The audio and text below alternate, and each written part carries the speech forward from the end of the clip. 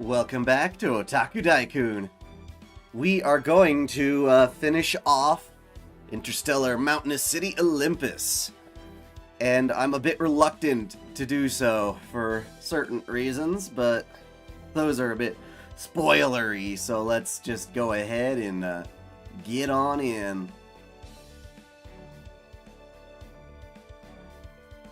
This is probably the most intense story section that FGO is built up to so far, so I hope you all enjoy. We just beat Zeus. The last stream we just squashed Zeus. 3 fights to go, huh? Really? I know there's Kirschtaria. I know there's Caenis. I don't remember who else there is. I'm doing fantastic. Zeus.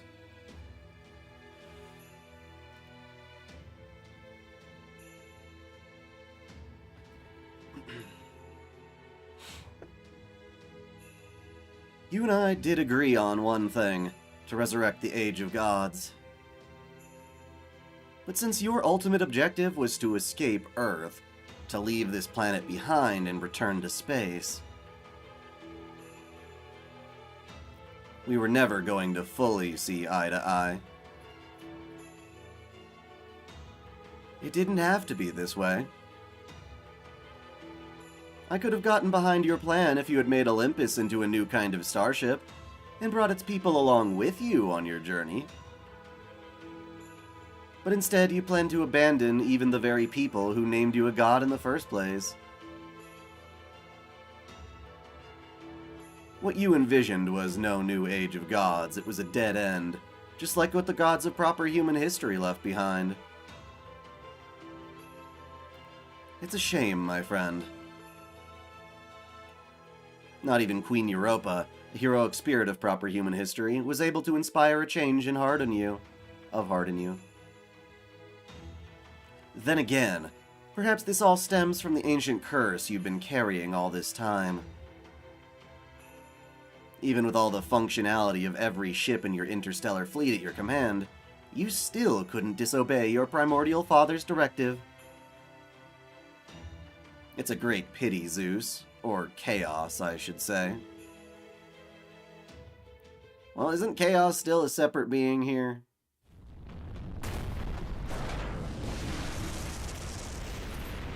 The Great Demiurge has gone silent. The Great Demiurge's divine core is falling apart. Cronus Crown damaged, shutting down. Infinity Crystal connection deactivating. The Great Demiurge is no longer able to maintain its Aletheia. Damage to space-time linking crystals synced to divine core. Yeah, we don't need no big crystal anymore. Warning, warning. Kurano's final judgment functionality has been accessed from the source. Where's that final battle, the tree? Because I forgot, yeah, we always have to fight the tree. Ugh. A permanent space-time vault is about to occur. Please be wary of space-time quakes.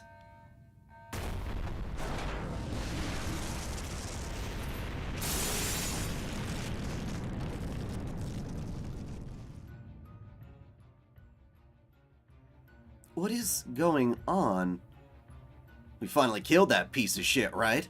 There shouldn't be any more damn machine gods left. And I doubt the Lost Belt itself is falling apart, seeing how the Tree of Emptiness is fine, so what gives? I'm not detecting any magical energy, and atmospheric magical energy density levels are still at normal Olympus values. Hi, kitty. He's in his rambunctious mode. Are you gonna get the dog pissed at you? Are you gonna get the dog pissed at you, little buddy boy? Or are you gonna calm down? But then, what are we seeing? It almost looks like there are cracks forming in space itself. Huh? Look to the heavens. There is something there within the fault that lies even beyond these space-time distortions. The heavens? Say what? Crackle. Crackle! Crackle! So what, you've been guarding a portal to chaos this whole time? Is that it?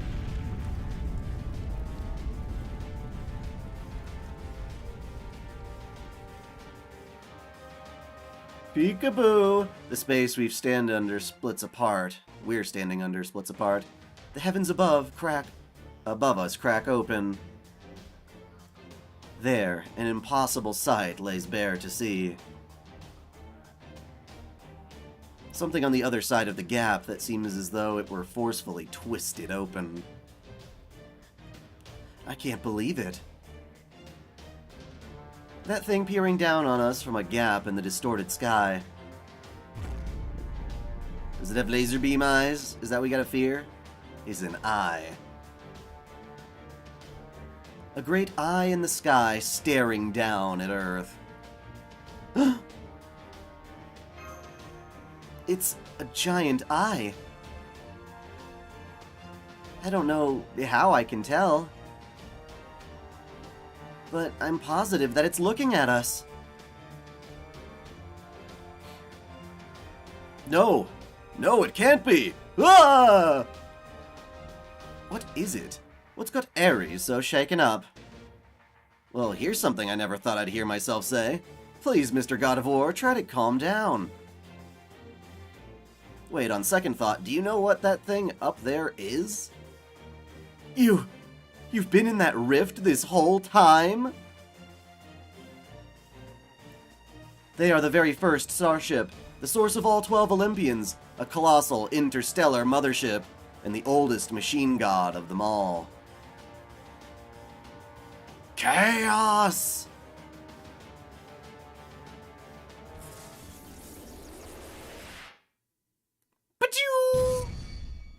A solitary beam flies from the eye, traveling faster than light. Only Caenis and the Crimson Machine God could react in time. They both moved immediately to defend against the impossibly swift threat. Caenis put up a bounded field to protect the Chaldeans, while the Crimson Machine God used his own body, a set of armor made from holy adamant steel, and reinforced with conceptual defense, to block the attack. And then... Lord Caenis! Beep, beep, beep.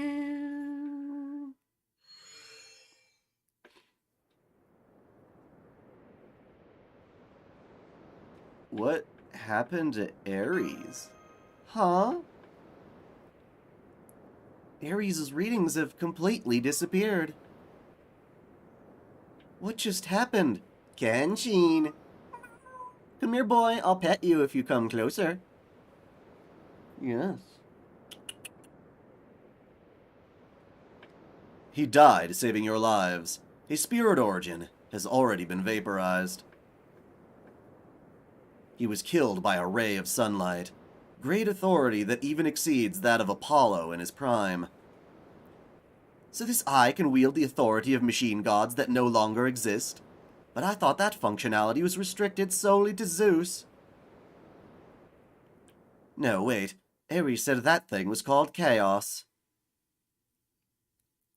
Then that would mean the true nature of the being peering down at us from a crack in the sky is the source of every god in all of Greek mythology. Chaos! As in confusion? Not quite, Master. While they do use the term chaos in scientific circles to describe unpredictable situations, that's a strictly modern usage of the word. In Greek mythology, Chaos is the largest, most ancient god of all. And their name means hole in the sky, a void. Oh? Rocky J Warrior, today's your birthday. Happy birthday to you. Happy birthday to you. Happy birthday, Rocky J Warrior. Happy birthday to you. Ha! Oh yeah, that's copyrighted, isn't it? Are we not allowed to say birthday songs anymore? God, what a nightmare.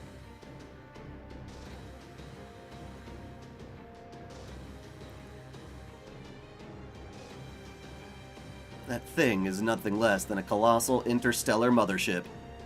The spherical space-time fortress known as Chaos. They are the beings from which all of the machine gods originated. The truth is that all 12 Olympians, including Zeus, were nothing more than a way for Chaos to divide their countless functions. It's not copyright anymore? Cool. They are the source of the Titans, Olympus, and every machine god. They are a supernatural god that has become one with the gaps of our universe's space-time. Their core is the very eye you see peeking out there from within the rift. The truly massive shell that makes up their colossal body uses a star from an ancient, distant system for its core. In terms of sheer scale, this god of the heavens far surpasses our entire planet. Oh, they can copyright us. They can copyright strike a stream, absolutely. In fact, that's what happened to my Fate Extella Link streams that got me unable to live stream for a while. That was a nightmare. Ugh, I hated that. Yeah, they were copyright blocking frickin' Noble Phantasm stuff. Hopefully that stuff's long since passed, but I don't know. I'm still a little worried. A colossal structure covering a star? You mean like a Dyson sphere? A Dyson sphere, originally named for the physicist who conceived it, is a theoretical construct of an artificial structure designed to completely cover a star in order to make use of its energy. But you're now saying such a sphere truly exists, and has for eons at that? That would make Chaos here a god that embodies every concept and natural phenomenon under the sun. No, even that fails to do it justice. Oh shit. We're now up against a star capable of covering every centimeter of the sky. So why is this thing only showing up now? To protect Zeus? I can thank you for helping me to love the Fate series, your videos with us. Thank you, Darth Ares.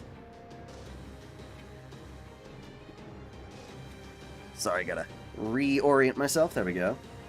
A dog insists on licking my feet. She's so weird. No, Zeus's divine core is well and truly gone. They like that term a lot. Just as a heroic spirit cannot maintain their existence without their spirit core, neither can a god maintain their body without their divine core. That's right. Lord Zeus is no longer with us.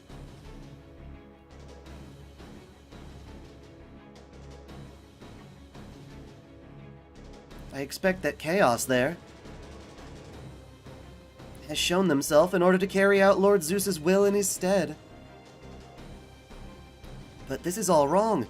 Lord Zeus wished to preserve this civilization, to keep it alive as long as possible. However, Chaos has no particular feelings towards Earth. Chaos's highest priority is preserving the fleet. So Chaos means to absorb not just Olympus, but every resource on this planet's surface.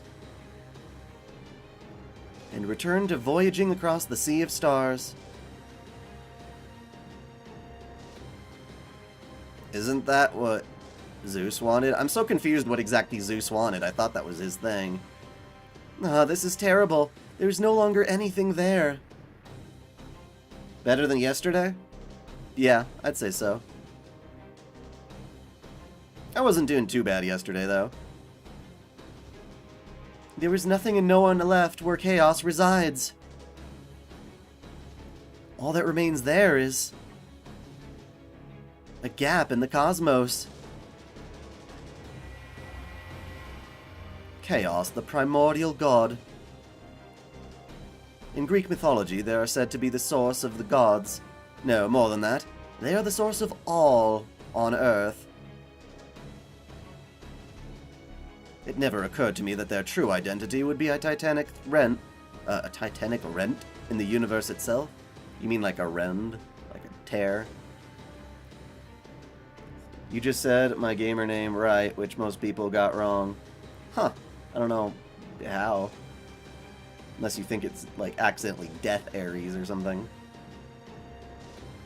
A massive eye that peers down on this planet from a gap in the very fabric of space. What's more, they now wish to revert this planet to its primordial state and return to the Sea of Stars. Me and a friend made fake characters in Elden Ring with no mods. Am I allowed to put in the fan art of your Discord or no? Yeah, of course you can. Absolutely.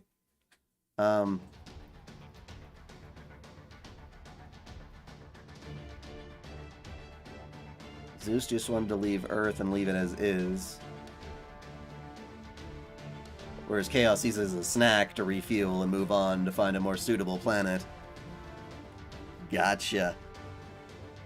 How strange. I don't know why Zeus wanted to peace out. What's in it for him?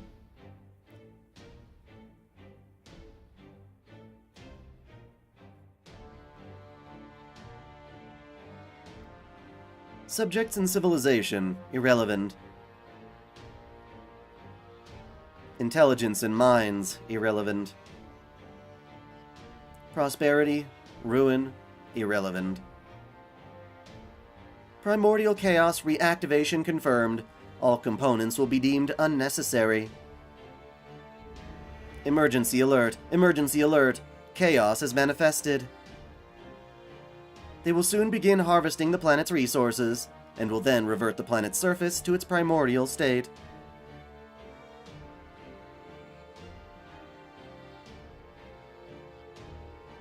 Stranger of Paradise. God, that game looks so dumb. In accordance with Interstellar Migration Treaty, 37% of this unregistered planet's volume will be consumed. All intelligent life forms on this planet are encouraged to evacuate immediately. Like we have anywhere to go. Setting aside the self-serving nature of that announcement, as well as the timeline it details, it sounds as though Chaos intends to scoop out 37% of Earth's surface. But they can't do that! I like the way that's written. Indeed, suffice to say, if Chaos is successful, Earth will no longer be a suitable planet for human life. I haven't fought anyone yet, but I think I'm going to be winning. Well, hang on. It doesn't seem like it's going to attack us, right? Chaos perceives the universe on a vastly greater scale than Zeus. I suspect they are not even aware of us. The magical energy they fired at Ares was more akin to a reflex. They don't mean to attack us. Their only intention is to make off with this planet's surface, lost belt and all, and set sail on another voyage across the Sea of Stars. So they just want to turn us into fuel or some shit for an interstellar pleasure cruise? Screw that noise.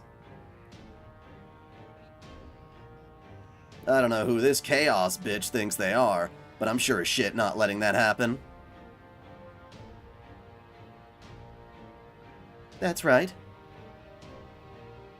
We still haven't cut down the Tree of Emptiness.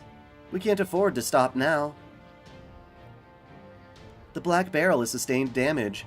The Ortnax's total output has fallen below 50%. But the auto-maintenance function is still working. I can temporarily boost output to 60% for combat.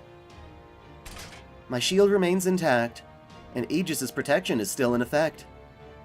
Yeah, we can't afford to stop here. We have to keep fighting back. Right. I'm afraid we can't. It must be at least 20,000 meters away from us. We simply have no way of reaching it. And even if we could, we would need to fight them inside that rift. And fighting in outer space is uncharted territory, even for heroic spirits like us. Even if there were a space-faring heroic spirit here, the battle would be over by the time they were to reach Chaos. Getia, the king of demon gods, managed to store all of the magical energy of human history in bands of light. But even if we had equivalent energy at our disposal, we would still be unable to destroy chaos. That can't be. Excuse me, Mr. Holmes, I have a question. Go on. Remind me, are these machine gods different from conceptual ones? They aren't. It's difficult to convey accurately, but they are close indeed to gods born from deified natural phenomena. So while they are fundamentally dissimilar to natural gods, they still function as gods who preside over nature and various phenomena. I'm afraid I can't explain it any better than that. Do you understand now, Miss Miyamoto? I see. So they're basically still natural phenomena, huh? Great. No problem, then. I might not have been able to defeat Zeus on my own, but I can totally take this chaos thing. Huh? Musashi? Wow, Musashi, that's amazing, but are you sure? Cut the shit. I know you would have put on a brave face, but this ain't the time for jokes. Thank you, Caenis.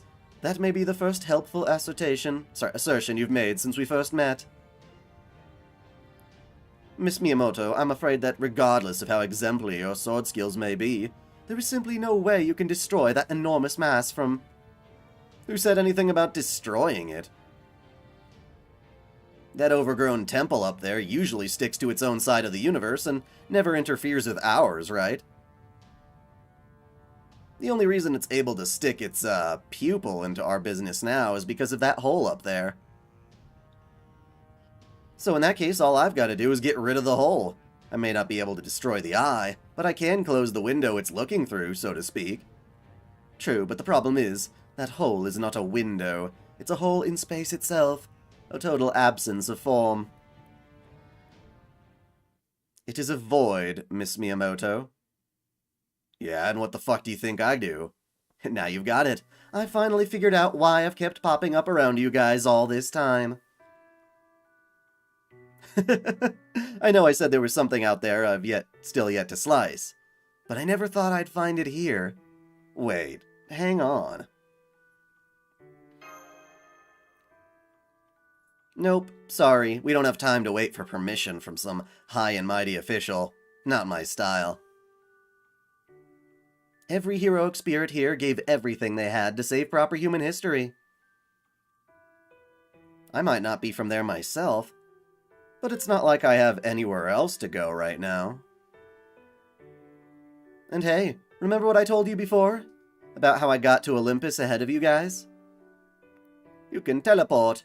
I've tried lots of times to get back to my own world, only to end up drifting into all sorts of others.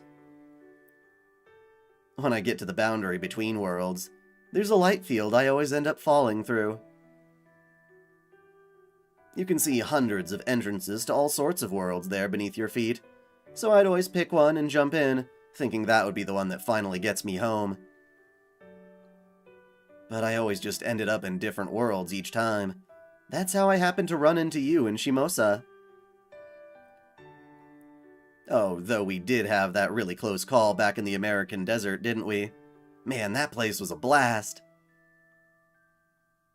But anyway, the more I drifted, the fewer entrances were left with each trip. It's no surprise, really. I knew that eventually there would be a world left that would accept me. Wait, what? Oh, there wouldn't be a world left that would accept me. There is no place for you in any world. I mean, it only figures, right? The Japan I came from was long since pruned away. Looking back on it now, it must have been a lost belt itself. And so, I became a wanderer drifting through space-time. I kept barging into all sorts of worlds under the pretense of finding my way home, and kept getting kicked out. Sometimes when I found myself in a really nice world, I'd even try to settle down there. I didn't want to face reality. My options were dwindling rapidly, and I didn't want to deal with it. Then, when you said you'd stopped ending up in other worlds... She meant that this one would be her final stop. Coming here was her fate. When I first heard about her condition in Russia, and how this was the only world she had ever revisited via Shimosa, I knew then that this would happen someday. Sadly, Miss Miyamoto's world hops are not infinite, but... Never mind that crap now. Oh my, so angry. Thank you, Sarah.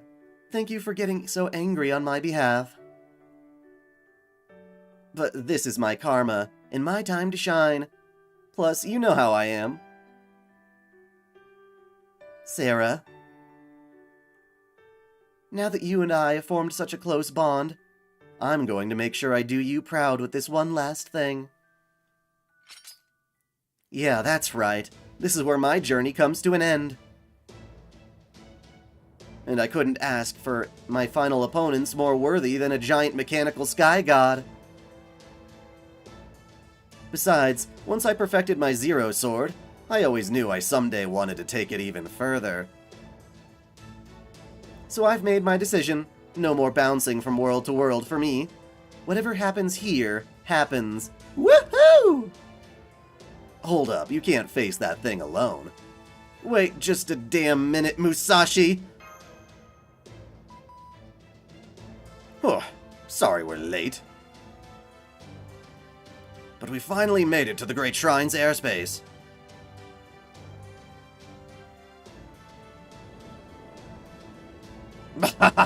Who cares about Zeus? And his overblown sparks. He's not making my hair stand on end today. After a fierce and daring battle against the Zeus terminals trying to keep us away from the shrine, we're here and ready to back you up. The storm border. Perfect. Just what the sword fighter ordered. Whoops, sorry, goddammit. Perfect. Just what the sword fighter ordered. Wait, just what in blue blazes is going on here? When I had Captain enable the border's secret jet feature to bring us up past the clouds, the last thing I expected to find was a crack in the sky. What is that thing up in the stratosphere? And is it just me, or is it the most terrifying enemy we've ever faced? I can't get a read on its magical energy. It's gotta be either a divine spirit or a machine god. You got it, Da Vinci. That thing is the original chaos. It's the literal mother of all machine gods, including the 12 Olympians themselves. Now they say they're going to dissolve and absorb almost half the planet's resources before just setting sail on a voyage across the Sea of Stars. Talk about a pain-in-the-ass deity, huh? Pain-in-the-ass deity. So it's going to slurp up the whole planet? Can it just transform anything into magical energy? Well, a hard turn to starboard. Let's just go back to the ground and pretend we never saw a thing. Sorry, can't let you do that. Huh.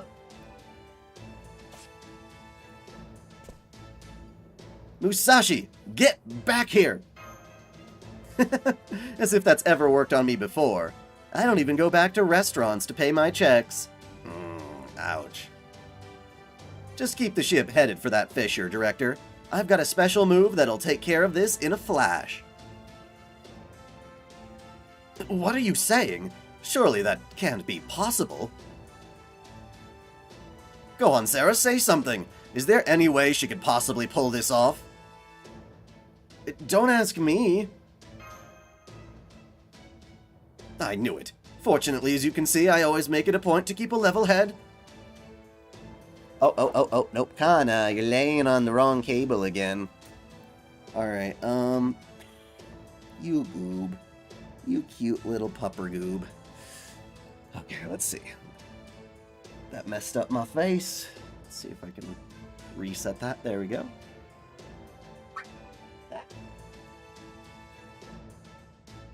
And right now, my level head is telling me this nightmare I'm seeing right before me could actually destroy the world. Technical advisor, Administrative advisor. Which one do I believe? Me, of course. Besides, in the first place... Warning, warning. Initiating resource collection procedures. Okay, what are these texts? Let me just double check. They could be an emergency.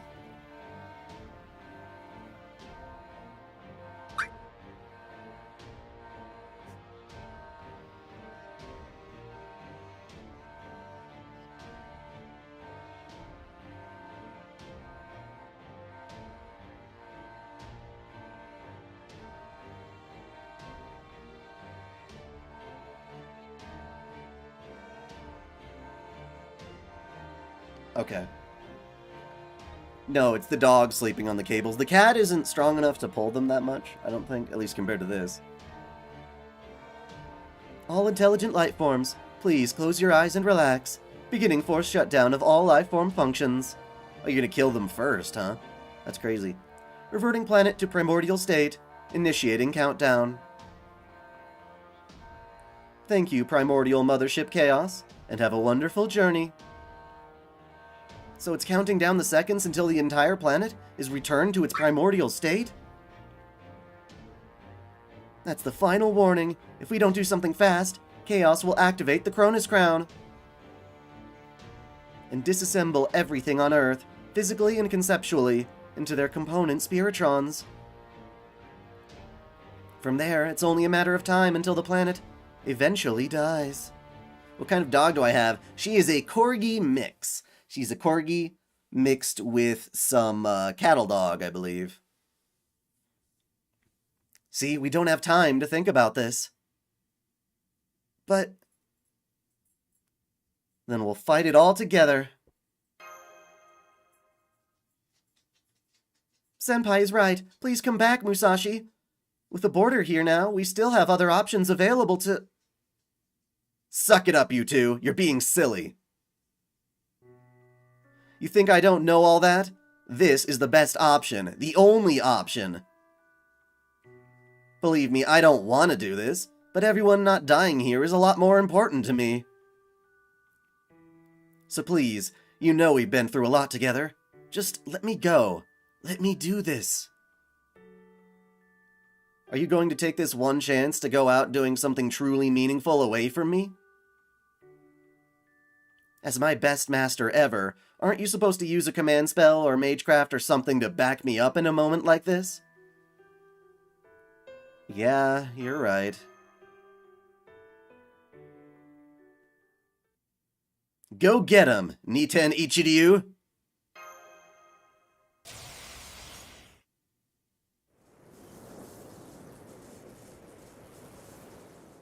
Alright, now that's what I'm talking about. Hey everyone inside the border, set a course for that hole, full speed. But hang on, just a moment. Sarah is glaring at me, and I think she's crying too. This is Captain Nemo speaking. I'm the captain of the storm border. Don't worry, Saber Miyamoto Musashi. I'll light the way up to the border's bow. And max out its inertia control and repulsion conservation to keep you safe. The storm border might not be as strong as my father, Poseidon. But within my Nautilus, the Shadow Border, and Hephaestus' power all helping out, we can still give him a run for his money. So I promise we'll get you to the destination no matter how rough our course might be. Thanks, that'll be a big help. It's definitely a little far to reach on my own, no matter how good with a sword I might be. It's been a long journey. I've slain people, monsters, and now gods. I finally encountered my destiny in the keep of Shimosa's Toke Castle, where my sword at last reached zero. After all, I could wish for nothing more than to end this journey by setting out for the last selfless act. Truth be told, most of my journey was so pathetic that I'm glad no one was there to see it all. But like I think I told you before, the times when I got to fight alongside all of you were an exception. A female version of Musashi like me never really fit in anywhere. But with you guys, I finally got to fight for a decent cause. Oh, you're fine. It was a 9-hour frickin' stream. That's why I think I could have been a hero. One who could even measure up to proper human histories, Musashi. Okay, thanks for everything, Sarah. Do it, Captain! Roger that. Setting a course for the fissure in space-time. You mean full speed ahead?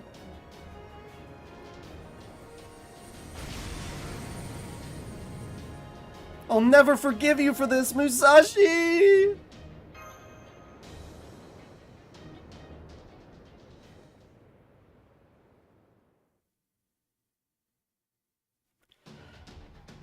Okay. Fitting to call this void.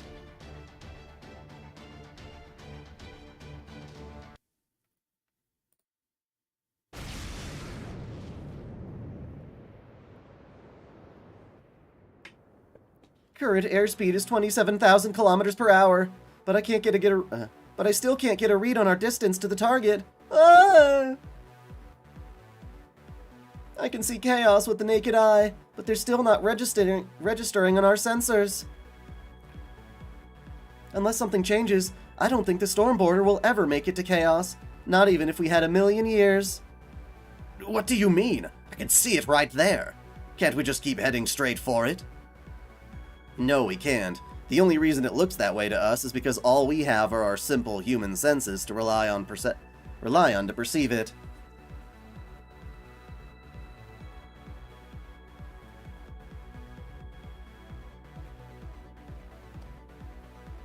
But the distance to chaos, or rather, the route to that void, is actually absurdly complicated. Exactly. It might not look like we're going in a straight line, but we're actually going every which way but straight ahead. Whoa, I just took a look at our course on the map and it looks like some sort of jigsaw puzzle. And a 3-dimensional one at that. Isn't there anything you can do about this, Captain? I do have a route planned out, thanks to the paper moon acting as our compass. We're following that route right now, and it's slowly but surely getting us closer to chaos. That being said, the paper moon's route to chaos will take us 62 hours, times 672 attempts. Of course, the storm border will never last that long, to say nothing of Miyamoto Musashi up there on the bow. Then what are we supposed to do? Let me just make sure of something, Da Vinci. Have you gotten the hang of piloting the storm border yet? Do you think you can operate this ship by yourselves? Not easily, but yeah, I think I can manage. I'll never be able to leave this computer room again, though. Oh, and I think I'll also need the Marines. I can manage the systems from here, okay? But I still need people to keep all the interior facilities clean. Got it. Then I'll leave more clones behind. I'm sure I can. I'll make sure I do. Hey, Caitlin P. Came across your channel a little over a year ago, and in that time I haven't missed a single live stream. Thank you so much. Yeah, you don't have to hit all of my live streams, but I certainly appreciate that you do. If you're too busy sometimes, you know, that's just life. You know, just trying to stream these things has to cut into my schedule quite a bit. Let me get some water.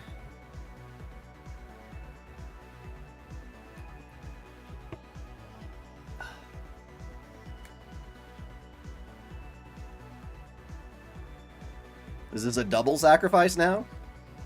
Besides, they're not much more than extras. There's no need for them to come along with me. Captain? If our route to chaos is too long to traverse in reality space, then we'll take a shortcut through void space. So I'll cut the distance down from infinite to finite by making a series of intermittent zero sails. What? You can't do that, Captain. Not even the Nautilus could handle consecutive zero sails. Besides, the border is made for punching through void space, not jumping through it like a flying fish. A flying fish, you say?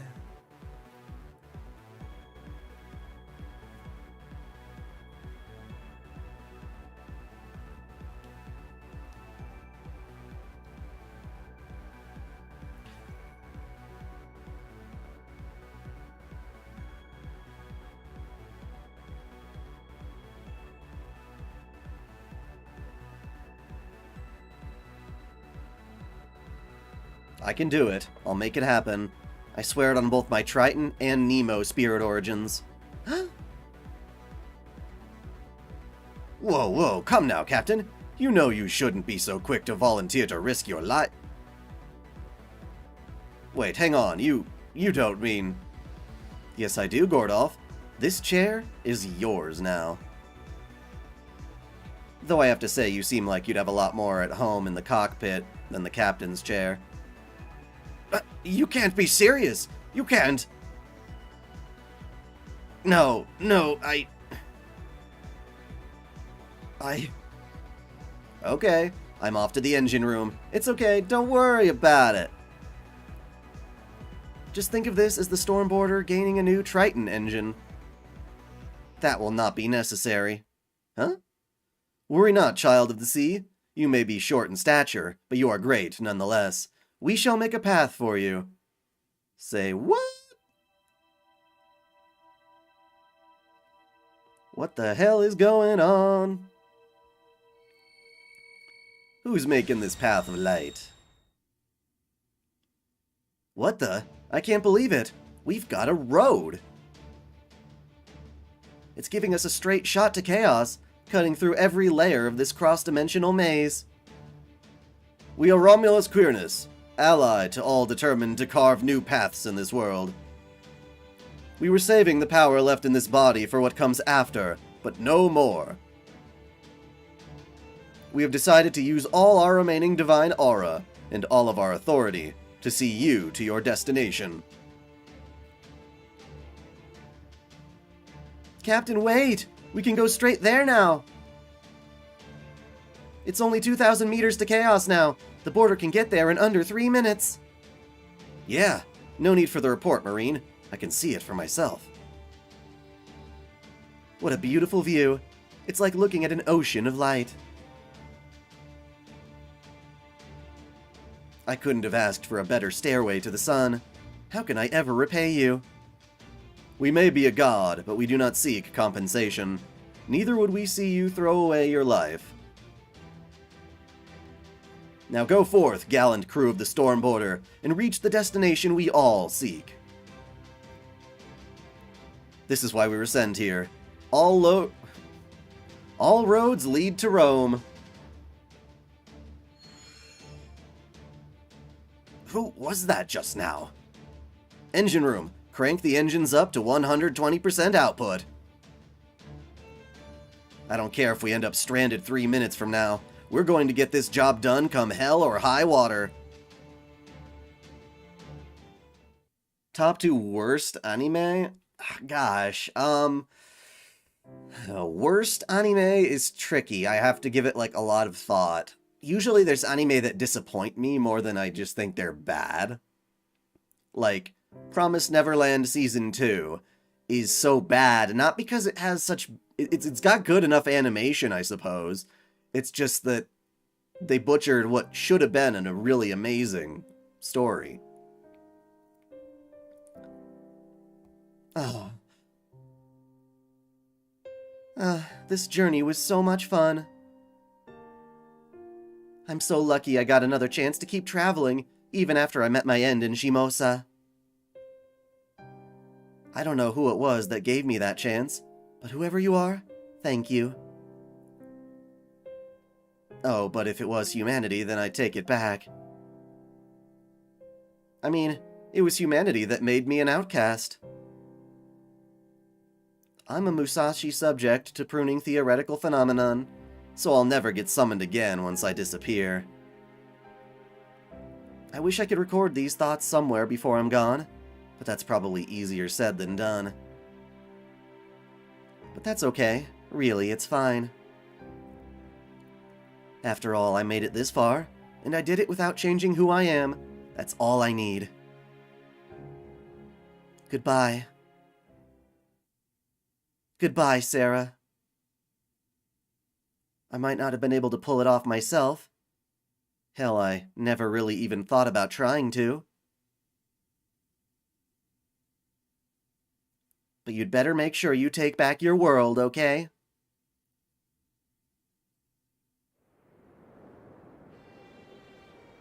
Okay. Now that I've said my goodbyes, it's time to become the ultimate sword. Crazy bitchin' CG, that's for sure. Really cool. Who's your least favorite servant from Fate Zero?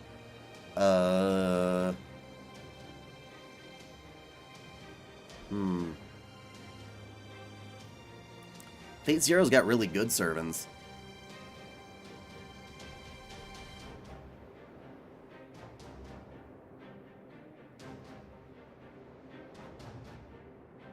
This battle is what my heavenly eye was made for. Hear me now, kaleidoscope of all things in this world that are born, grow, and multiply. I will sever every path, cut off every branch, and draw forth the null that lies at your essence. I will slice off every bit I possibly can, then continue to slice off what remains. Thus, I shall become ultimate.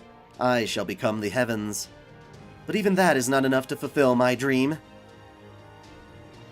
So I will smash through the wall of the heavens and glare at what lies beyond. Once I have severed the formless, the void, the face of pure nothing, then I shall become the Buddha's sword and slice through destiny itself. Namu, Tenman sorry. Tenman dai-chan. That's weird. Namu, Tenman dai-chan Tenjin. Now is the time for me to use everything I've got.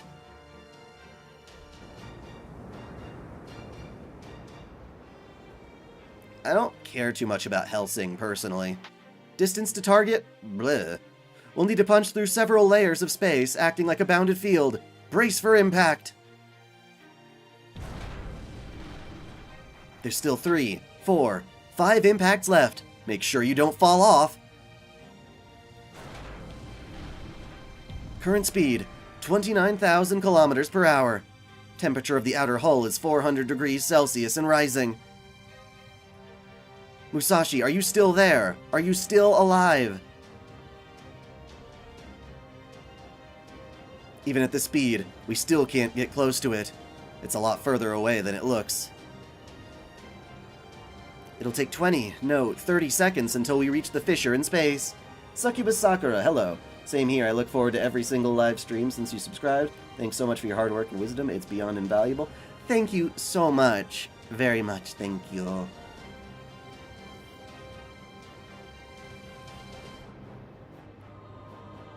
Can you hang in there until then, Musashi? Musashi?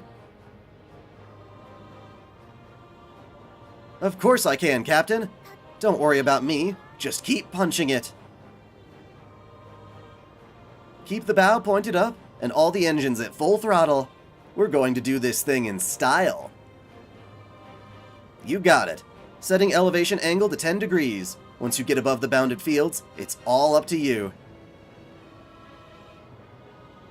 Chaos, sorry for the late introduction. Hopefully you won't mind if I let my swords do the talking.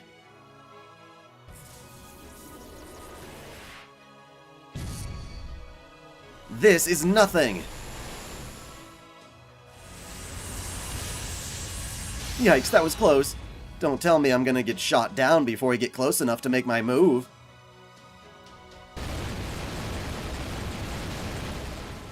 I won't let that happen. The border is going to back you up as best it can, right to the very end. Don't worry, we'll handle defense. Just save your strength for when it really counts. Spiritron cannon, continue firing. Whoa, nice. Thanks, Captain. I can tell from your voice that you must be a real cutie. Shota-con. She is a Shota-con. Aw, man. Now I really wish I'd met up with you guys sooner. Me too, Miyamoto Musashi. But keep your focus on chaos. 6,000 meters to go until we reach the fissure. Estimated time until collision, 16 seconds.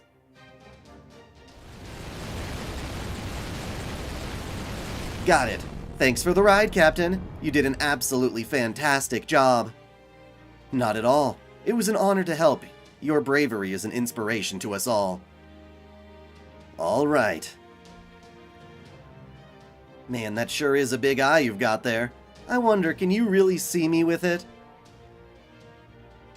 Even if you can, you're probably thinking, she's only a human. What can she possibly do? You're not wrong. There's no way a normal attack would ever do a thing to a fissure in space-time or the universe. Any kind of physical attack would be pointless, as would any form of resistance. Basically, even the katana of the greatest sword fighter ever is even less significant than space dust as far as you're concerned. Yeah, that's right. Everything I've ever done has amounted to no more than space dust. I told myself I was walking the path of the sword, even as I lost my way. I kept resisting, trying to accept what I couldn't come to terms with. I don't know if I left anything of value behind. I don't even know if I gained anything at all. But even so, the one thing I do know is that I've been lucky enough to meet some incredible people. So here I am. Now, after a long and self-centered journey, my blade, my sword, is ready to reach you.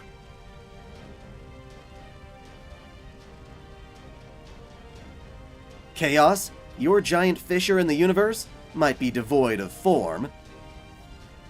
Let's look at that a little better.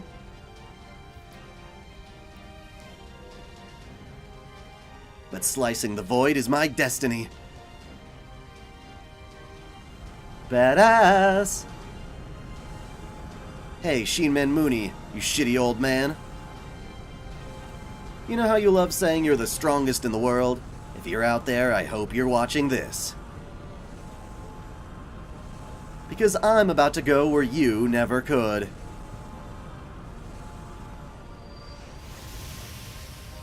This is for you. Ishanaten! I shall break through the void to reach the truth. I shall pass beyond the state of zero.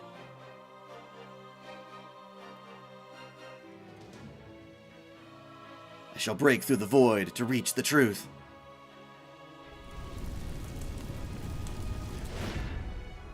I shall pass beyond the state of zero.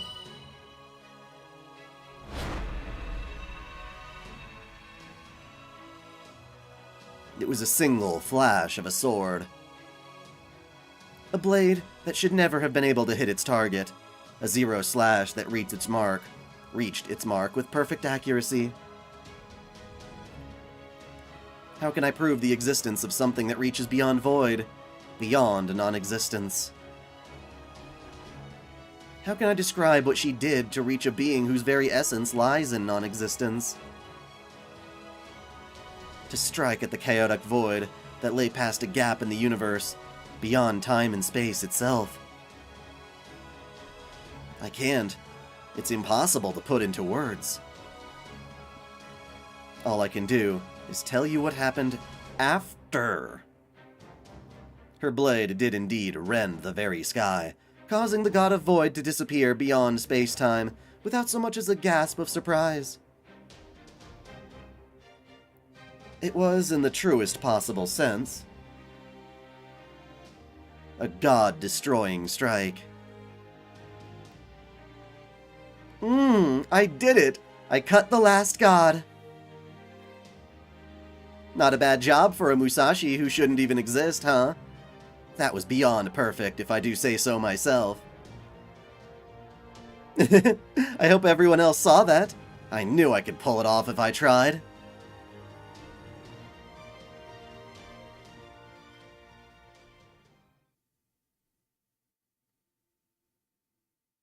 What was that? What just happened? I don't know. Our sensors are all going berserk, so I can't tell what's going on outside. You never liked Musashi. Shame on you.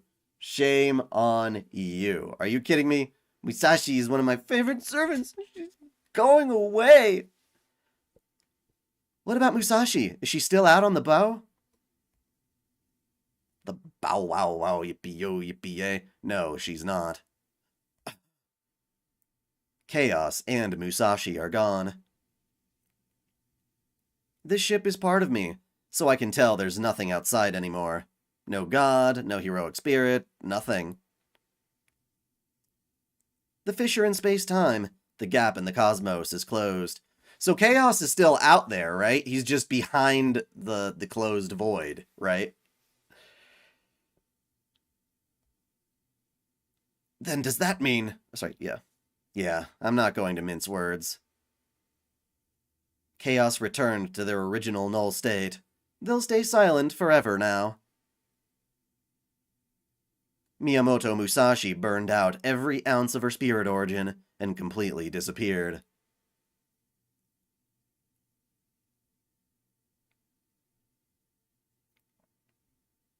You better give me a Saint Quartz for that.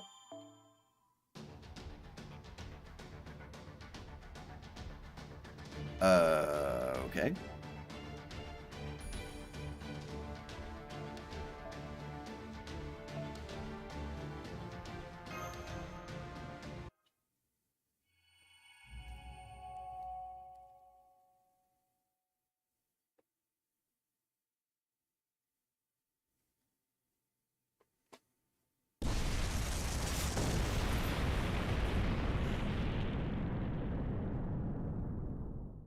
What's going on?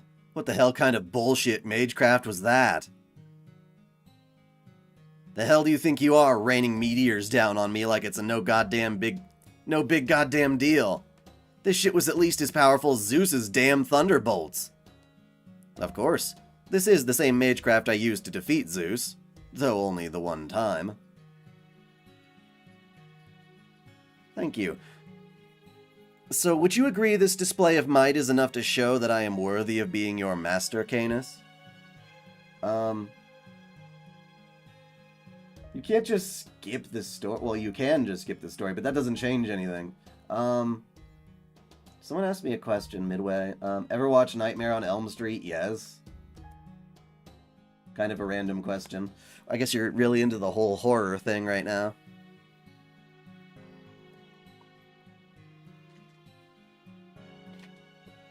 Now, are you willing to form a contract with me, your summoner, and rise up against proper human history? Goddamn. Guess that bit about him beating Zeus wasn't bullshit after all. Ha, no thanks.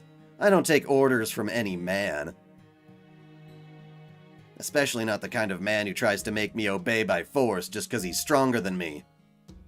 You think I'm strong? Me? I'm not. I'm a weak, fragile human. Even this victory only came at a great personal cost. I only managed to win by using every trick at my disposal. You would easily beat me if we were to fight again now. Like hell I would. This bastard hasn't even worked up a single damn bead of sweat. I'm not trying to compel you. What I seek is a mutually beneficial relationship.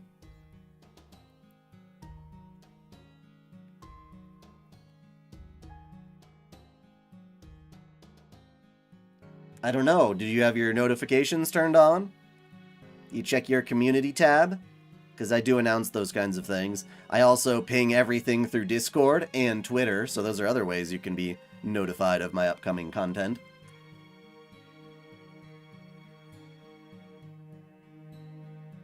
You're just the heroic spirit I need. I want your help. I'll make sure you find my plan to be to your liking. In fact, I'd even say that in one sense. You'll find it irresistible. You see, while I have truthfully declared that my goal is to end the world of humans and build a world of gods. No, on second thought, I'll go ahead and tell you everything, just between you and me. And that's the true nature of my plan. Now do you see what I mean? Do you read manga occasionally? What? What the hell are you thinking?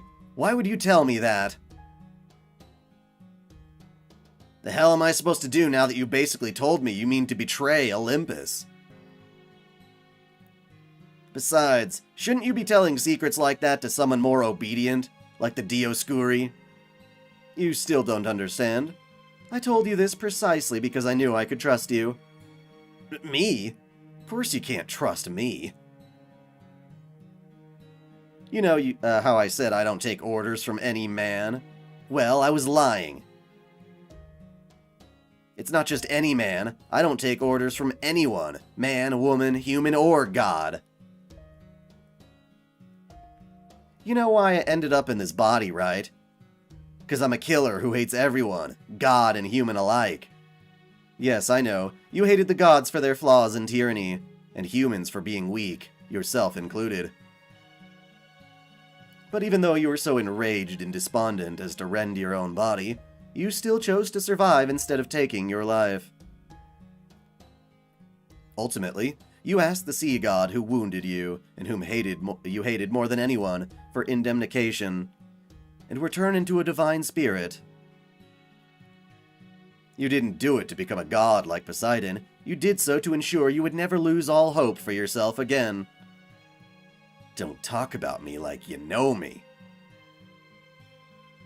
Try it again, and I'll put my spear through you even if it's the last thing I do, before one of your meteors crushes me. Yes, I'm aware of the potential consequences if I misspeak. But there's no need to worry about meteors. Didn't I already tell you I'd win, tell you'd win next time? Sorry, tell you you'd win next time. Here, see for yourself. Huh? The hell are you taking your gloves and cloak off for? What do you think? The hell?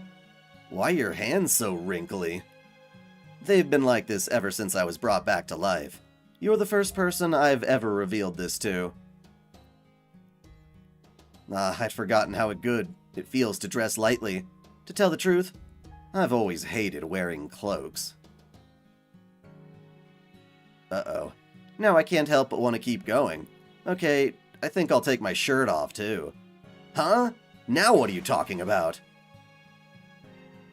First you bring up Poseidon, and now you start taking your clothes off right on this beach? Not even Zeus would insult me like that. Damn, you look terrible. Thank you for your honesty. It's refreshing to hear the truth spoken so plainly. You could give Prometheus a good run for his money, at least in terms of sheer emaciation. Of course, I expect there's probably a more fitting example in your fancy religion. So what about that scar on your chest? How come that one isn't healed? Oh, this? That happened back in my hometown before I came to Chaldea. It was a cursed design to damage my magical circuits. Directly. My father inflicted it on me when I was a child. Afterwards, I was shut away in a basement for several days. That's how I got this. Shut away, huh? That's a real gentle way of putting it. It's the only way I can put it. Anyway, to make a long story short, I made it out of that basement, made my father retire, and successfully assumed leadership of my family. That was the point when my objective became clear. I swore then and there that I would find a way to overcome betrayal, oppression, discrimination, prejudice, fear, jealousy, anger, anxiety. All the human weaknesses and defects that cast a pall over our lives and minds. Caenis, your summoning was no accident, nor was it a compromise. You are my first, indeed my only choice. As far as I'm concerned, you were the first to show it could be done. I haven't told anyone else my true objective, not Zeus, and not the Dioscuri. I came to you because I believe you're the only one who will understand how I feel, and why I made the oath I did. So how about it, Caenis? I have enough power to shock you to your core, but my body is not nearly so tough as yours.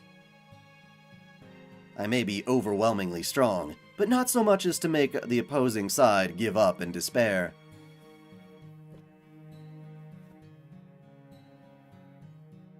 Well, yeah, Junji Ito makes great manga for horror. Am I correct? That makes this a particularly enticing offer for someone as hard to please as you. You were just gonna call me annoying, weren't you? Perish the thought. Alright, I got it. Now hurry up and put your clothes back on before my bloodlust starts to fade. By the way, I would like to make one thing clear. I am, of course, not an exhibitionist. I'll never forgive the gods of proper human history. The gods of this lost belt can piss right off, too. Same goes for humans. Don't give a shit what side they're on. They're all just a bunch of hairless apes. That being said,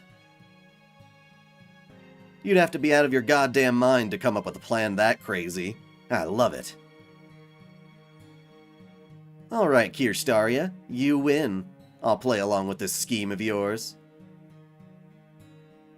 I'm gonna be using you for my own ends, so it's only fair you go ahead and do the same. So you're gonna protect Olympus and bring back the Age of Gods, huh? Talk about a careful choice of words. This has got to be the cruelest scam ever. That bastard Zeus has no idea who he's teamed up with.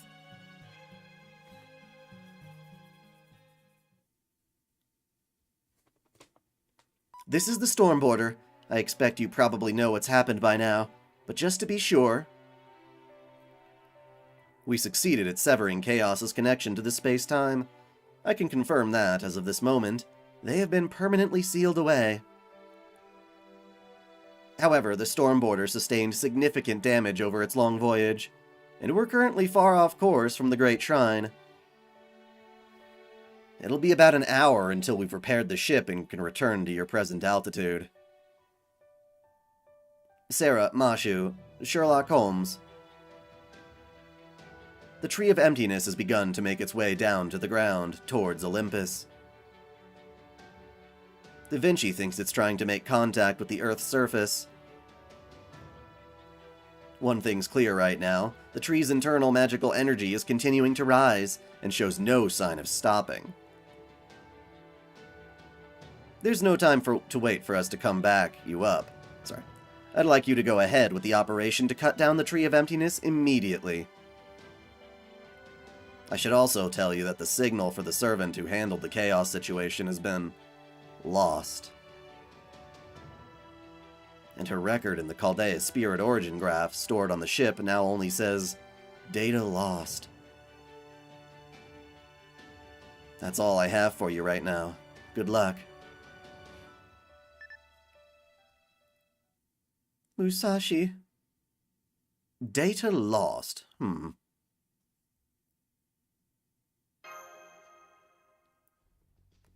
That's every last Olympian machine god dead, so what gives?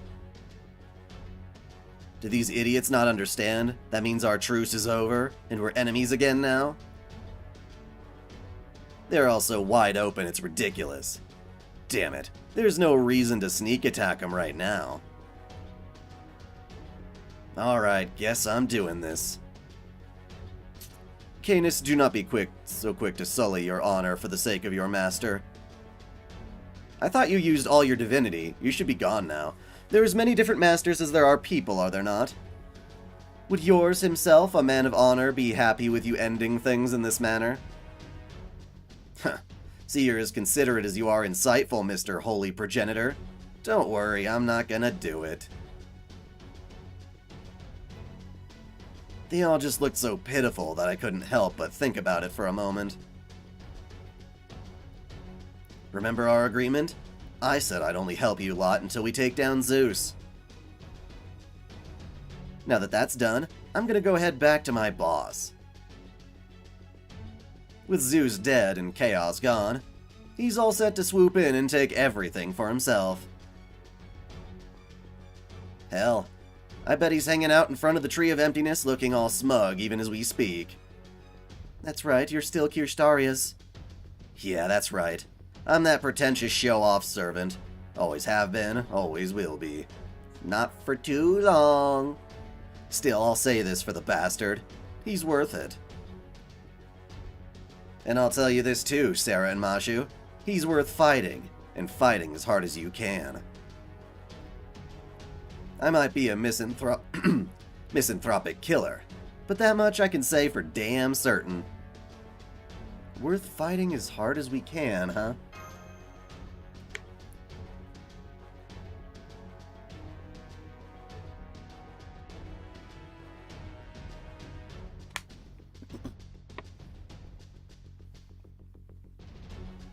Caenis, how can we reach the Tree of Emptiness's roots? What, you need me to tell you that? Isn't it obvious? See that palace off to the side of the Cronus Crown? It leads right to the tree's roots. Of course, it's losing altitude along with the tree now, so you'll have to go up with the you have to go up to the Machina corridor first. From there, just keep heading up. You'd have to be a complete idiot not to see it. Let me give you one last word of warning.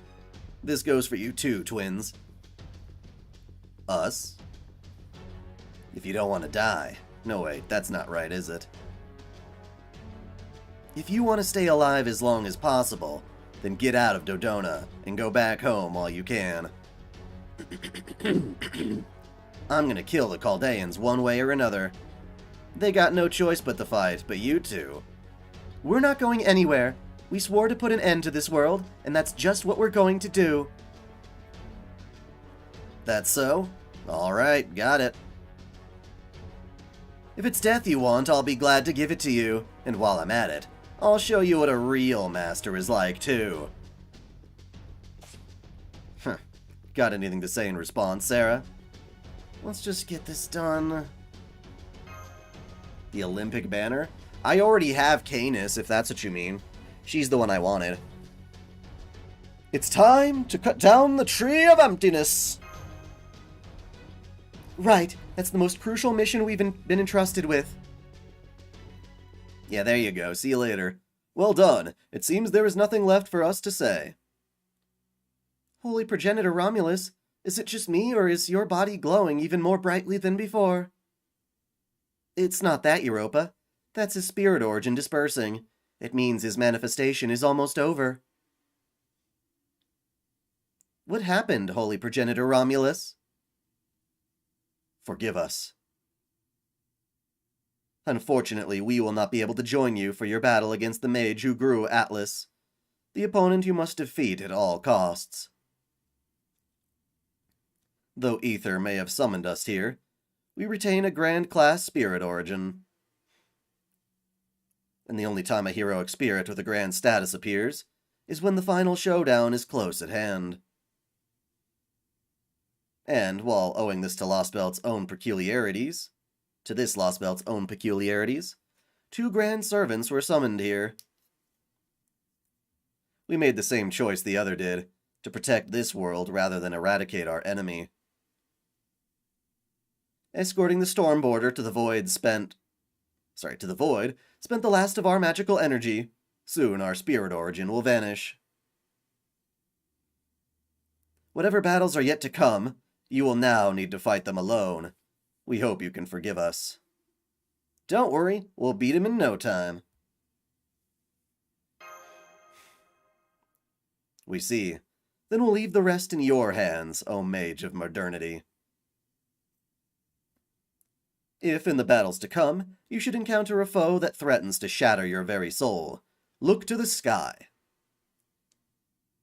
Emptiness, or, to think of it another way, space with which to dream, is within grasp to all who reach for it.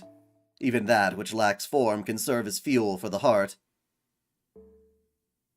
Furthermore, emptiness belongs not to the gods, but to humans. Do not be afraid to reach out and take it. do that.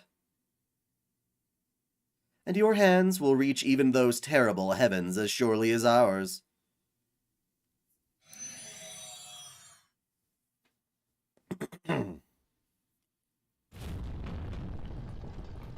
Was that an earthquake? No, that shaking was the floating shrine starting to move. Now that Zeus is gone, Olympia Dodona has begun to lose power. Excuse me. We'd best be on our way, Miss Sarah. It appears we don't have much time left.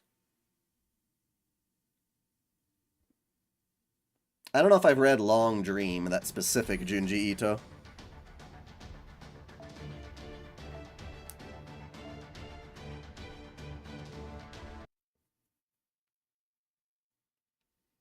There, I've made it to the ground safely.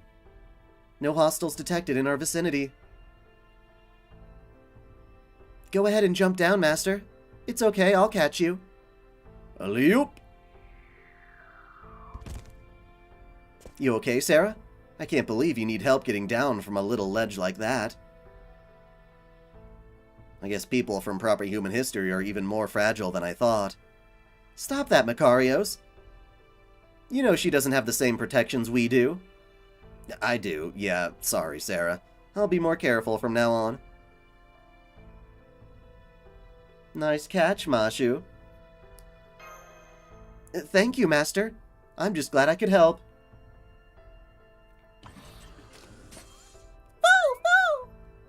Foe!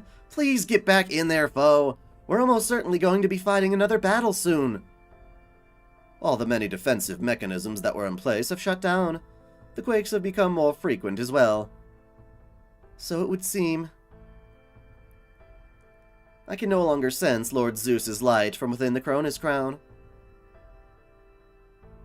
The Cronus Crown controls the the Crystal Mountains and their massive magical energy supply. It gave Lord Zeus the power to wield many different kinds of authority. So the fact that it is shut down must mean it's only a matter of time until this shrine falls to the ground. Then we'd better hurry. We just need to keep heading up from here, right? Yes, there's a small purification temple inside the palace. It should have a path that leads to the Tree of Emptiness.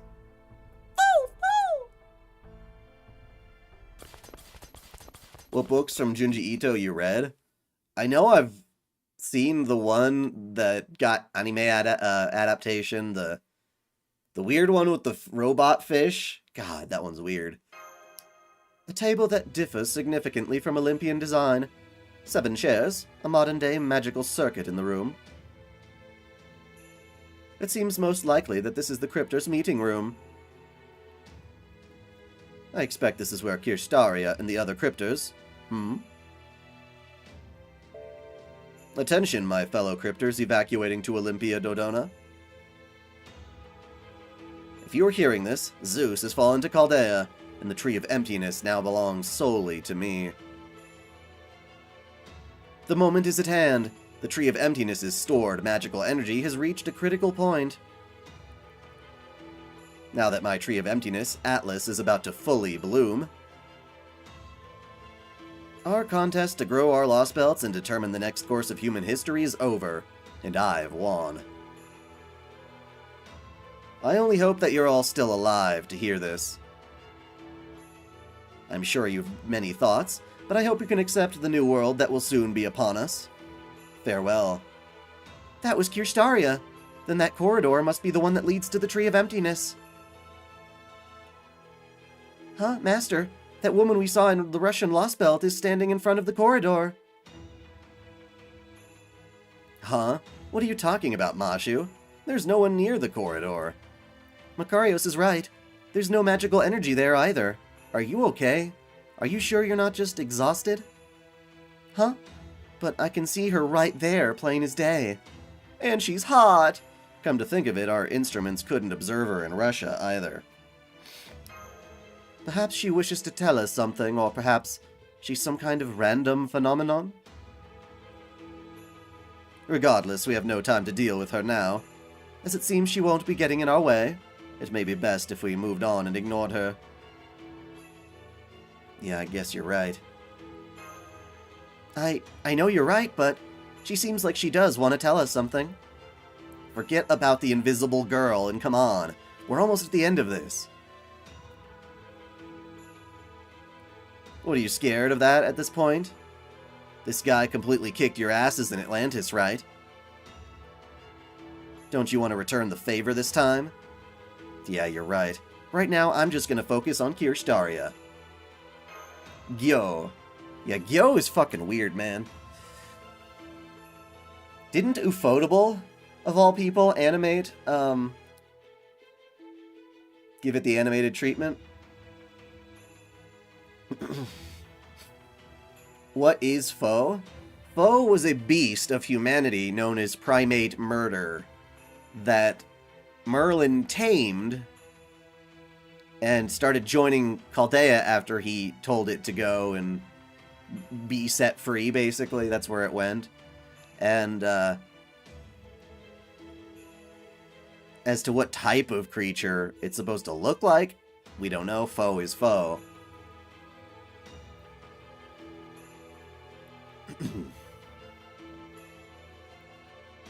Right. Well said, Master. I'm so sorry.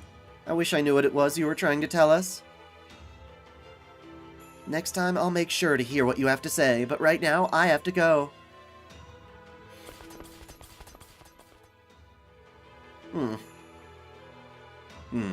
You know, even I can never tell what it is you're thinking. Tell me, Priestess, did you want to stop them, or did you want to kill them here and now? I see, it goes without saying, does it? Then, as I suspected, you simply don't care one way or the other. Understood. In that case, I won't interfere until with their battle either. Perhaps Kirschtaria's inhuman resolution and unshakable willpower will prevail. Perhaps it will be daring and unpredictable. It will be the daring and unpredictable Chaldeans who carry the fate of humanity on their shoulders. Or perhaps our luck will prevail over them both, even after making enemies of everyone. Regardless of what happens, as a lone priest, I will simply watch and see what form the foreign god's own truth will take.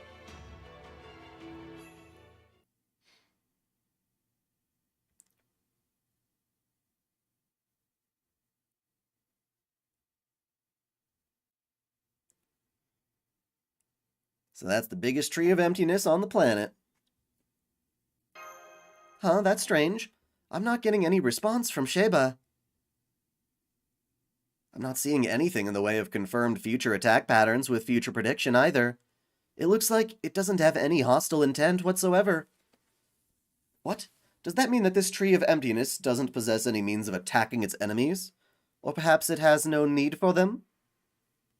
So this is the tree of emptiness, Atlas. Even I have never seen it this close before. It really does look like there's a galaxy inside an empty tree.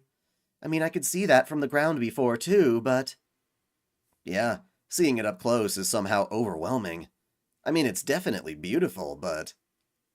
but more than that, it's terrifying, I take it. I feel the same way, Adele, Makarios. Hello, Chaldean remnants and Olympian traitors. As a representative of both worlds, allow me to welcome you to the Tree of Emptiness, Atlas. Isn't it the Tree of isn't it just Magellan? I thought it was Magellan. Limbo! Right you are. It is I, the very Limbo you defeated only a short while ago. Surprised? Shocked? No need to say anything. I can tell exactly how you feel. You're positively aquiver with astonishment, yes? But as you can see, I am indeed immortal. No matter what matter of harm is visited upon me, I will always bounce back as surely as turning a page. I never gave you permission to speak, Limbo. Be warned that I am not as lenient as Zeus. Now be quiet, or I'll find you, or you'll find yourself burning to cinders like a... Jesus Christ. Or you'll find yourself burning to cinders like the page to which you've just likened yourself. What was that? A mere crypter daring to tell me what to do? You mean you still haven't noticed? Unbelievable. You do understand that you're the Shikigami limbo left here to keep an eye on the Tree of Emptiness, yes? Well, the thread tying you to the real limbo has been cut. You are now Limbo's last remaining clone. Impossible. I'm afraid you must be mistaken. Only that Onmyoji could ever hope to sever my spells. What? It has been severed. How? What could have possibly happened? Pepe happened, that's what. This is terrible. Absolutely terrible. What a horrible joke. I can't believe I can only die one more time. Very well. If you'll excuse me, Kirschtaria Wodim, I believe I shall leave this in your hands. I'm going to wait over by the Tree of Emptiness and watch you kill one another from afar. Bye-bye. Good grief. Incorrigible to the end. First off, let me congratulate you for prevailing against Zeus. I was sure your chances were almost non-existent. I'm impressed you managed to defeat him without losing a single member of your team. Did you say, without losing anyone?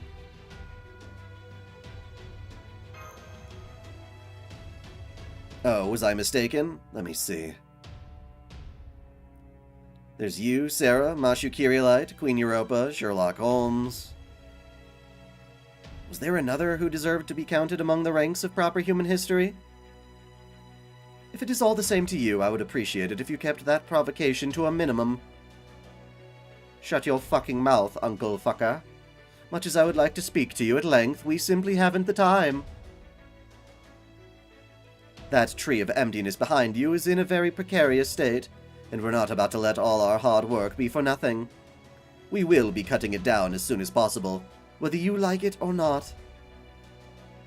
A most practical decision. But I'm afraid you're a bit too late. My Tree of Emptiness is already complete. 3 Dark 7? Well, when did you last come in?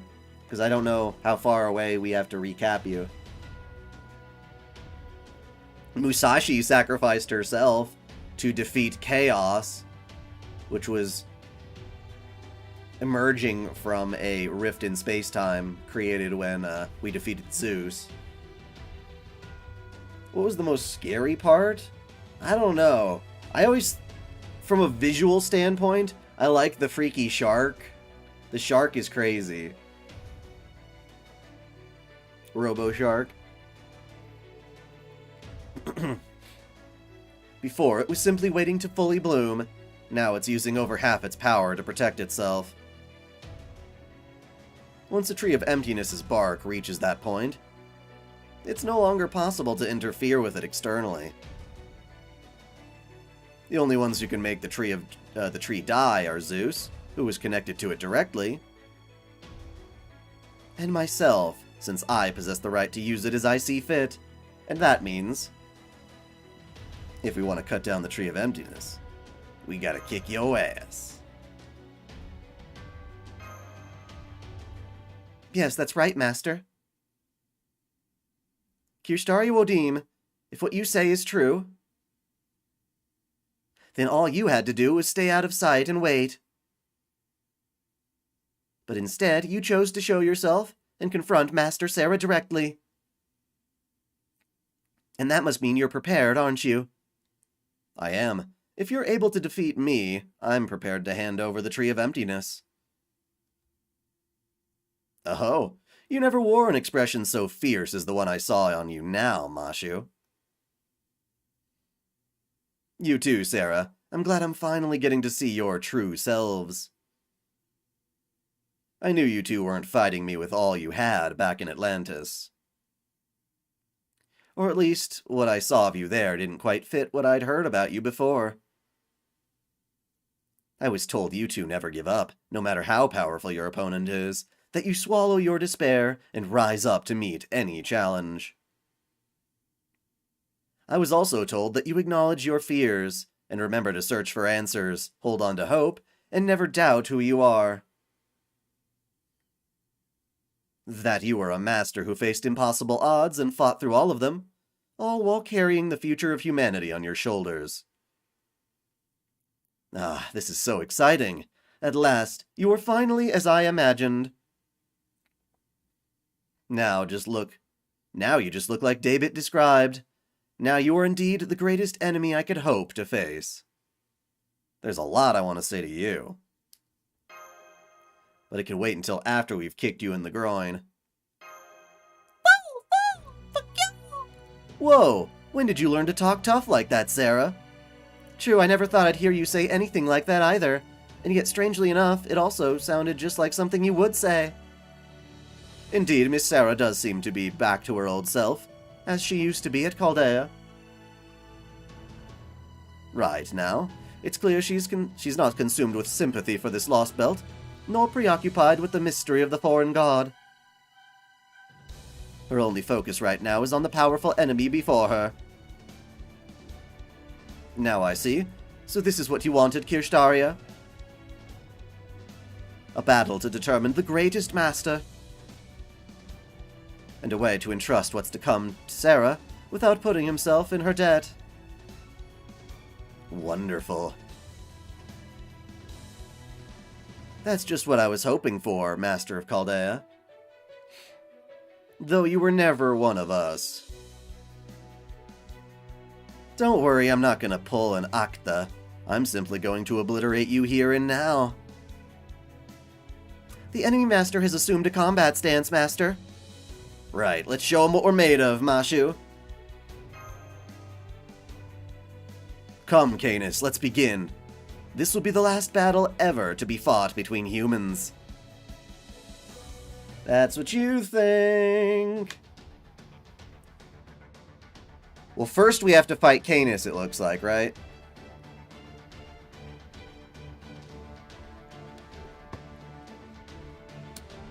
First is Caenis, it looks like. We have to use Sherlock. Come on now. Mashu has to be a starting member. Well, fuck you, game, because I still have a Musashi, and she is still amazing. So she's gonna stay right here.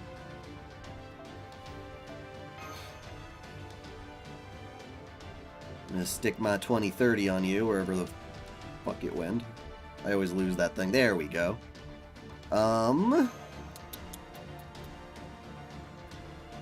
We need more sabers.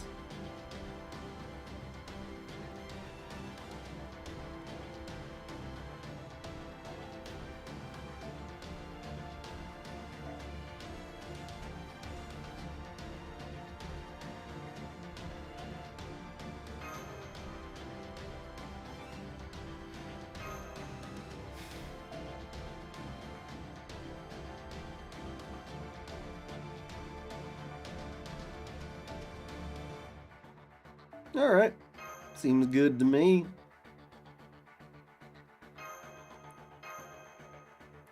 Make good use of Sherlock's. You have to use both of what? You have to use them both?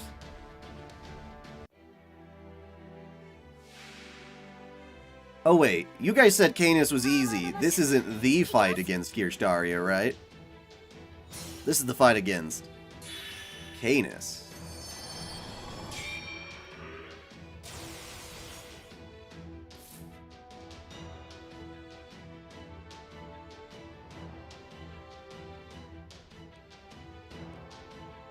This isn't the battle where I have to, like, watch everybody get killed, right?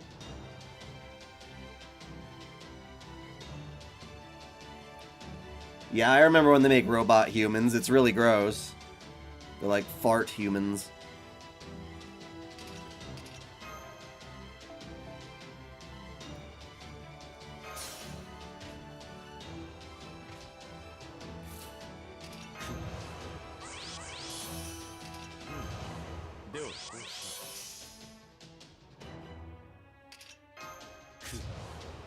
Why is Musashi here? Because they're not going to take her away from you for gameplay.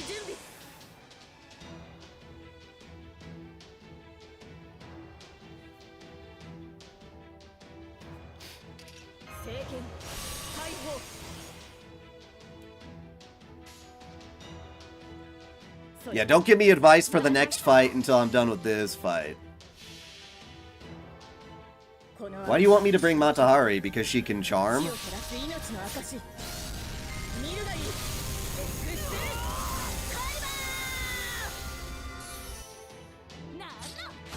Nice.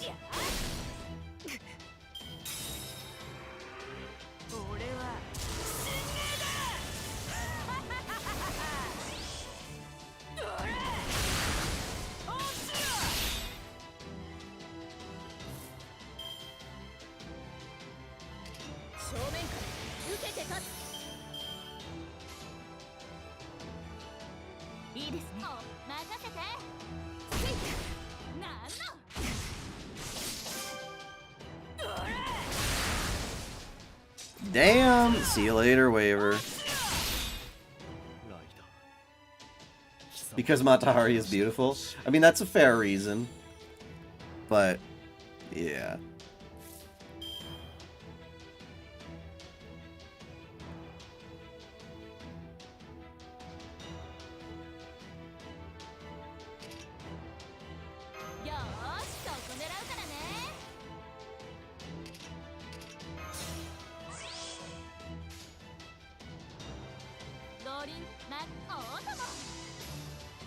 So you fought Musashi? What? What do you mean I fought Musashi? No?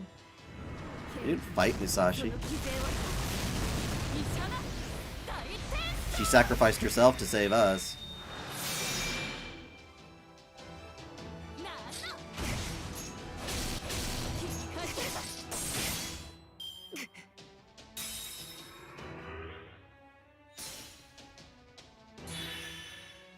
You cheater.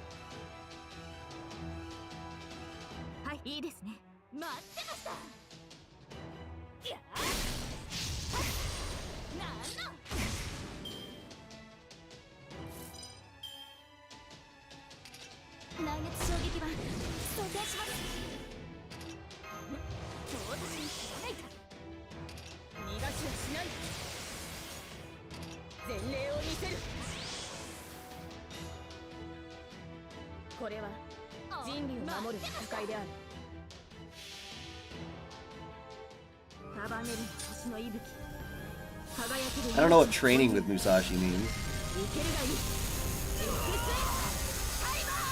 If you're born immortal, when do you become an adult?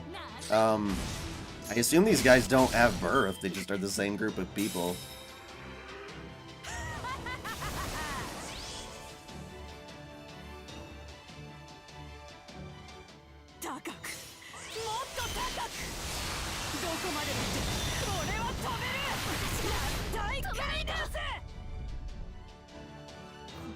It's okay, Artoria. That was valiant.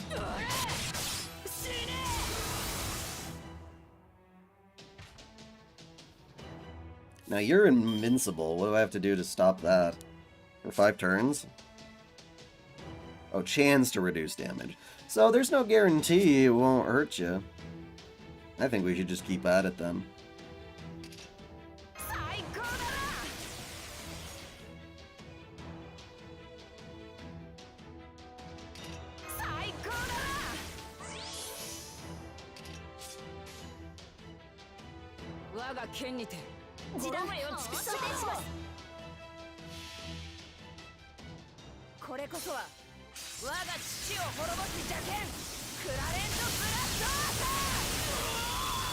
Yeah, that worked.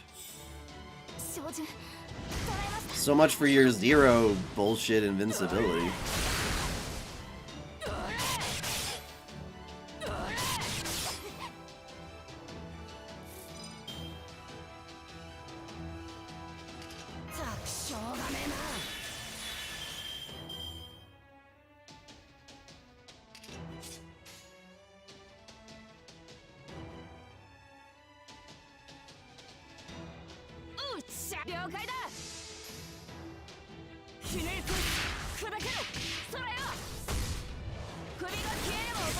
Coin flip invincibility ain't causing me too much trouble.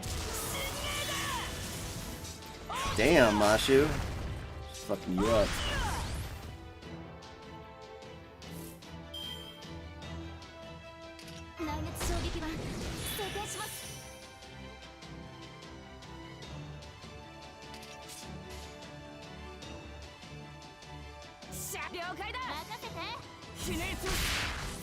Because Kirschtaria is special, yo.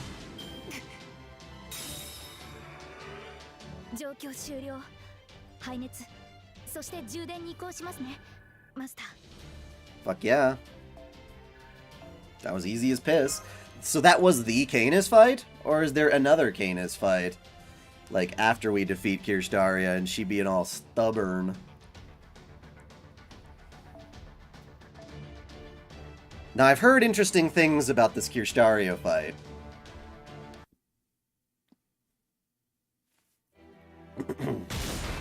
Damn it. These guys just won't let the hell up. What a pain in the ass. The hell's going on here? Come on, Kirschtaria. What are you holding back for? Do the thing already. What thing? Oh, do you mean what I showed you on the beach back then? Not that, dumbass. Those meteors you love to throw around.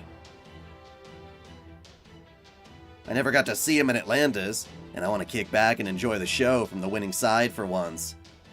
Ah, you mean my meteor rain. Naturally, I'm not going to hold anything back. However, it would seem it's time. Excuse me, Sarah, but would you mind pausing for just a few seconds? Huh? Master, the Tree of Emptiness's inner magical energy is spiking rapidly. Get back, it's not safe. Is it alien god time? Hello, alien god, it's time to finally meet you.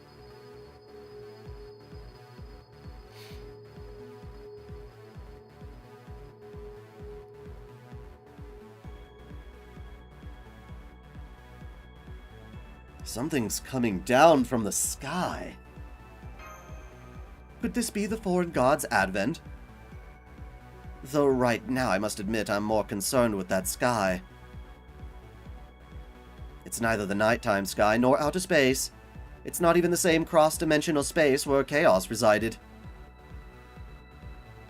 Even I can't make heads or tails of it. What is that? Did the Tree of Emptiness's insides just disappear? No, wait. I can see something inside. Is that a giant? It looks humanoid. Indeed. That is the body of our god. Didn't your god not have a body at first? That glorious form of our glorious god is the very reason we disciples were summoned. Excellent work, Kirschtaria. Excellent. I'm impressed to see a mere human accomplish this. Well done. I admit I had my suspicions that your little tiff with Chaldea may be violating your contract with the foreign god. But as they say, all's well that ends well. And indeed, with this, humanity has fully and finally reached its end. Now no one can stop the advent of God! The foreign god cannot take physical form on this planet. Thus, when the Tree of Emptiness grows to completion, and its hollow is fully filled, The foreign god will descend to Earth using the tree as their vessel. It's just like what you did with the Grand Summon article, Ether. It's over. Game, set, and match. It's not over yet, I'll stop you right now.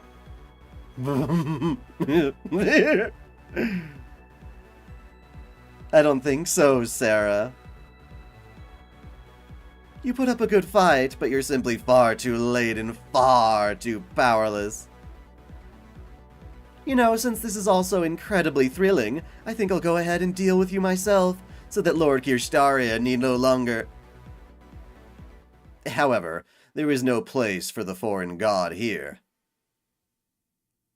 Look closer, Limbo. See for yourself exactly what's inside my Tree of Emptiness. What is offered to it? Huh? Huh? What are you talking about? That form inside of the Tree of Emptiness is clearly the body of... What? What is this sickening divinity? How can there already be another god inside? Who is this loathsome squatter? Who is this other god? Who the hell do you think? You forgot all the times Kirschtaria mentioned his name? This Tree of Emptiness' name isn't Magellan, it's Atlas. Oh, it is? Fine, that's confusing. Then... You mean you summoned a divine spirit inside the tree? Atlas? Who is this Atlas? In Greek mythology, Atlas is the name of a titan who literally carried the world on his shoulders. So you brought him here, ahead of time, Kirschtaria? Yes, I did. I actually summoned 3 servants in total. Caenis, a divine spirit from proper human history, the Dioscuri from this lost belt,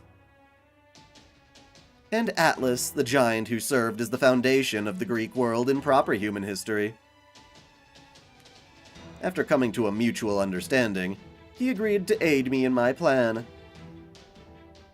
I planned to build a new age of gods on this world, rather than hand it over to the foreign god. How dare you! This is a clear breach of contract! Not at all. I have obeyed every instruction the foreign god gave me. Our agreement was that I grow my Tree of Emptiness to completion. We never agreed on what was going to fill it.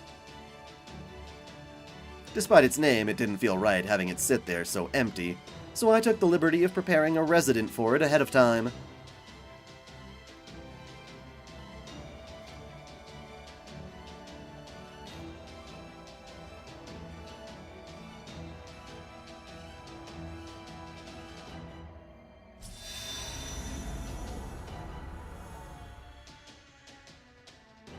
The halos are glowing red.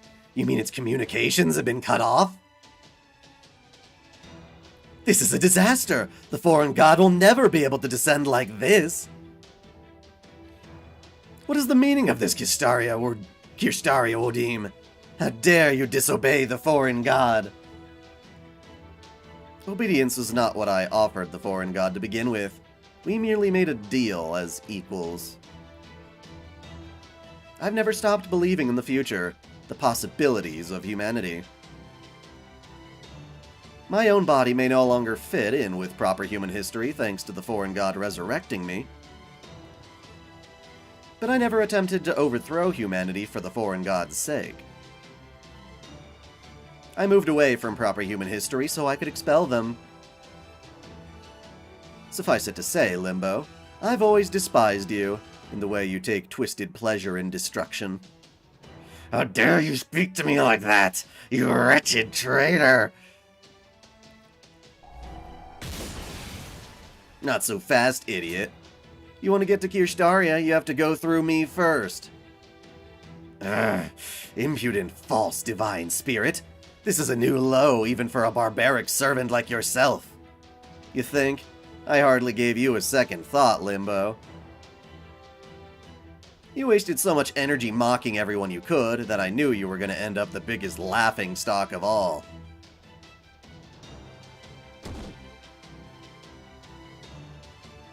So does this mean the foreign god isn't going to come here then? Correct. There is already another god occupying the place where they could manifest. So the foreign god will never appear here as long as Atlas is around. Then does this mean Kirschtaria did this to protect Earth from the foreign god? If only it were that simple. But it isn't, is it, Kirschtaria? At long last, I'm finally beginning to see exactly what it is you pose a great threat to. Right you are, Sage of Chaldea. Your insight and observational skills are remarkable, all the more so considering that Zeus interfered with your mind. I have no desire for the foreign god to rule Earth, but I also refuse to submit to proper human history. Huh? But you just said that you were going against the foreign god. That everything you've done was to help humanity's future. Not humanity's future. Humans'. I have no wish to protect proper human history, nor do I think that human history thus far has taken the optimal path. In that regard, it also makes no difference whether I or the foreign god use the Tree of Emptiness, Mashu. I simply can't bring myself to choose a future for proper human history. You of Chaldea are the only ones who can do that.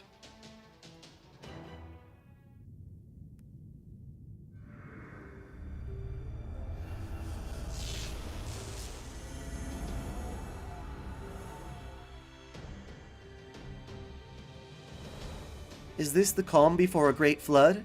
The kind that once drowned the world of proper human history? No, that can't be right. This will still no doubt destroy the world, but it's so very warm. Just tell us what it is you're after already, Kirschtaria. The rebirth of humanity, of course. The bell of revolution has been rung. Atlas will use the magical energy stored in the Tree of Emptiness to create new laws, new textures, and spread them across the world. As for myself, I will make my declaration. Human wisdom has met its defeat. Human power alone is simply incapable of progressing beyond this point. Humans are fundamentally incapable of making the right choice. I, of course, am no exception. No matter how many times we deliberate, fight, and so on and so forth, our history will never become what it should. Why? It should be obvious. Humans are hopelessly limited by our lifespans. We are weak, exceedingly so, not as individuals, but as a species.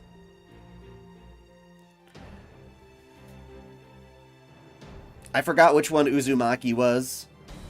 Only those within certain privileged environments are capable of love, acceptance, and respect. And I'm not trying to ignore you, I'm just also really invested in this story. So talking about something completely unrelated at the moment is just a little tricky for me.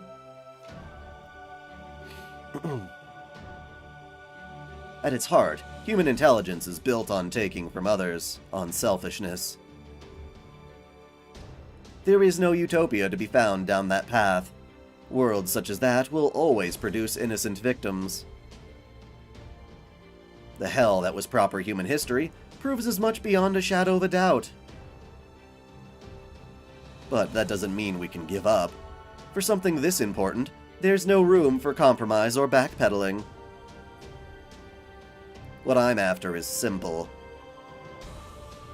If a utopia is beyond current human reach, then I'll revolutionize what it means to be human. If the human species is weak, then I'll make it stronger. That's right, every human on this planet is about to be reborn. They will leave their weak human forms in favor of superior bodies, heightened senses, and marvelous potential. I will have them become something greater than human. A new life form that even surpasses the machine gods. Naturally, that goes for all of you as well. This is my plan. A new age of gods. Once everyone is like unto a god themselves, there will never be there will be no more inequality. Every last person will have the power and the responsibility to influence the world. And one day, should all these new gods be willing, they will give birth to a new intelligence who can and will lead history to a much better place. His vision is really not all that different from Getia's. Getia wanted to revive or go back to the origin of the universe and make humans better beings that didn't die, that didn't suffer. That was his goal. And here he's doing something similar, but rather than just taking away the concept of death, he's making them like superhumans.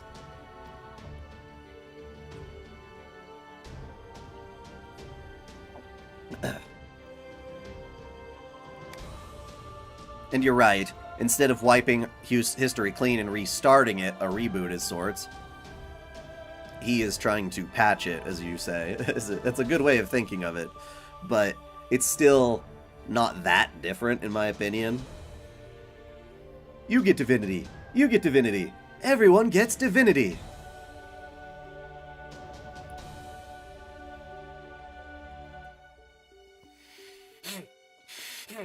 Sorry, it's very stuffy today. Ironically, even though it rained outside. Which is good, because that crazy fire is, yeah.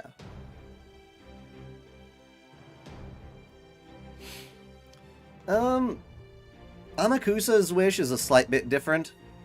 I mean, again, it's to try and end human suffering, but his goal was to make everyone disembodied souls, basically.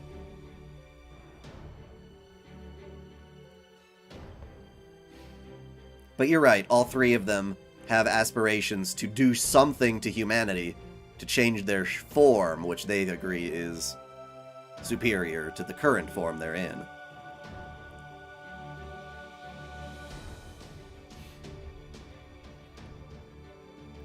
That is my conclusion. My own Operation God Destroyer. As of today, humanity will erase the very concept of gods. Does that young man realize what he's saying? Why is this ship only picking up audio? Get Kirschtaria up on the screen already, dammit! I can't believe the god unfearing delusions that not-so-sweet summer child is spouting. How dare he try to make all of humanity into gods? We can't let him get away with this! Wait, did he say gods, not monsters? Or spare parts for some nightmare ritual? No, that can't possibly be right. There's simply no way he could do that. That's the whole trouble with kids these days. They think they can attract all the votes they need just by dangling an impossible manifesto in front of... I don't think he's exaggerating, Director. It looks like he's telling the unvarnished truth. Will I read it? I don't know, maybe. If you want to get technical, Kiritsugu's wish is also similar with wanting to end all conflict. Well, he wants to end all conflict, but he doesn't necessarily know how the fuck to do it. He was just hoping the Grail could figure that out for him. So, yeah. Kiritsugu is more of a half-baked version of all of this, but yeah. All of the Stormborder's instruments support what Kirschtaria is saying. Right now, the Tree of Emptiness Atlas is spreading the true fifth element, true ether, across the world. In fact, even as we speak, it's refining your soul's spiritual format, its grade, in other words. And not just for you, it's doing the same for Sarah, Mashu, and all of the Border's staff, too.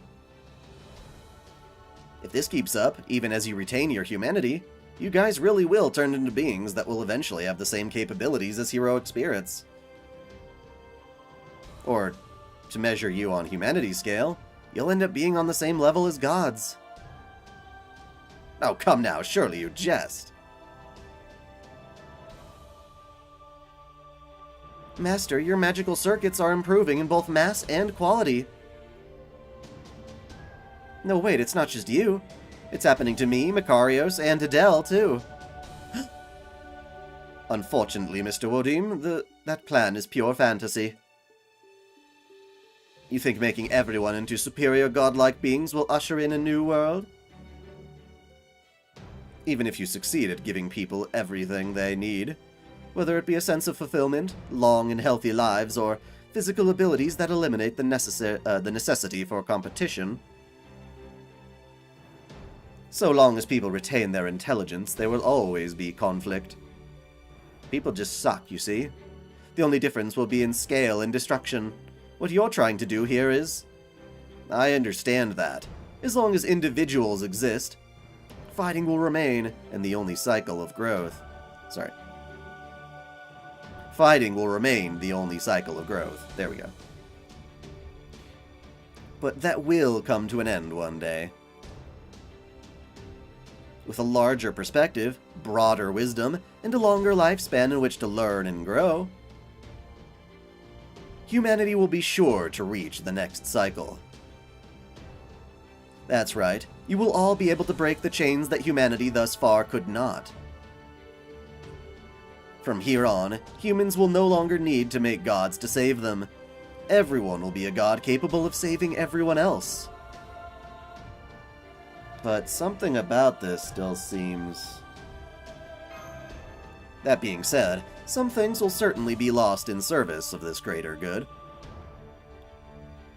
This revolution will be limited to humanity on Earth as it exists right now. I don't have the power to bring back the people from proper human history. Once Atlas's textures cover the Earth, proper human history will be gone forever. Well and truly lost. See, they love that well and truly. After all, it will no longer have any place to return to.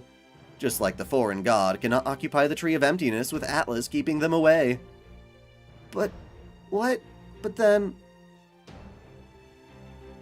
Then your plan is essentially the same as the foreign gods. It's not any different from having wiped Earth clean. What do you think, Sarah? Don't you agree that my plan has merit? Under different circumstances, I'd think it's incredible. But as things stand now, what you're doing is no different than the foreign god. You're wrong there, Sarah. It may not be my place to say anything, but since I'm the Elder Master, let me give you some advice.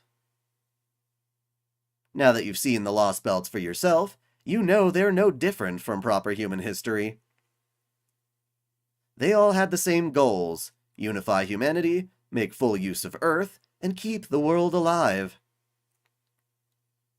But the foreign god is different. They don't care about Earth or humanity. You might be wondering why they bleached the world, then. And you would be right to. Think back to Chaldea. He didn't incinerate humanity simply to destroy it. Not really. It was only a side effect of his true goal.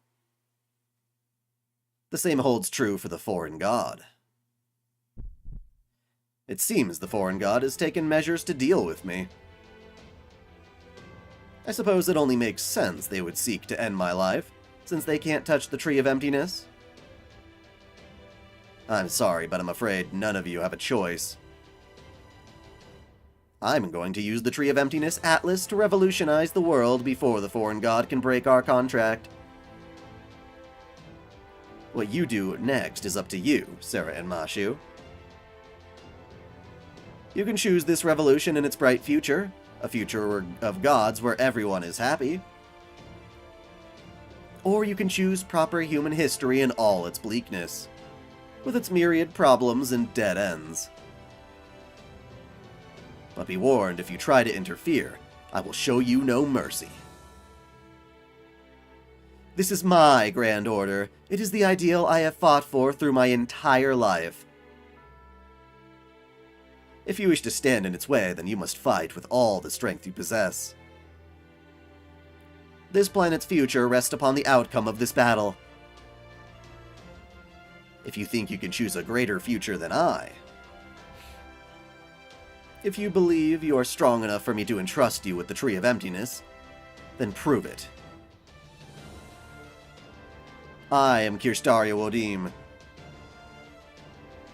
As a cryptor, I denounce proper human history. I am an enemy of Chaldea, and by extension, you. And I am the leader of Team A, who fought to protect humanity.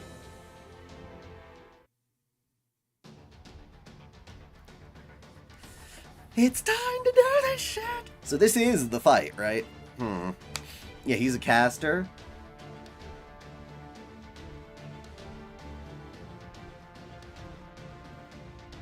I'm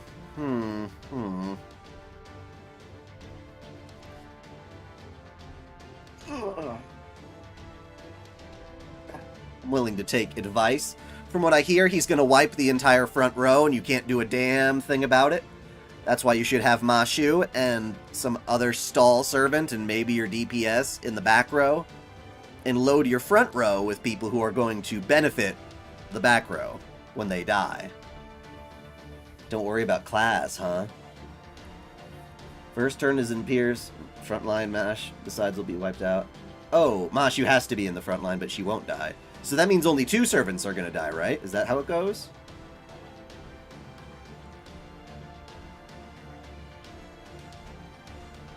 Shroud of Mag. Which one is that? And I don't know if I have a max limit break version of that.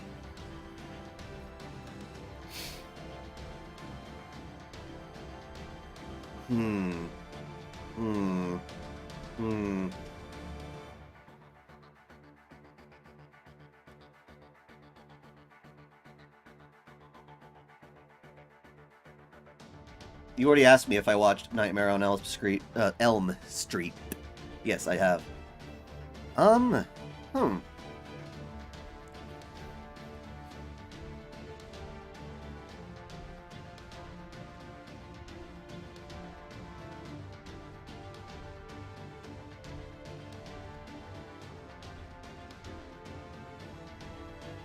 Someone said they fucked him up with a frickin', Uriel, which is kind of crazy. I'm gonna bring a Kama, ironically, because she can charm.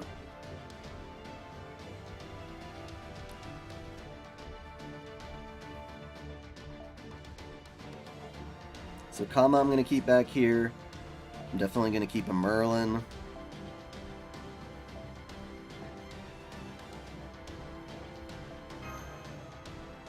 And then we gotta keep my waiver back here.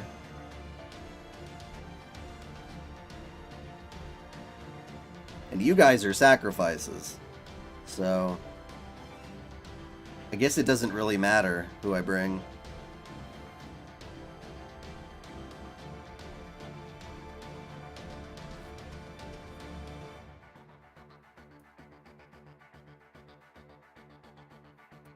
Who do I get to sacrifice?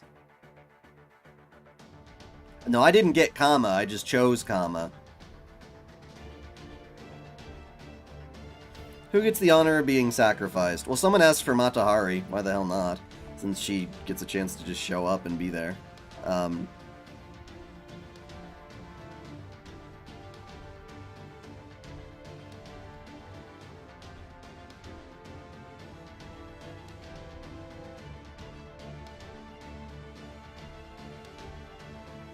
I'm curious what happens if you put Guts on Ku.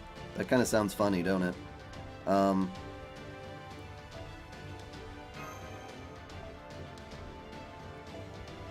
But we need to choose what their craft essences are. You can evade? Are you sure you can evade? Are you sure? Are you sure?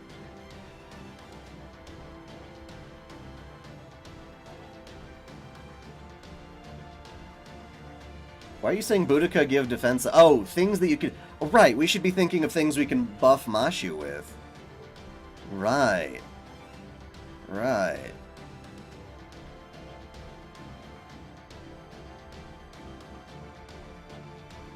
You cannot evade the first NP. Good, good.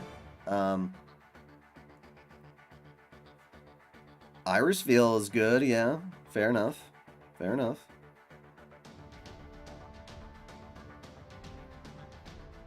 Who's got good buffs for Mashu?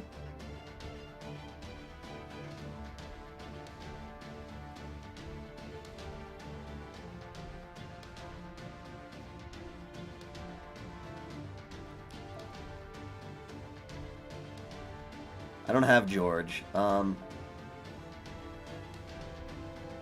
You You said class advantage doesn't matter. Is that true? Nightingale Santa, huh? I don't think I leveled her, but we'll take a look.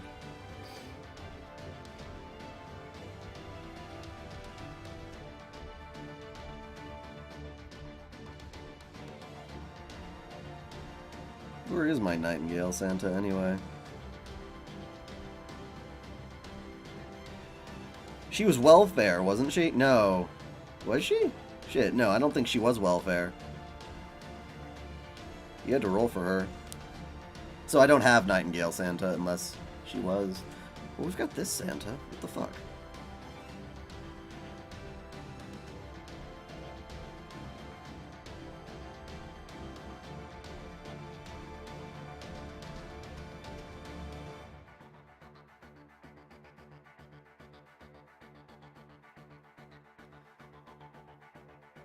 Hans is good. Achilles.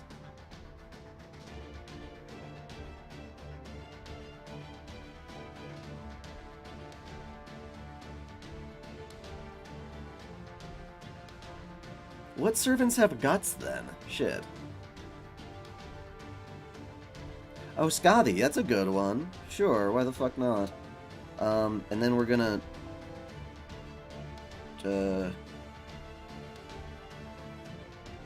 do filter by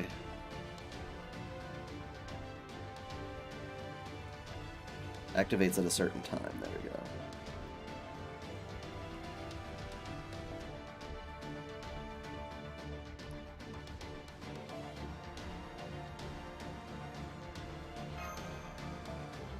Now, what was the thing you all said? Shroud of something to give Mashu?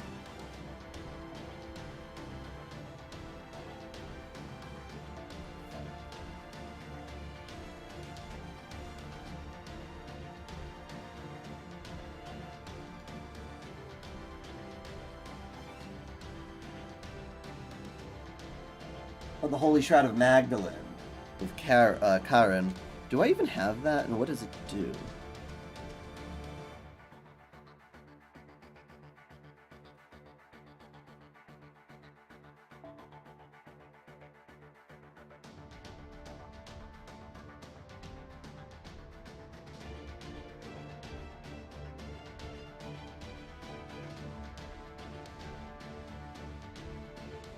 How many stars is it?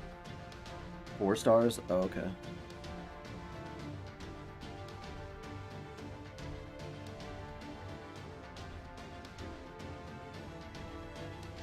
I've got a lot of craft essences, man. This is hard.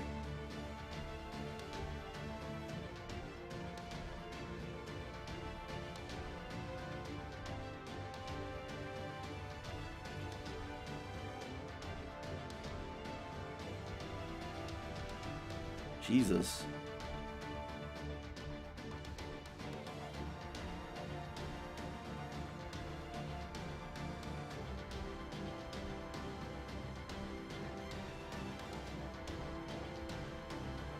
Aha! Holy Shroud, special defense. Male? You mean against male? She's protected against men, is that it? You said that that's a good one.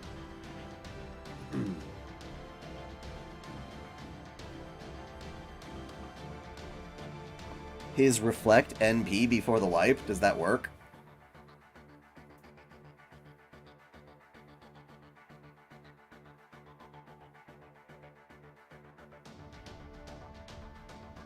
Fine, so riders are good to use, then shit. That doesn't help me then.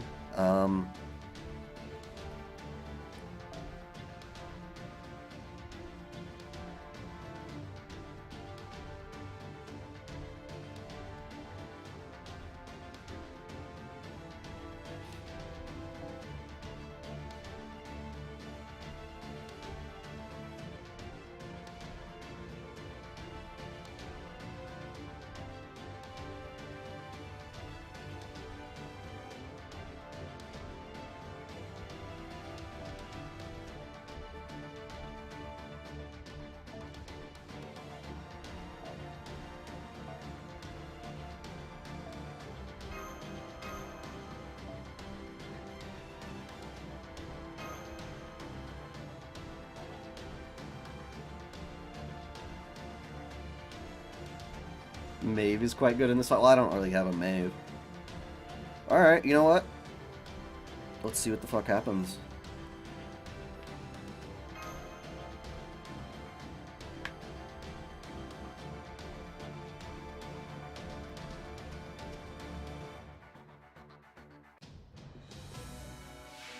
Let's see if we can do it.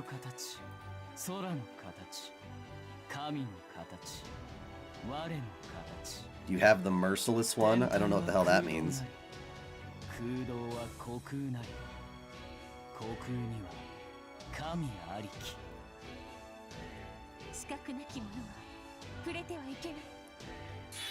Double charge? What did that do?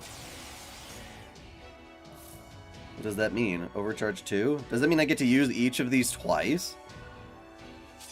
Huh.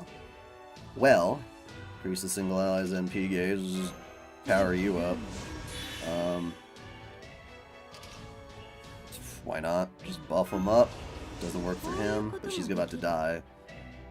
Quick card, doesn't matter, whatever. Give it to you, you're gonna die. And this is all just healing. Apply invincible for yourself. Eh. Restore HP. Why did somebody tell me to bring her along? That's pointless. Oh well. Let's see if we can do it.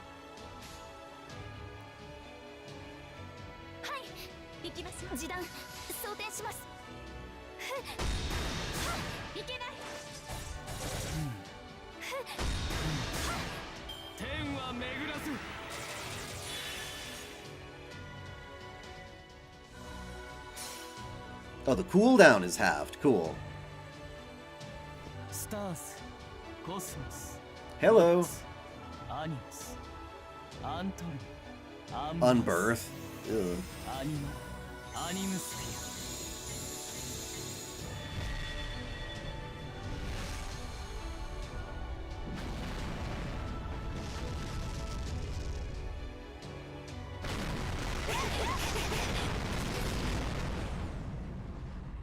Wait.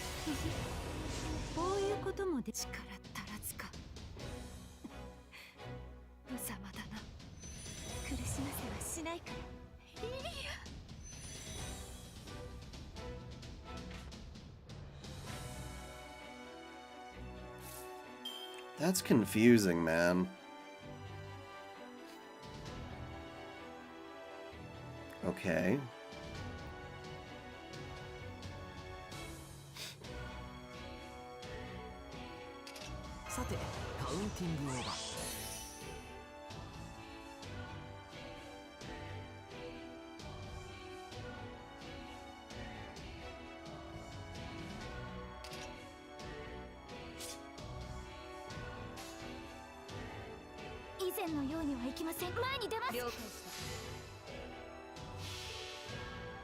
I thought Mashu could get more health, but...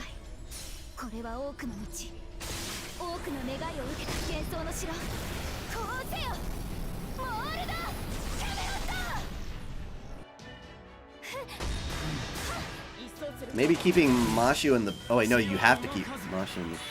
I don't know, man.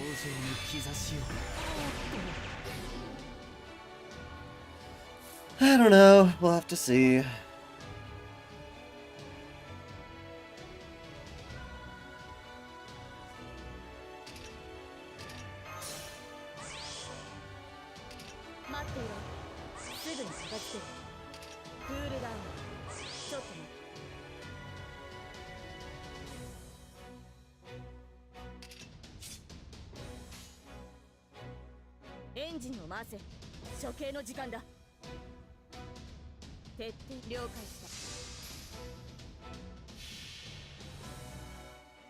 Wait, Irie applied guts? I didn't see Irie apply guts. Oh, her NP gives guts. Gotcha. Well, I didn't... I see. That's a potential strategy I'll think about. To that, you'd have to have like a max limit break. Whatchamacallit, though? Which I did not.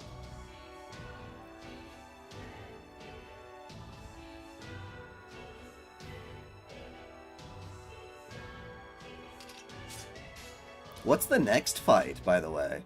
Is that a spoiler?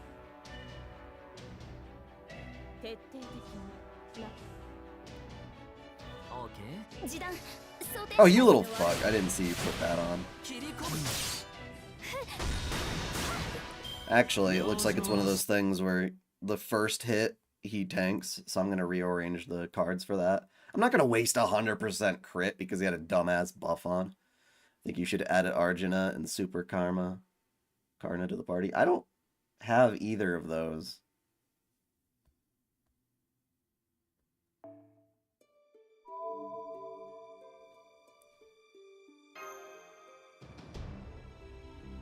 Oh, another Caenis.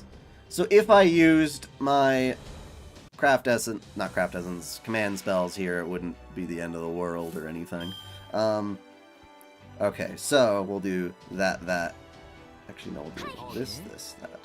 And see if that helps.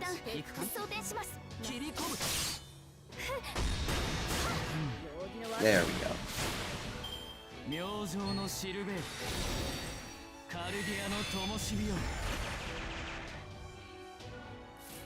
Finally, it's about time.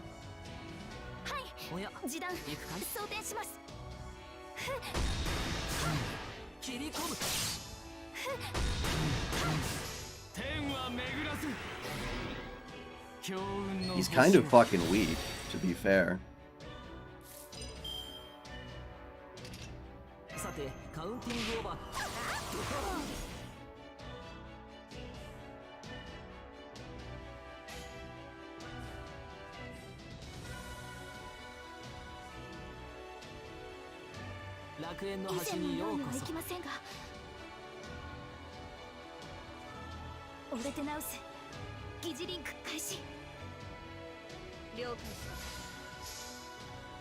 Do I have Asclepius? No.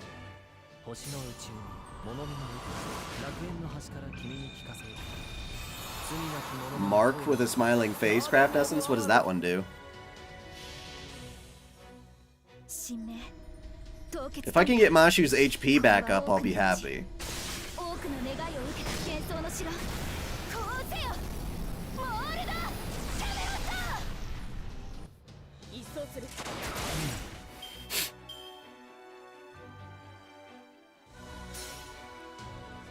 Stars, Cosmos, Gods, Animus, Anton, Ambers, Animusphere. Nifty. Very nifty. Okay.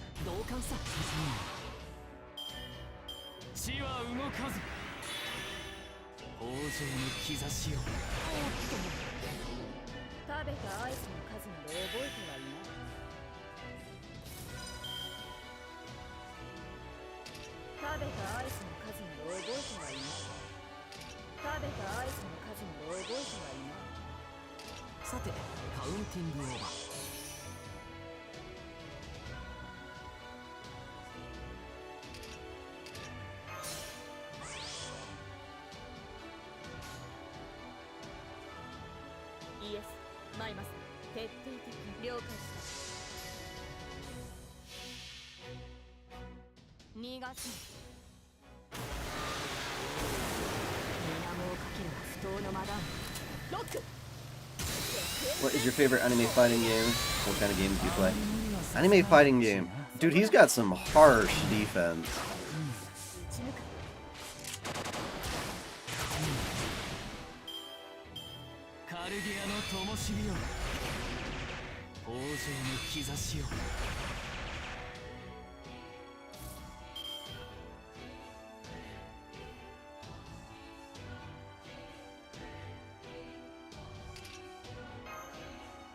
最高のカードを君に。ハッピーエンドの話をしよご注文でしたらそのよう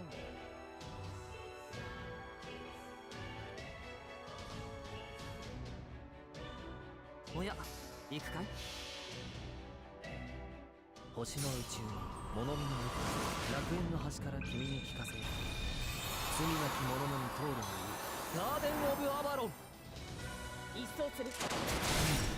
悪いね。明星のシルベート、カルディアの灯火よ。おっと。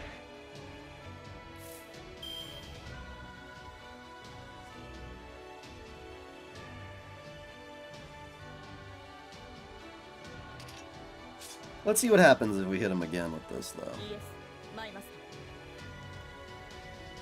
ご注文でしたら。 Any thoughts on the theme? It's good. The music? It's alright. It's kind of like that gaudy, like, oh, yeah, you know, like chanting shit. 一点のミスもハートブレイクモルガーン。あまり無理はさせないでほしいな。行儀の悪い。Now, we're gonna see what he does, because he might charge his NP after breaking.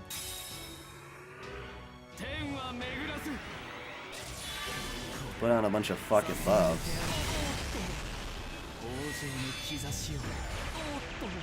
Alright. But then we can paralyze him, right? No? Okie dokie. Alright, that changes things considerably.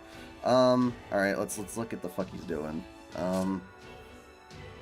No chance to decrease, waistline, no chance to he can buff.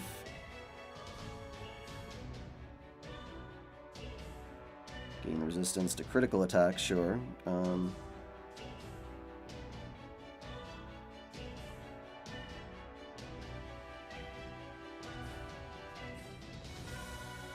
I don't know. Alright, well, that's not what I thought I was gonna do. Shit. I thought I could still stun him.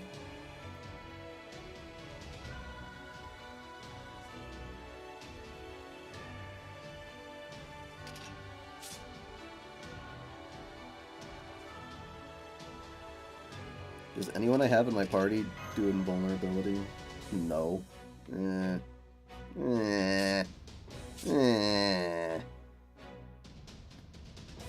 Mashu's easy enough to keep alive.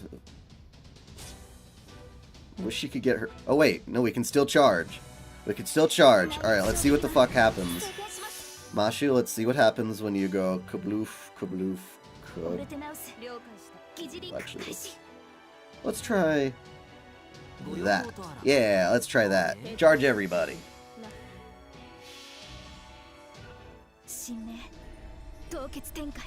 Is Kirschtaria winning? Not yet, but...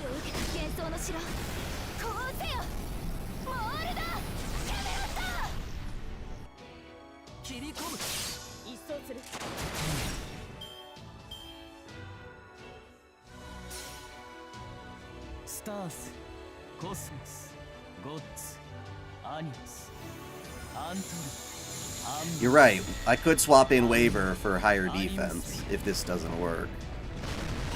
But it survived. Wait. Let's see what he does. Okay. We survived, and that's all I think I care about in this case.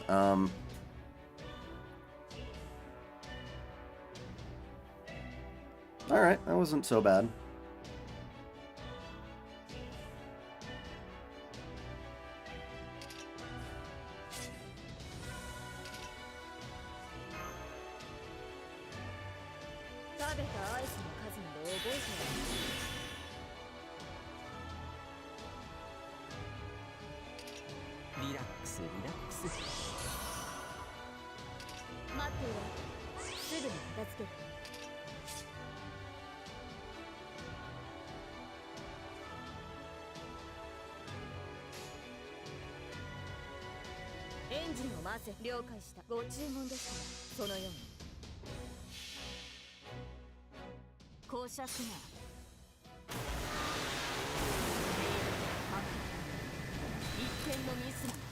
ハートブレイクモルガあまり無理はさせないでほしいな。ーン。そこだ。打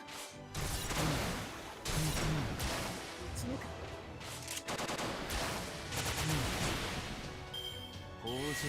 Damn it, of course you were gonna go for Merlin. Fine, I know what to do. I know what to do. I just didn't want to use that skill. I didn't want to use that skill. But I will. I will. I will, I will, I will.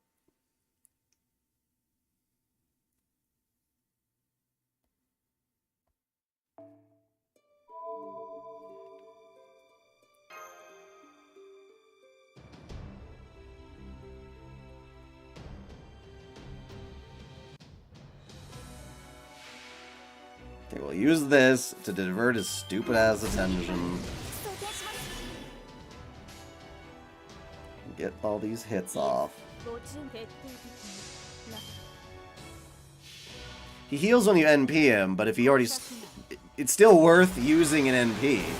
Especially because he takes no damage from criticals. There's not much you can do about that, is there? See, it still takes damage. Unfortunately, that doesn't do shit. You just kind of have to keep trying.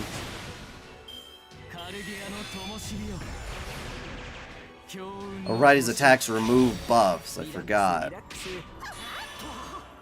Well, that explains why that happened.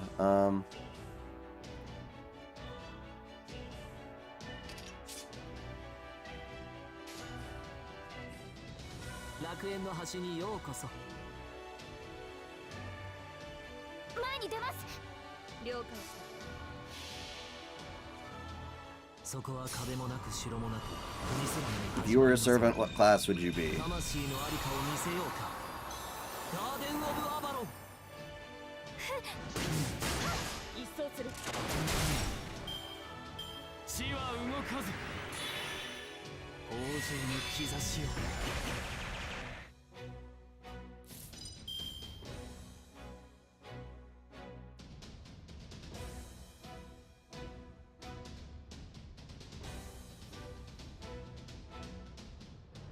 I get asked that a lot.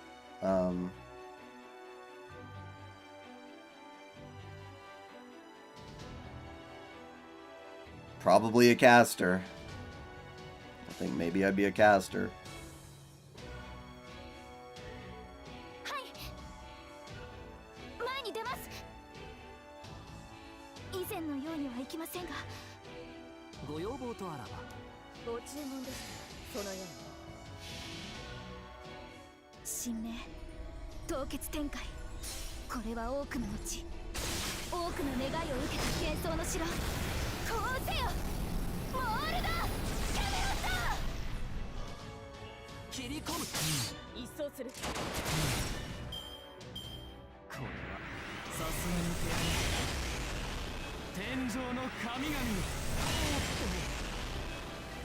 Okay.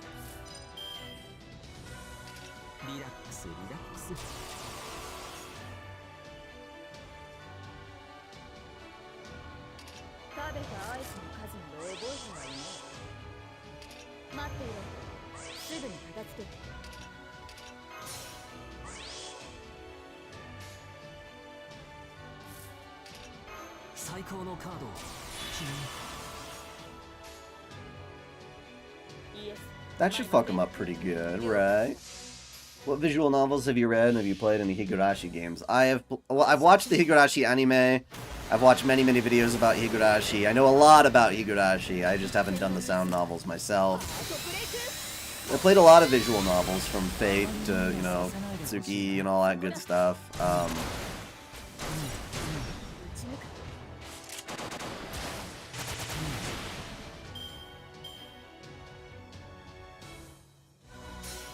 White Album 2 is a very good one. Song of Saya, really like that one. Kara no Shoujo is really messed up.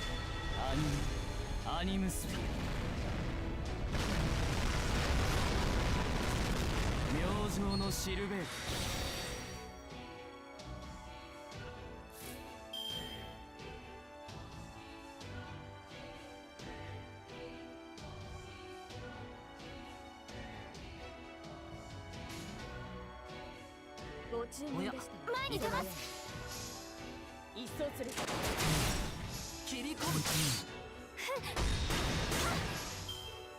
天は巡らずカルディアの灯火よおっと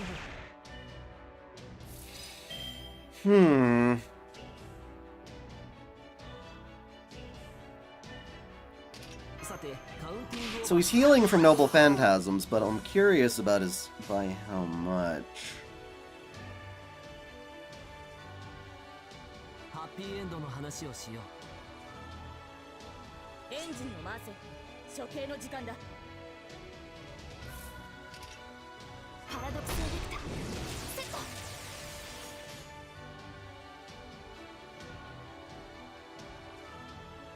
楽園の端にようこそ示弾装填します So he started like with 145k. So if his dumbass is healing that, 魂のありかを見せようかガーデン・オブ・アバロン how much does he heal? 逃がす水面をかける不当の間だロックセクエンス 81,000, huh? Ooh, yeah, he heals more than he... Okay. Yep. Alright, fine. He healed way more than your NP's gonna take. That sucks, bro. That sucks. That sucks. Alright. Now I see why this is a stall match. You can't fucking Noble Phantasm him.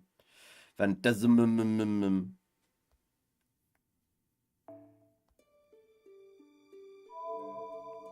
I'm not gonna heal his sorry ass if he's gonna do that every time. Damn.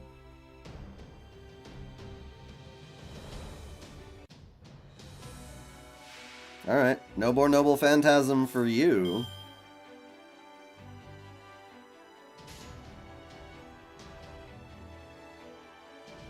Happy End の話をしよう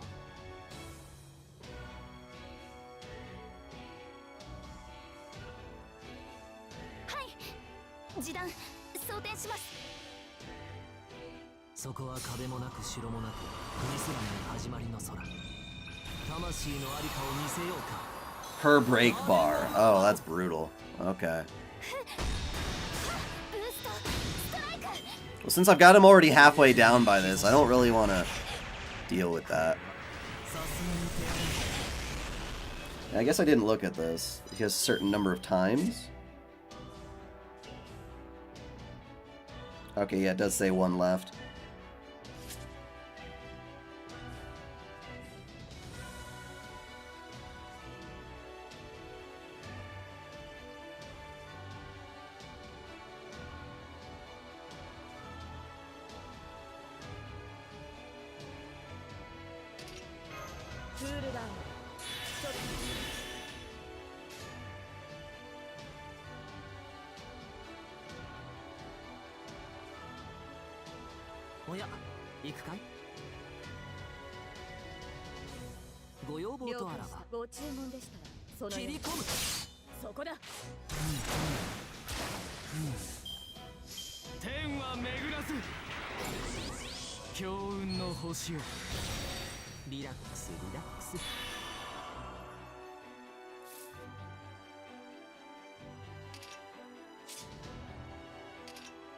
Hey, I got the stun off. Nice.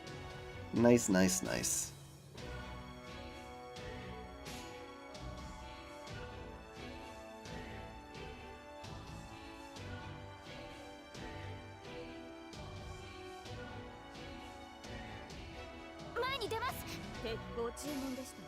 It's gonna take a while, apparently.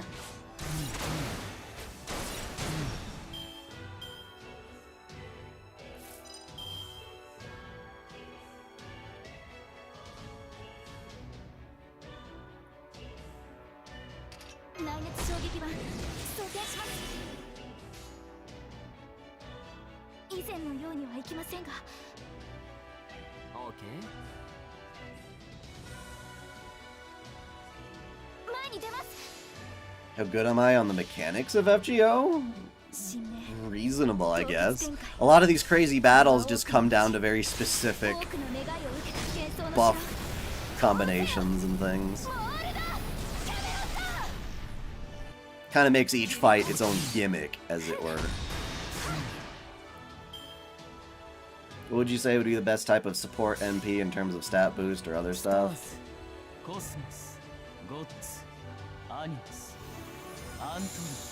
Merlin's very useful. He heals himself with an NP unless you're willing to hit him 3 times with an NP.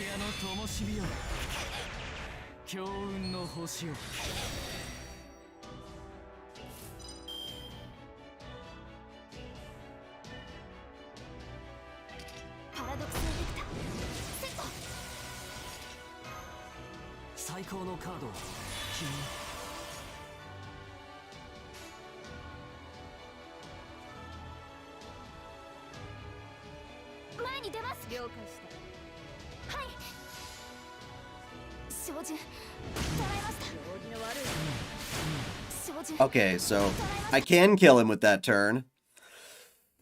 I'm going to do the same thing again, the triple buster, but I'm going to put the skill on to survive his cheapy-ass Noble Phantasm. So, not too bad.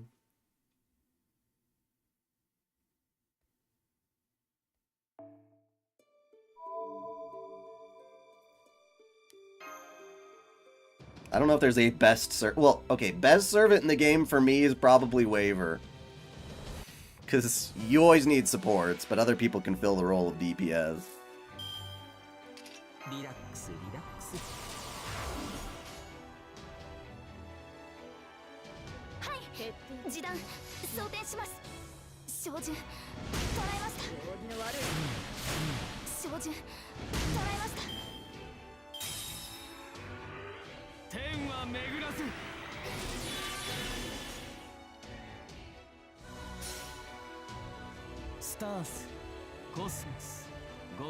You went to sleep, but you're back now. I see.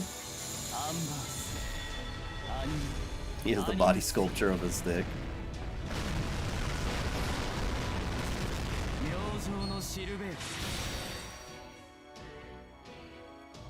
Alright. So how many Noble Phantasms does he have to do now? Did it reset to 3, or do I have to hit him 4 times with Noble Phantasms? Nope, it's back to 3. Not bad. Okay, so let's just smack the crap out of him with NPs. He's gonna heal, so now's the best time to do it.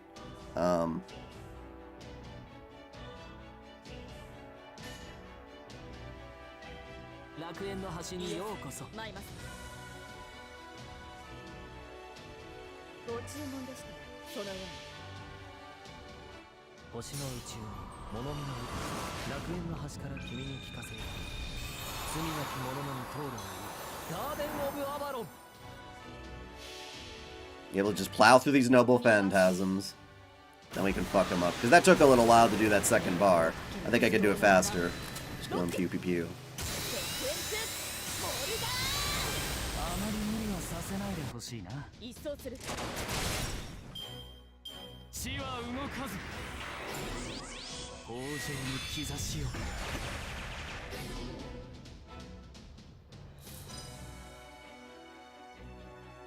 Looks like we're doing a triple Mashu. Guess I don't have much of a choice.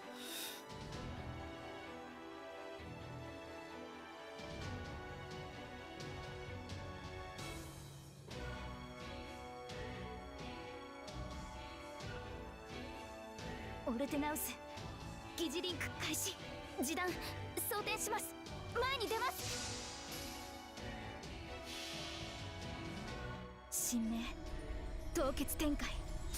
これは多くの道、多くの願いを受けた幻想の城。こうせよモールド・キャメロット。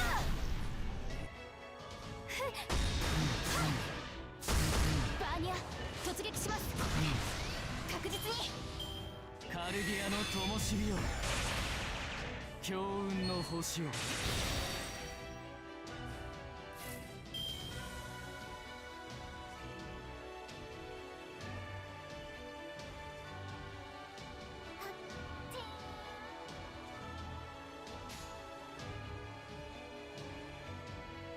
ご要望とは徹底的に切り込む。一掃する。天は巡らず明星のしるべ。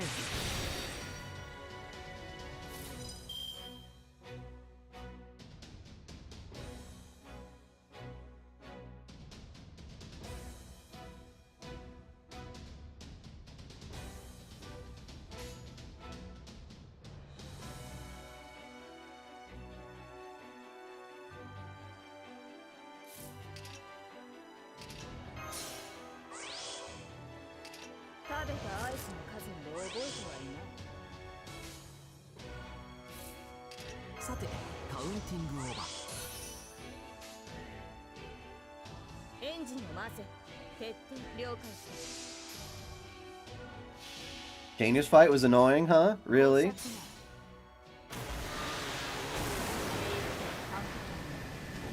点のミスもハートブレイクモルガあまり無理はさせないでほしいな。ー。一掃する。死ぬか。 Yeah, one more noble phantasm, and then noble phantasms will suddenly matter. What a concept. What a concept.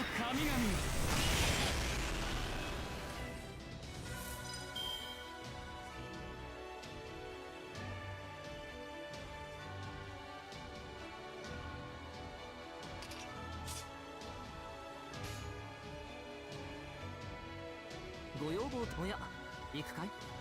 オーケー。切り込む。ヒュー。簡単なマジで。夏だからね、派手に行くよ。カルディアの灯火よ。おっと。強運の星を。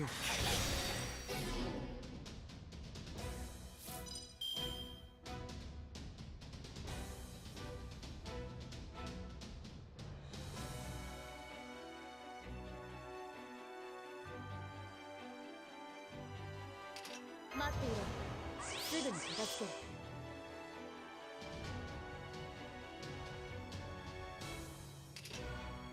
最高のカードを君に。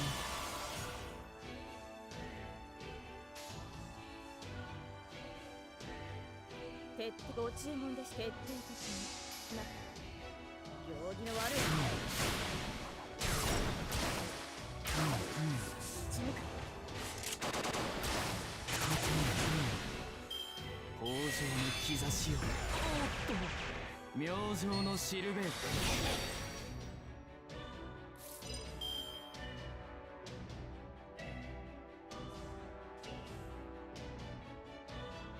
Hmm.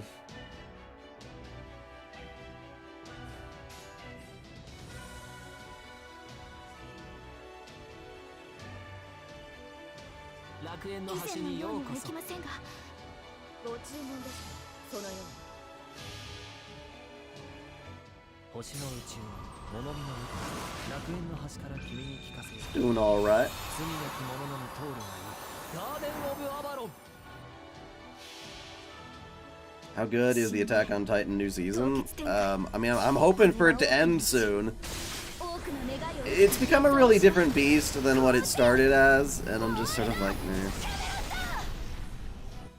一掃する。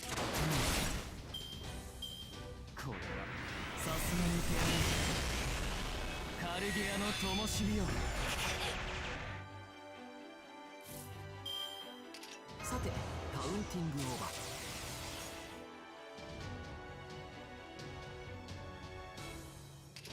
食べたアイスの数など覚えてはいない。エンジンを回せ。処刑の時間だ。徹底了解した。 Alright, bitch, last heal. Your last heal. 逃がす。水面をかける不当の間だ。ロック。セクエンス。 I haven't watched the last episode or two, maybe, of the newest season. I watched them with my wife, and so when she went on a vacation, I just decided to not follow it, but... Stars, Cosmos, Gods, Animus, Anton, Ambers, Animusphere. 強運の星を。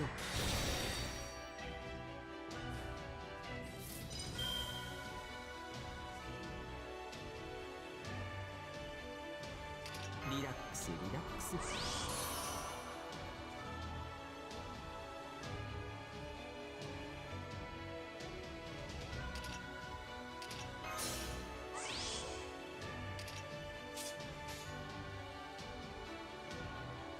前に出ます。了解した。そこだ。地は動かず。天上の神々よ。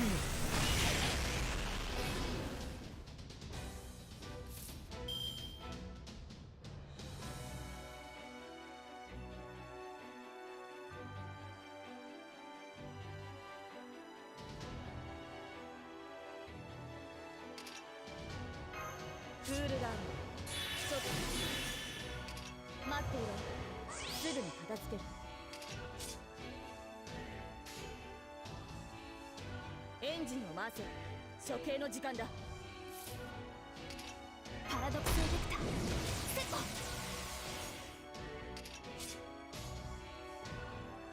イエスマイマス。示弾装填します。徹底的にな。公爵が Let's see what this actually does to him now, huh?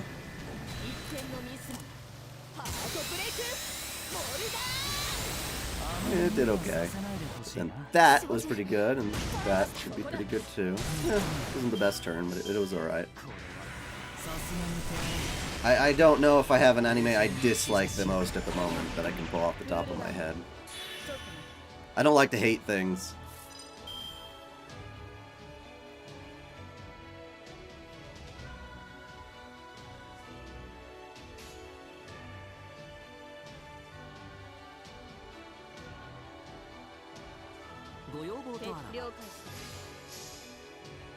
Favorite waifu? Artoria and Mordred. Easily. Easily.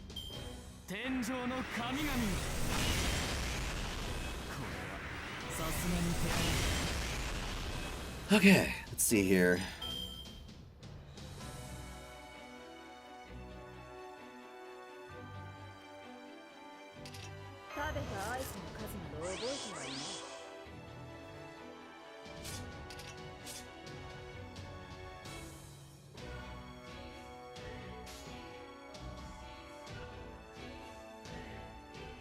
Happy end の話をしよう。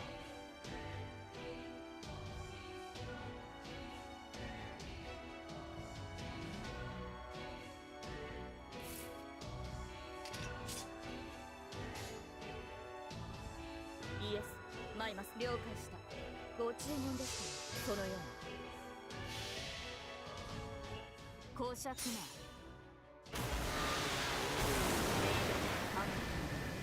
一点のミスもハートブレイクモルダー。あまり無理はさせないでほしいな。行儀の悪い打ち抜く。 What do I think of Bleach? I don't care for it. 明星のシルベート、天上の神々よ。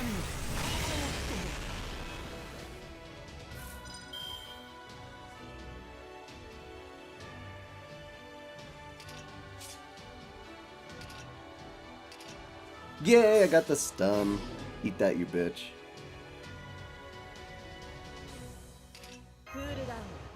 ちょっと待って。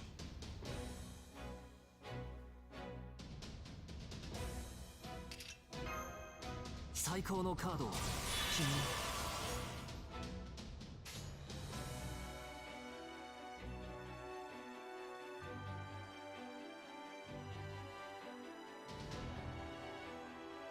はい、示弾装填します。ブーストストライク。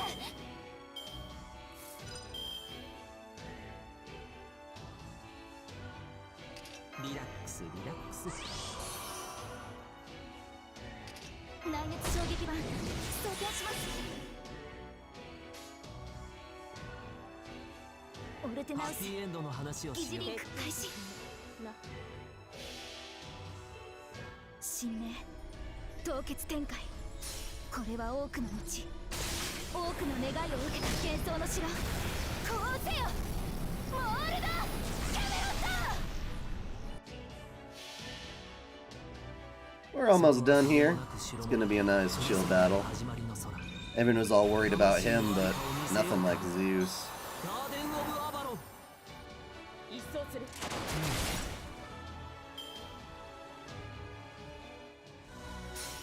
Yeah, we still have a waiver if we needed to, but we don't.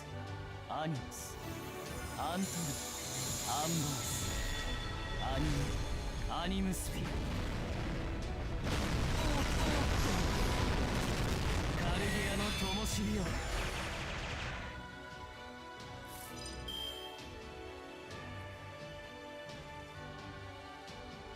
内熱衝撃板装填します。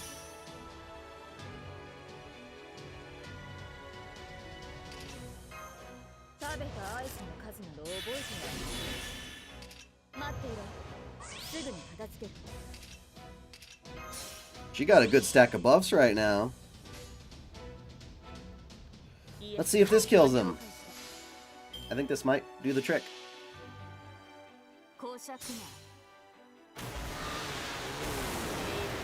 Everyone's saying you're supposed to stall him. You kind of really have to. I could make a top 30 best anime video if people cared. クールダウン。ちょっとね。状況終了。排熱。そして充電に移行しますね、マスター。Thank you for the fruits. We did it, we did it. Now we gotta fight Caenis one more time. Till she stubbornly finally joins our goddamn team. I see, so this is the master you raised, Doctor. I feel as though I'm going to be blinded. I feel as though my heart is going to burst. I was never too worried about what might happen if I collapsed along the way, or if I lost my way altogether. Because I trusted David would be there to carry on when I left, where I left off. But amazingly, it looks like there was yet another candidate stronger than me all along.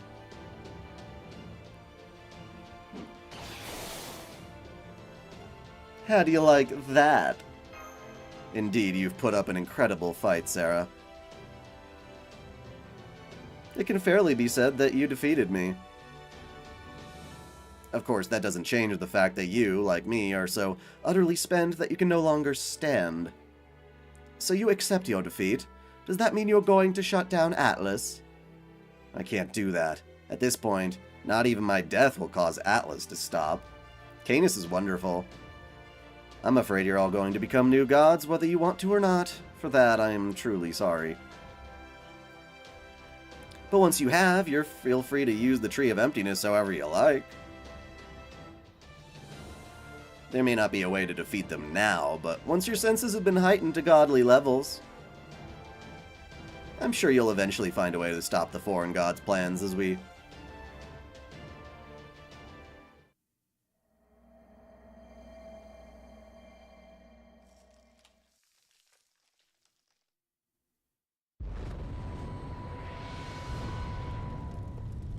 The sky is burning. No, it's not the sky, it's the Tree of Emptiness's branches.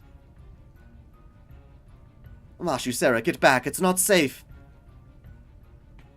The branches stretching across the sky are setting fire to the Tree of Emptiness. No! You mean the Tree of Emptiness is burning? How is this happening? Nothing should be able to burn a fully grown Tree of Emptiness from the outside. I know, that's why I burned it from the inside. I burned down another Tree of Emptiness right from its roots and used its branches to spread out wildfire to your tree. You said the tree's branches formed a network, right? So I used them to deliver a little viral payload. Who done it, man? Who done this? Oh, it was you. You and your abandoned 6th lost belt. Damn, seriously? Have you actually got eyes in the back of your head, Wodim? I could say the same to you, Beryl. I thought you'd be more careful than this. Even if you had managed to kill me now, the Chaldeans are still alive and well. Hey, Archangel Glenn, here's another 5 for me, and only just now getting to your stream. Welcome. Well, we've defeated Kirschtaria Wodim, and we are thwarting his plans, or trying to thwart his plans, to make everyone into gods, when all of a sudden, frickin' Beryl Gut seems to be interfering and lighting the tree on fire somehow.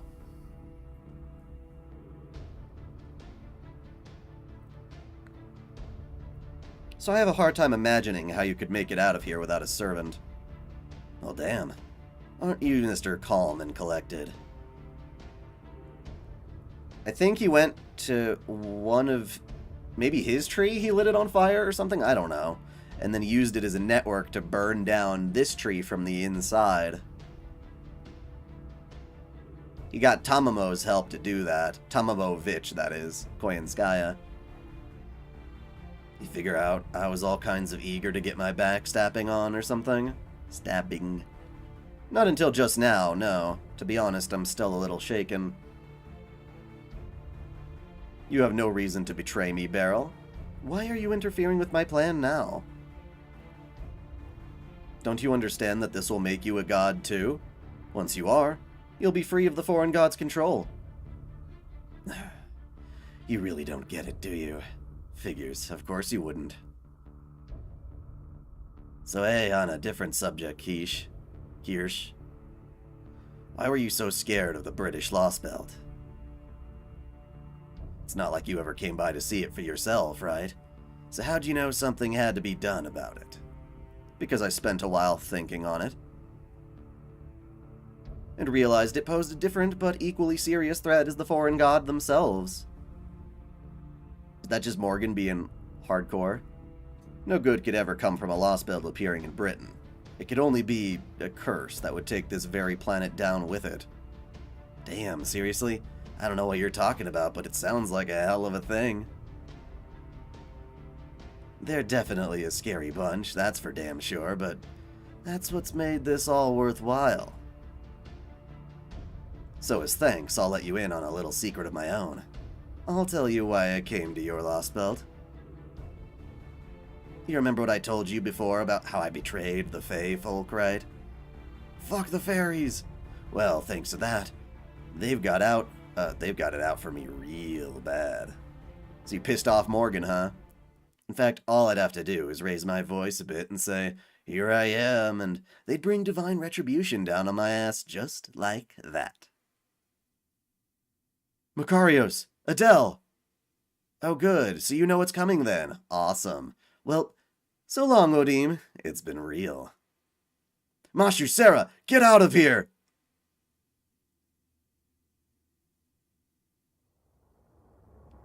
So the fairies are gonna attack another Lost Belt from a distance?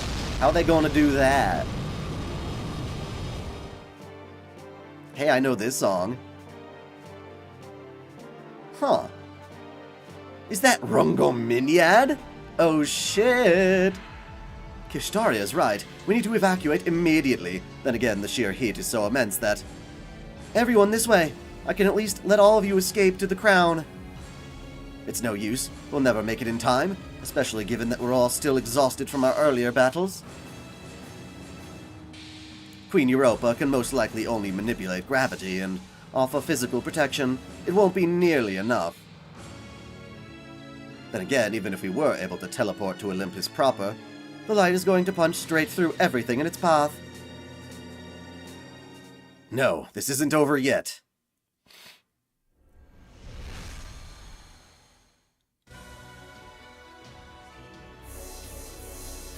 I'm gonna throw rocks at Romulus yet, guys!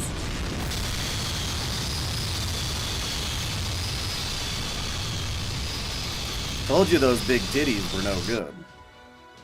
Then again, it could be. It's probably not our titty-toria with the lance. I won't let this happen. I can't let their journey end now. No? Well, I guess you get to die after all. Especially since you're so vulnerable as shit right now. What? Oh, it stabbed me. Ow. Why did it stab me? Want to know why you lost, Odim? It's because you were too damn busy. You never would have been so stupid as to let me handle Britain if you'd ever seen it for yourself. You know, originally I was just going to burn this tree of emptiness down and head back to Britain. But after that bullshit speech you made, I pretty much had no choice but to shiv your sorry ass. What was it you said? Everyone will be like a god unto themselves. That basically means it'd be a world where I couldn't kill anyone anymore, right? To hell with that. I'd die of boredom before the end of the first day in that new world. I don't want to be some great enlightened version of myself. I'm perfectly okay with staying a piece of shit. Damn! Well, he's the real piece of shit. He pissed off the fairies, and they're just trying to shoot at him.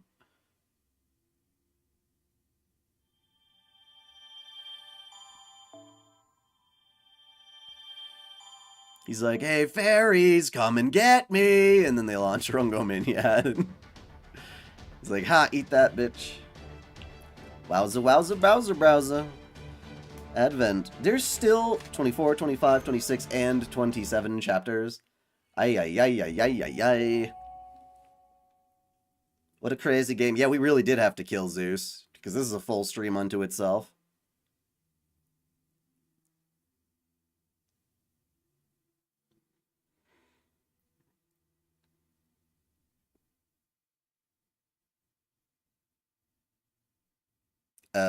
Okay, there we go. Clump.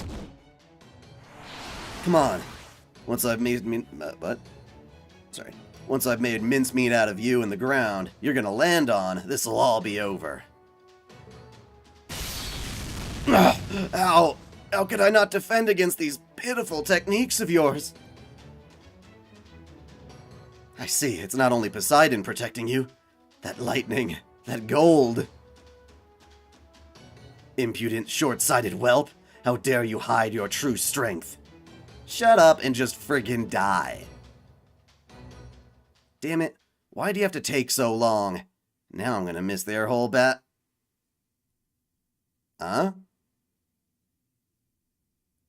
Yeah, Caenis, you really weren't paying attention, were you? The hell's going on? Is that the foreign god getting in the way again? Why, no. No, this is certainly not. I see, I see. Well done, barrel gut. I always knew you were a traitorous wretch, but I never dreamed you could be such a snake.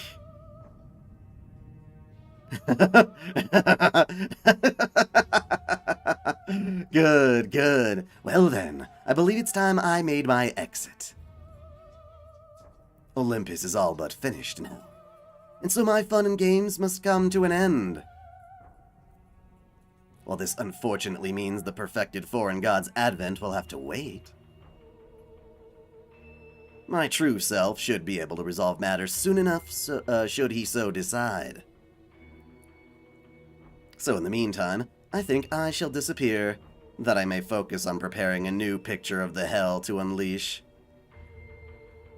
Yeah, get out of here.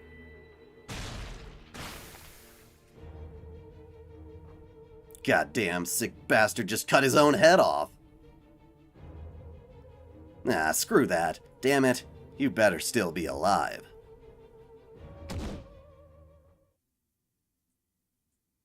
Blech.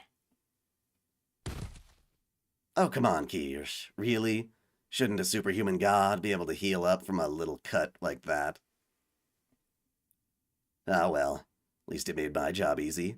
All that's left now is to find a body bag and a Kirsch-sized hole in the ground.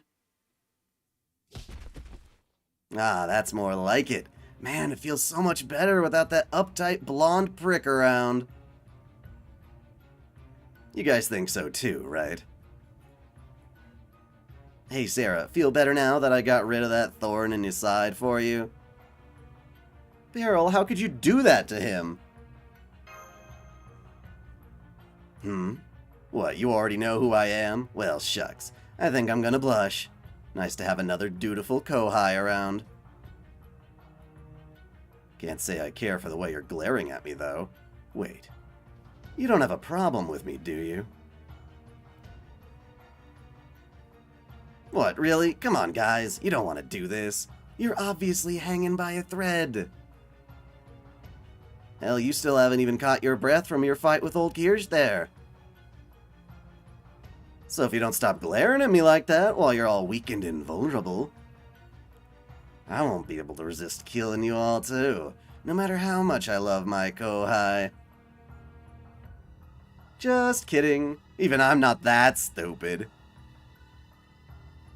That servant of yours rocking the black trench is the kind of guy to save his strength right up till the end, right? I can tell. So since it's clear we'd end up taking each other out in a fight, how about we just have a nice, friendly chat instead? Right, Mashu? You know what I'm talking about, don't you? You know that Barrel Gut's a stand-up guy who's always willing to hash things out, right? Yes, well, statistically speaking, your advice was... No, even if your advice was statistically helpful. I was never able to understand why you acted the way you did at Chaldea. Is that so? Well, damn, girl. I must have earned your eye or something fierce, huh?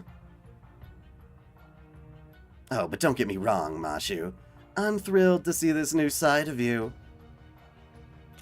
Why did you come here?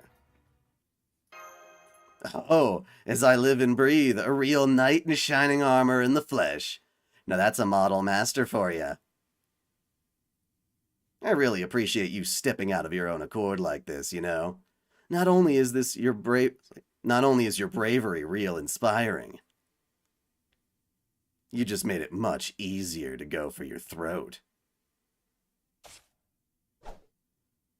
Kirschtaria!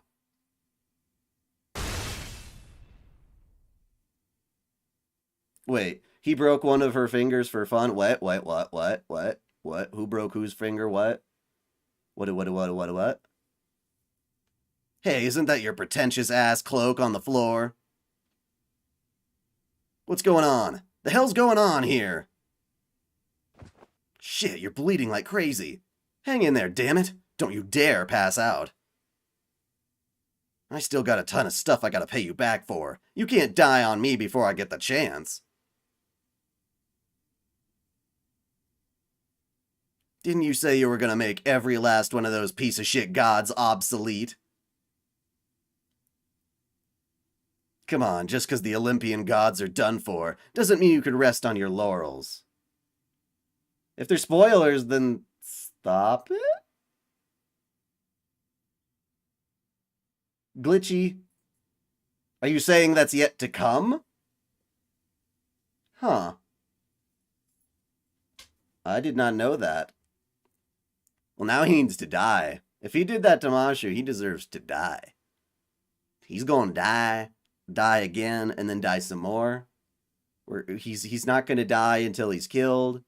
We're not gonna kill him till he's dead. Come on, just because the Olympian gods are done for doesn't mean you can rest on your laurels. You still gotta do something about the big bad foreign god, remember? Don't you dare go cold on me now! Well, damn. That was the perfect chance. And now the mood's gone to shit. Hell, I'm almost tearing up myself.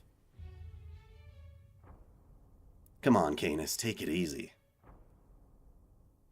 Kirchtaria's dead. No sense dwelling on the past, yeah?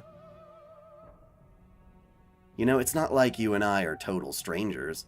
Hell, you're the one who brought me here from Britain. So how about you go jump ship and become my servant? A woman like you'd be right at home in the British Lost Belt. Hell, stick with me and there might even be a domain or two in it for you in the future. A woman like me? Oh, come on! I know you're a woman, but you don't like to be called that. It'd be one thing if the Chaldeans had killed him. Kirchtaria himself said he and Sarah were on equal ground. But this wound clearly came from an ambush. That sort of thing ain't Sarah's style.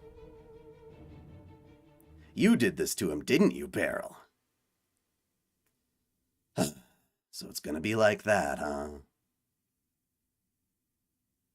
That's enough. The battle for control of this tree of emptiness is over, and Chaldea has won. Surely there's nothing to gain from further infighting, is there, Beryl, Caenis? Oh, you. He's Kotomine, he's not Rasputin anymore. Good day, everyone. I believe the last time we met was back on the Russian tundra, wasn't it? In my capacity as another of the foreign god's disciples, permit me to apologize on Limbo's behalf for his rudeness. Umineko I don't really care for. His very nature makes him incapable of not toying with the minds of others, you see. It was, I assure you, nothing personal. He treats everyone this way. Who asked you, Rasputin? Besides, I don't ever recall signing up for your side. I'm Kirchtaria Wodim's servant, that's it. And now that he's shown his true colors, that makes me an enemy of the foreign god, too. I see. I'm sorry to hear that. And what of you, Beryl? We now know that Kirchtaria, the leader of the Cryptors, was a traitor, but we also know you killed him. Can I assume this means you remain on our side? Hell yeah, you can. Like I always say, if you can't beat 'em, join 'em. I don't give two shits about the future of humanity. All I want is to have a good time. Oh man! Damn it! Bots! Are you kidding me? Are you kidding me? The bots have come. We did really good yesterday. There wasn't a single bot last time. Anyway, we're talking like skinning him alive. I don't know. He deserves. We should put him in Ryunosuke and Gilderet's hands. He deserves to be with them.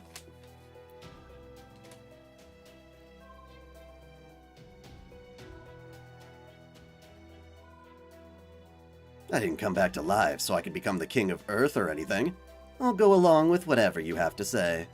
Or you say. But then again,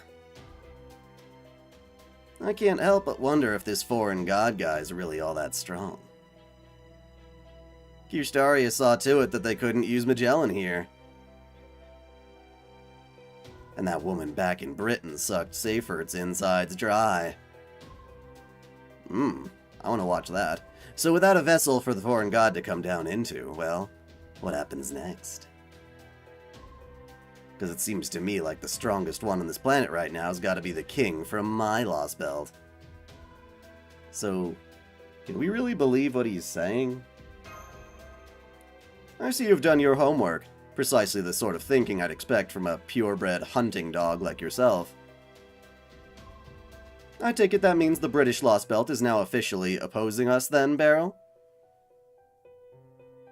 Since you appear to have sworn loyalty to their king, can I assume you're also speaking for Britain? Hell yeah. Assume away. The old lady outright told me I could do whatever I liked on her behalf. Besides, that Rongominiad we just saw was a special spell Her Majesty whipped up just for the foreign god.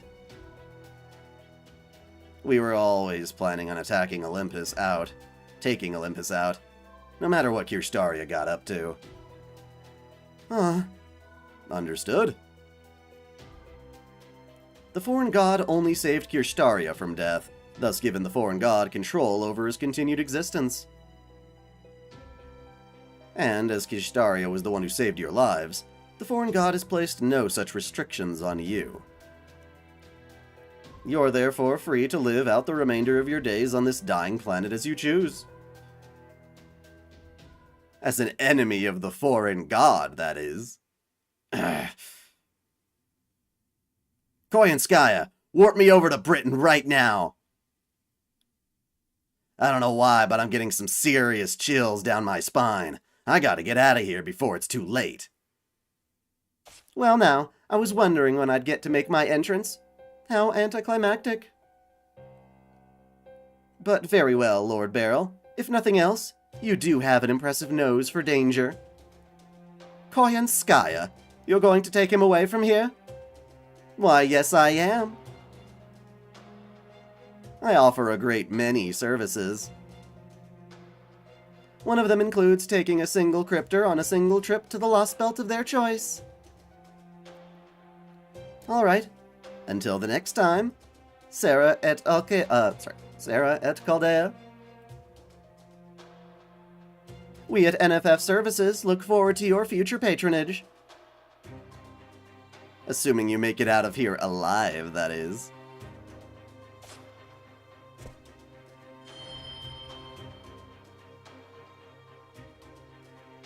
So, Koyanskaya has gone over to that side as well. Well, I suppose it was time. So she is the same class as our god, after all. If she had stayed, it would have only been a matter of time until they were at each other's throats. Alright, you're up, Muramasa. Go on and swing that katana of yours. This very moment is what the foreign god chose you for.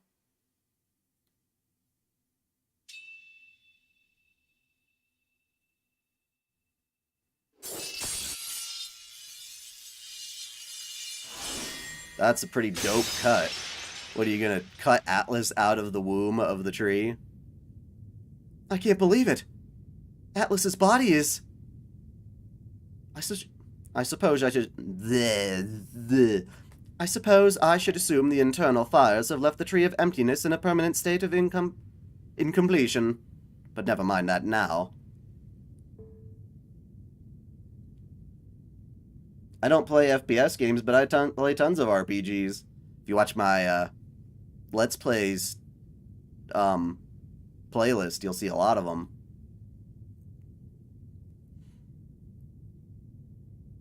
The real problem is that something is about to manifest inside Atlas's bisected spirit origin. You're gonna cut your way out of Atlas, huh? That's pretty dope. What a good villainous thing to do.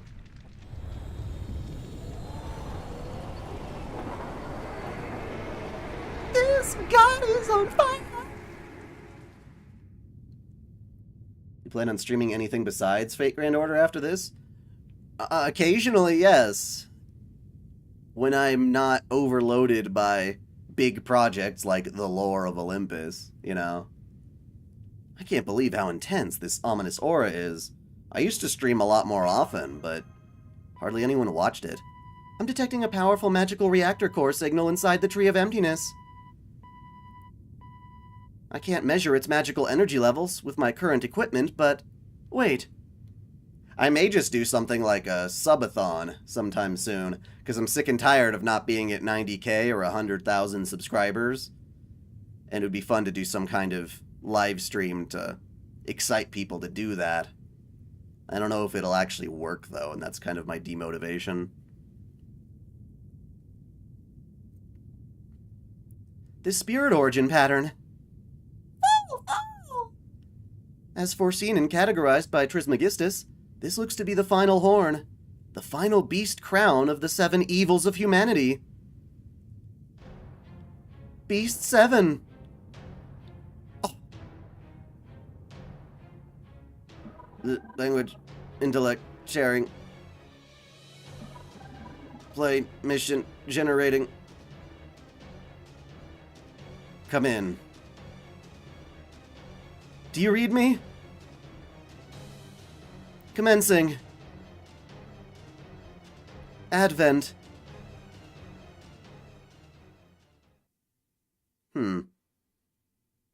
Huh.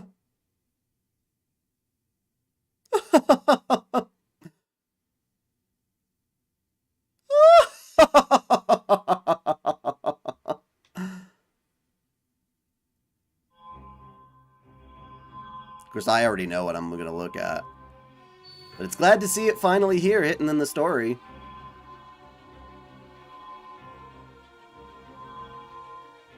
Nice fur coat. Nice navel. Damn. Hello, Olga. It's great to have you back. It's just unfortunate it has to be like this. At long last, it's finally my turn. Thank you for waiting so patiently, my loyal disciples. And well done preparing a vessel for me to... for me to use from this empty planet. I am pleased with the work you've done, even if it did take longer than expected. So this is Earth, is it? I was curious what it was like after hearing it gave my kin so much trouble. But it doesn't look all that impressive. So I don't know how much of this is even Olga, though, if it's literally just her husked-out body. But she's hot. I'll take that.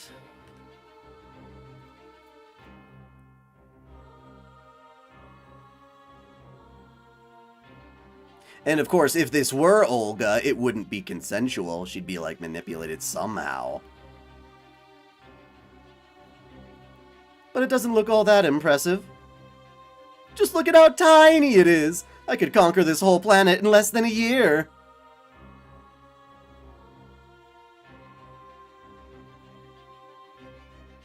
She's so tiny. Why do I feel some faint brainwaves being directed at me? Are these some of the planet's indigenous life forms? They're so weak. I guess they must be. All that aside, why am I not sensing any respect directed at me? Wait. What is this pathetic body? My vessel is supposed to be made from the Tree of Emptiness, right? So why is this one so small? Master, I'm having a very difficult time following what's going on here, but... I think the being floating above us right now is both a beast that manifested inside the Tree of Emptiness and the foreign god themselves. But what I don't understand is... I'd recognize that face anywhere.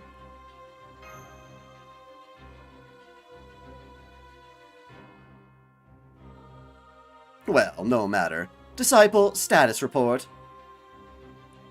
Given what happened with Kirschtaria, it seems like things did not go entirely as planned. I'm afraid Seifert's flames set Magellan ablaze before it could become your body. While your spirit origin is unaffected, I suspect you may be unable to make full use of your authority as a result. So it would seem that my body still has yet to fully enclose? Or eclose? Well, that's alright. It will give me something to look forward to. I'm sure I can find something here that will make up for my deficiencies. In fact, I see a meal before me now that should do the trick nicely. Usually a single lost belt wouldn't be nearly enough to satisfy my cravings. But since I only just acquired this body, it should make for a well-balanced wake-up snack. However, seeing these insects buzzing around my appetizer is putting me off my appetite. Are those the Chaldean stragglers? Why haven't you killed them? They certainly don't look like they're all that capable of giving my disciples any trouble. For that matter, why don't they fear me? I thought those of this planet were obliged to hold gods in reverence. Yes, I know. It would be all too easy to grind them to dust between my heel, but I wish to sate my curiosity for now. Tell me, Sarah, why do you not fear me? You know my name, huh?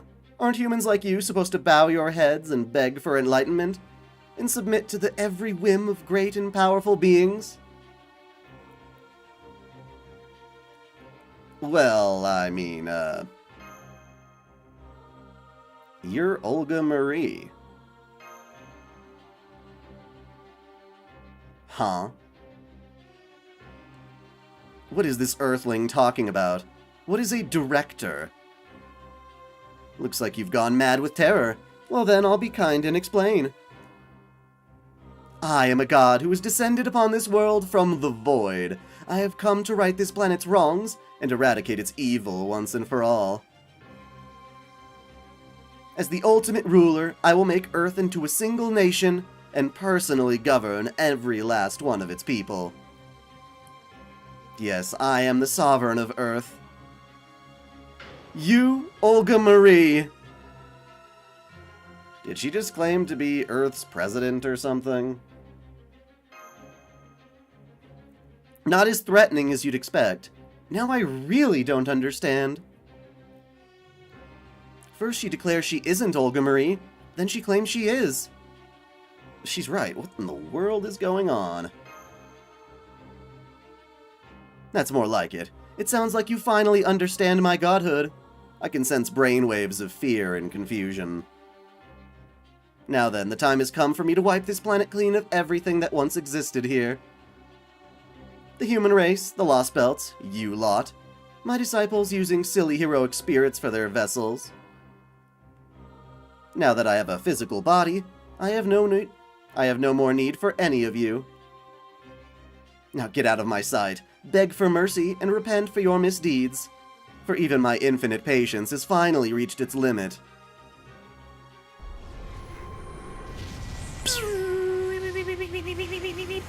Oh, you're gonna create a big void in the sky, where y'all gonna be swallowed up by it?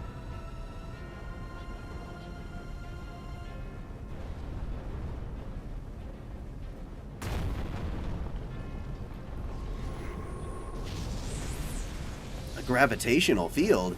It's sucking up everything that isn't nailed down. Damn it, it's even bigger than the Tree of Emptiness. If it keeps going like this, there really won't be anything left. Indeed, including us. Is this really what you want, Rasputin? Because it seems this god of yours has no qualms about erasing even her own disciples. If this is what my god wants, then so be it. I only wish I could have been more used to her. If we use that black light on her, we could... Oh, but both the gun and its ammunition are... Yes, I'm sorry. We can't use the black barrel anymore. Besides, even if we could, I don't know if it would be enough to defeat the foreign god. At this rate, it's going to suck up not just all of Olympus, but this entire lost belt. I don't think it's stupid, I just think she's confused. I think she's confused. Whatever alien god will there was is now blended with a very angry Olga. So I'm finally getting to see a beast in person. I don't need to use my noble phantasm to tell that humanity simply has no hope of defeating her. The sheer magnitude of a spirit origin alone vastly eclipses anything humanity could throw at her. There are simply no conditions that would allow for our victory. Mesopotamia, Solomon's Temple of Time. Chaldea was only able to prevail in those situations because we were an unknown factor. Indeed, our very existence was such an exception to the rule that we had an almost excessive advantage in the environments where Beasts 1 and 2 appeared. Therefore, no matter how outmatched we may have been, it was always possible for us to alter our fate. But this beast is different. She's had Chaldea in her sights since well before we were even aware of her existence. We have therefore lost the one advantage we had in those other fights. Unfortunately, even if the Stormborder were to arrive now, that beast would simply wipe them all out. It's elementary, my dear Leonardo. There's simply nothing we can do. Oh shit. I wish I didn't have to say this, especially after you entrusted me to see this mission through, but we are well and truly fucked. I'm sorry, Miss Sarah. I gave my thoughts as best as I know right now. I'm afraid there's no possible way for us to turn things around.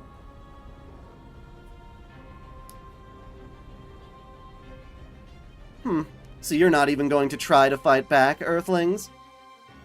Wait, how silly of me. Of course you can't fight back. I don't even know I ever thought you could. I suppose it only makes sense. There is no version of humanity in this universe that is capable of surpassing me. All that aside, you Earthlings truly are pathetic, aren't you? You're so tiny, so powerless. It's like looking through a microscope at bacteria in a petri dish.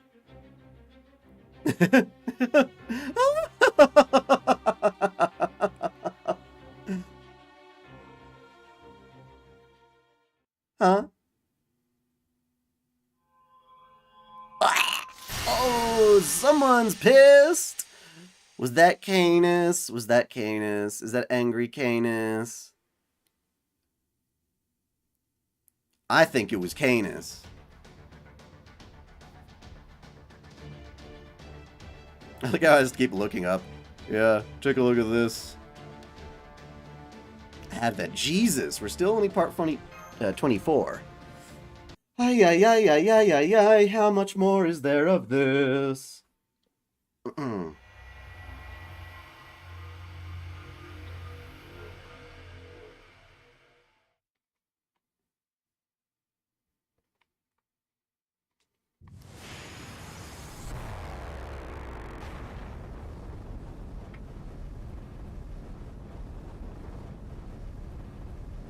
I'm sorry, Miss Sarah.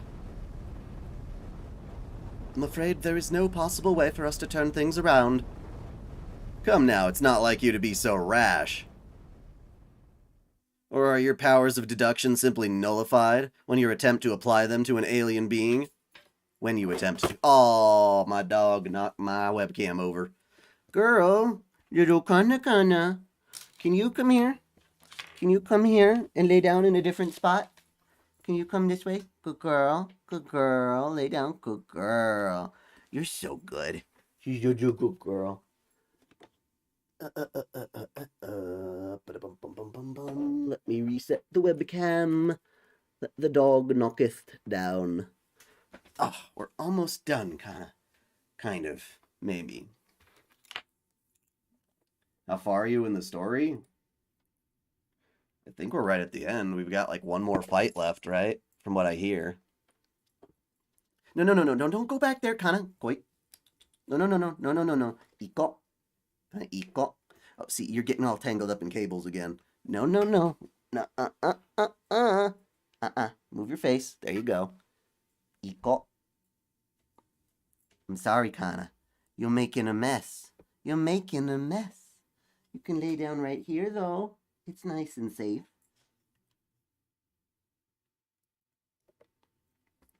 Hi, girl. I know, Kana. I know you're so bored. Your daddy's videoing all the time. But it'll be okay, Kana.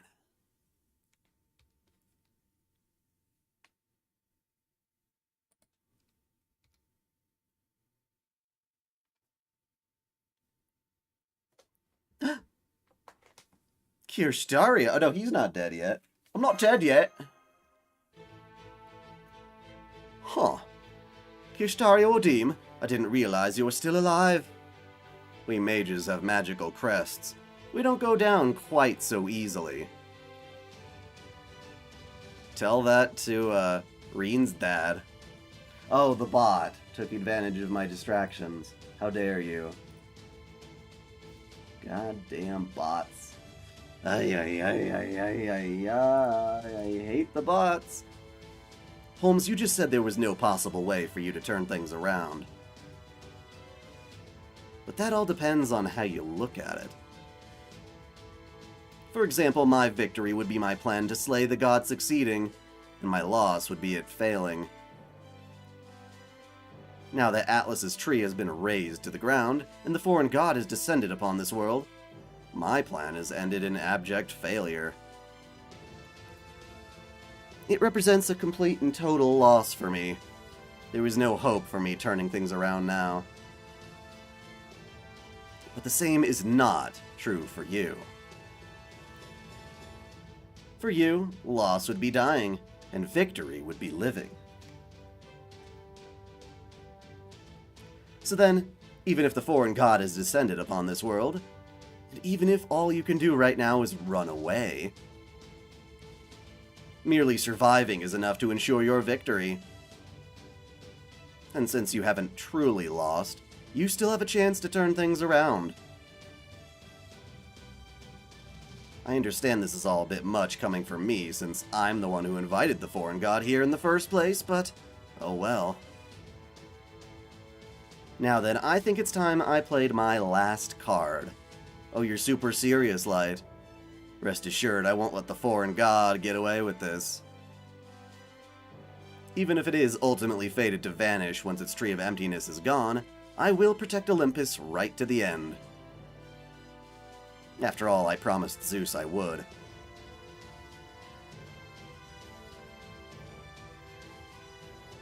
I'll make sure the foreign god goes away, though I can only do so temporarily. Now go, get out of here. I'm afraid you'd only get in my way. Are you sure? I mean, you're obviously very badly burned. No, don't worry, it's not as bad as it looks. I've still got plenty of fight left in me. It's a shame you and I weren't able to finish our duel, though. We'll just have to take a rain check on that. No, we won. You're gonna die. At any rate, you've got much more work ahead of you than I do. I'm sorry about this, Sarah. I wish I didn't have to ask you to take on such an enormous responsibility again. It might not be easy, but I'll give it everything I've got. Mr. Holmes. Very well, you have my word. I will do everything in my power to give Chaldea a chance to turn things around. Good. I'm relieved to hear that. Alright then, this is goodbye. But before you go, Mashu, let me give you one word of advice. I won't deny that, as a crypter, I considered you and Sarah my most dangerous enemies, and tried to eliminate you accordingly. I did so because, at the time, I firmly believed that to be what was right. But of course, humans are fundamentally incapable of making the right choice. So the least we can do is keep shamelessly moving toward those things we have chosen, right or wrong. I believe that's what it means to be human. We are nothing if not great at rationalizing our actions. Still, trust me when I tell you there's no need to fight to assuage a guilty conscience or to atone for past misdeeds. Don't forget, the reason you left Chaldea to go on a journey was to get as much out of it as possible. More like because we had to? I'm afraid the palace won't last much longer. We need to evacuate to the Great Shrine. Come now, quickly. Right. Kirschtaria? Thank you for everything you did for me at Chaldea. I wish we could have all talked a lot more.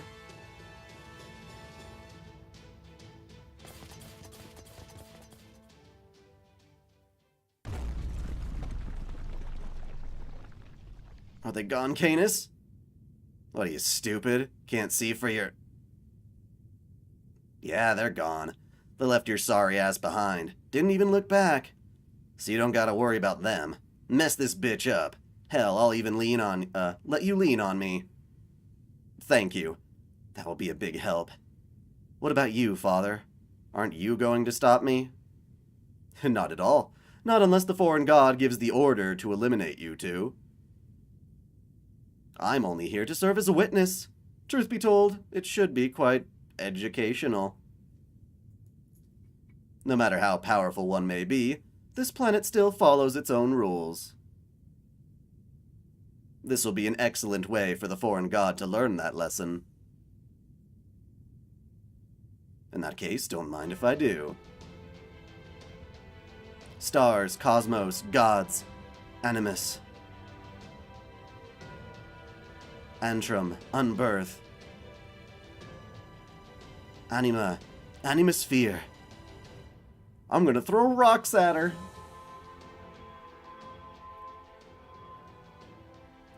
There are yet the lights of stars in the void. Illuminate the earth. Stay aloft the sky. And illustrate the coordinates of the heavens. May you be a guide for voyagers one more time, O light of Chaldea.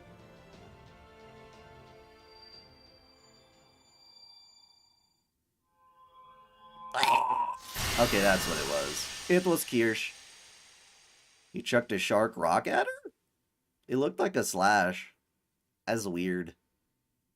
And yet again, they're ending it at that same exact point again. Huh. 25, 26, and 27. We will get there soon enough. Fuck you, Kirei. Fuck you. Indeed, sir.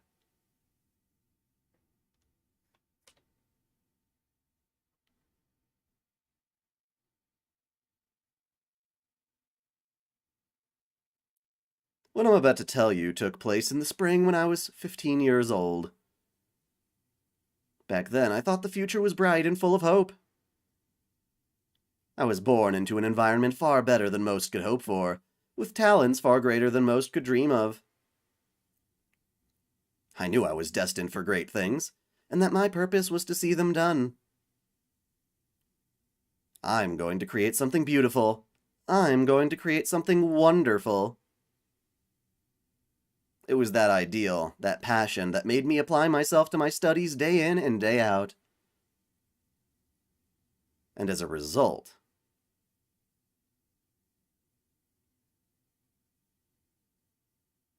Daddy done tried to kill you. I ended up in this filthy dump. I found myself in a place that would never give rise to ideals or principles of any sort. The pain in my chest made me gasp.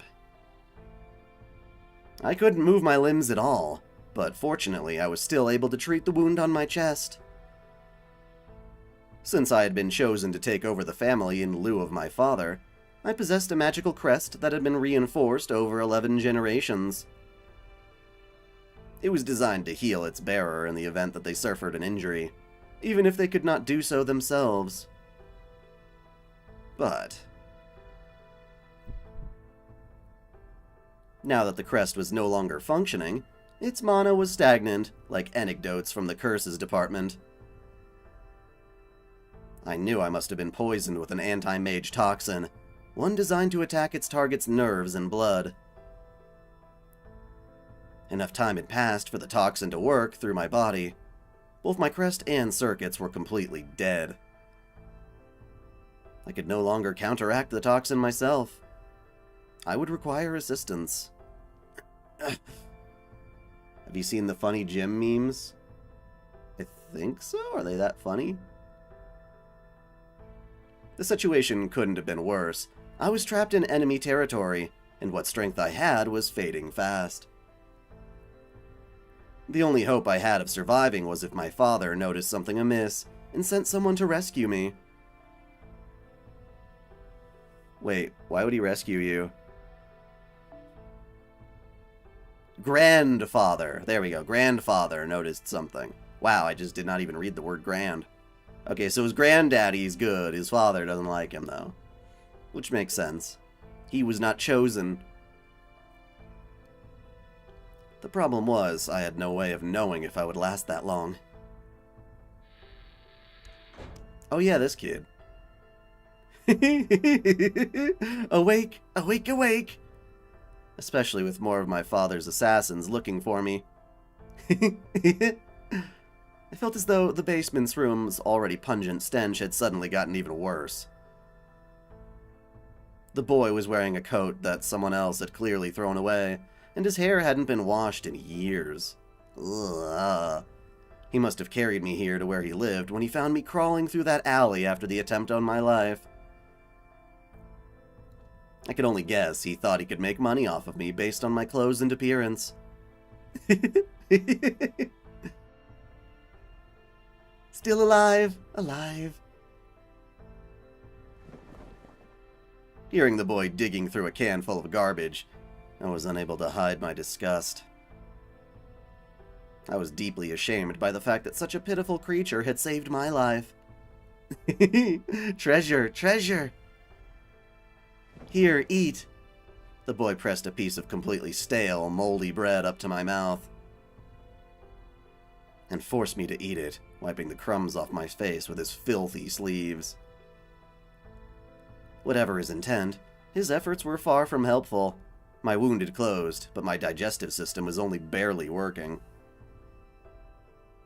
Rather than helping me recover my strength, eating barely edible food like this would only upset my stomach and make my condition worse. It's good. Eat, eat! But I lacked both the strength to resist and the energy to refuse, so I reluctantly opened my mouth and choked down the rock-hard bread.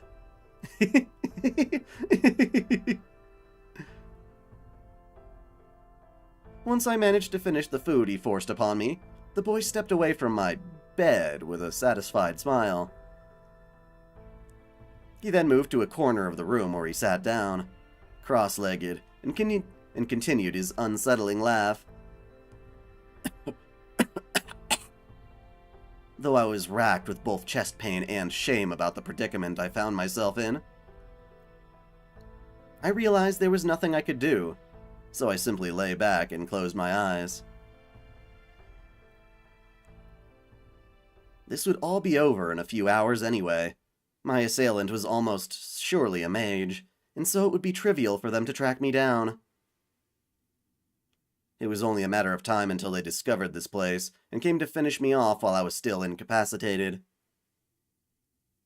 Any help that might be on its way would never get here in time. Not even a god could rescue me. Not even a god could rescue me from this situation.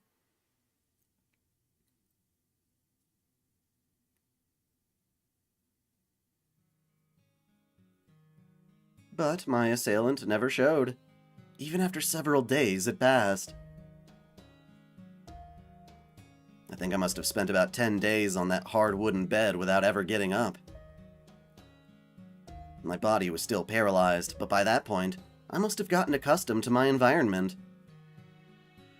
Slowly but surely, I took stock of my current situation. Here, eat this too. No thanks, could I have some water instead? You do have water, good for you. The fact that the shed was located under a bridge was the one silver lining. Thanks to that, we had access to potable water, even if it wasn't entirely clean. That's better. Say, how long have you been living here? Huh? Never mind, eat, eat! My best guess is the boy had been living here since he lost his guardian several years ago. This shed, his home, must have belonged to his guardian. Even now, I do not know if his parents abandoned him, or whether he was an orphan from birth. He had very little in the way of language skills. This was hardly surprising, given that he could not have had a single real conversation with an adult in all his life. What's your name? Surely you must know that much. I was shocked. I couldn't believe there was a child in this day and age, in a modern city no less, who didn't even know what names were. No, more than that. I wondered how he managed to stay alive on his own all this time. Scary, scary. Everyone's scary. Hide, hide. Safe here. Always safe. As the boy told me this, he stroked a pendant he wore around his neck. Well, I'll be. Even though I couldn't use magecraft at the time, I could still tell that the boy was holding a mystic code of concealment. What's more, it was an antique of incredible value. A talisman that belonged to a sect of witches who have been living in England's deepest forests since before the clock tower was founded. Now I see, that explains it. No wonder my assailants hadn't been able to find me. The room I'd been staying in was rendered almost completely invisible. You're right, that really is a treasure. I couldn't bring myself to ask the boy if his parents had left him the talisman, or if he had discovered it for himself somewhere, but at least now I understood his situation. It was the pendant that enabled him to carry me here from the alley without being seen. It must have also been what enabled him to safely borrow food from nearby stores.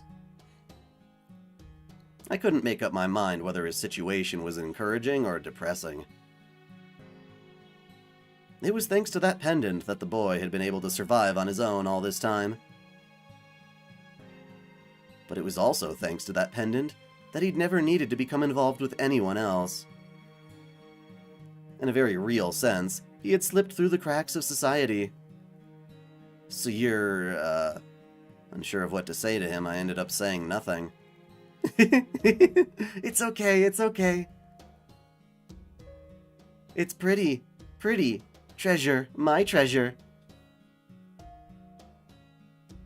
The boy gave me a big smile, while gently tucking the pendant away, never grasping my true intentions.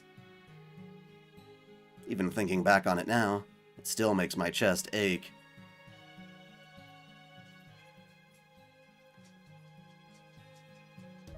Several more days passed, and I made a number of new discoveries. Always saw you on bridge. Always I saw. That finally jogged my memory. The boy was the vagrant I'd seen when crossing the bridge. Always saw you, always. I'll never understand what I must have seemed like to him. No, I'll go further. I should never presume to think I could understand. All I can say is that, as far as he was concerned, I was someone he'd seen crossing the bridge, and that was enough for him to help me. The boy may have been ignorant, but he wasn't stupid. In his own way, he understood the current situation, too. For starters, he never once left the room. Some part of him understood that if he went outside, even with the pendant, there was a chance the people who attacked me would discover us. So for almost 2 weeks, he fed me using food he already had on hand. Food. What's wrong? Is there a problem? No. No problem. Safe here. Safe. I see. Well, that's all right then. Even having grown accustomed to this environment, I was beyond exhausted. I still couldn't move my limbs, and my strength was no closer to returning. It was no surprise. The food the boy was giving me had no nutritional value whatsoever. I don't know, I might see Blood Sea movie, but it's not on my priority list at the moment. And while his pendant may have kept us safe from my assailants, it also kept us hidden from my allies.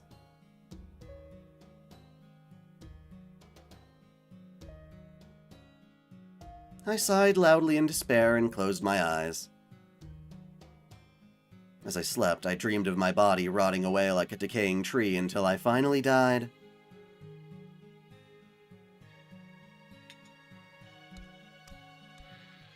The kid left. He's gotta go get more food. Wake up, wake up!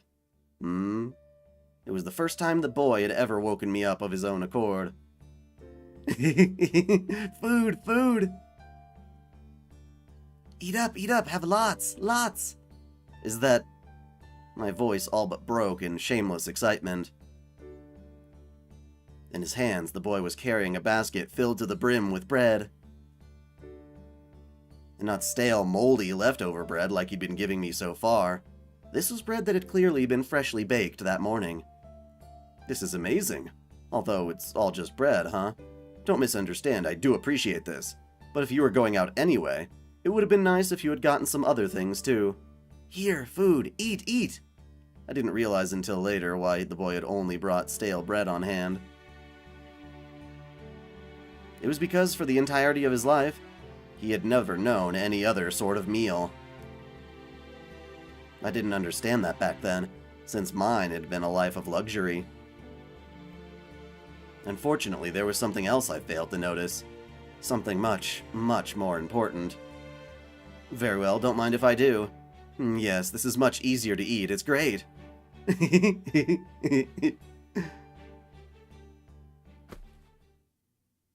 The boy suddenly fell into the bed as if he tripped on a rock, his arms clinging to the top near my pillow. He looked just like a child dozing off at their desk. Are you okay? The boy had always looked so malnourished that I hadn't even noticed how sunken his cheeks now were, or the fresh bruises on his body. He'd been living alone all this time. Of course he wouldn't have enough food on hand to feed 2 people for over 2 weeks. The only reason he'd have any at all was because nobody had stopped him from taking it, thanks to the pendant. The food he'd had on hand was only enough for one person, only enough for him to survive on his own. And ever since he'd taken me in, he'd not so much as set foot outside. He knew that if he left with the pendant, this room would no longer be safe. So he left it by my bed to keep me safe.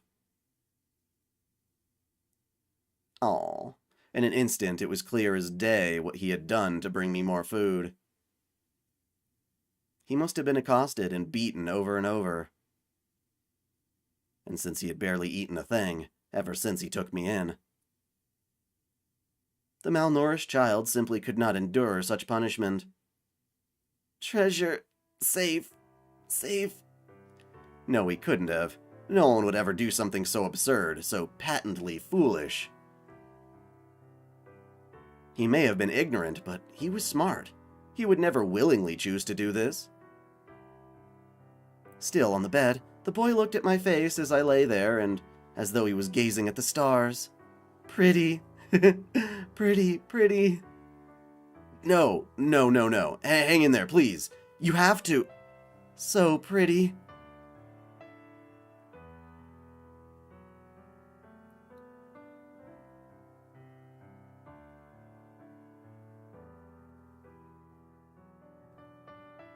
At the time, I wasn't overcome with grief or shock or anger. I was just done with my own stupidity. I was completely and utterly fed up with how foolish I had been to only look at the future, without seeing or relating to those I had previously treated as though they didn't exist. Create something beautiful, born to be a king, a chosen genius.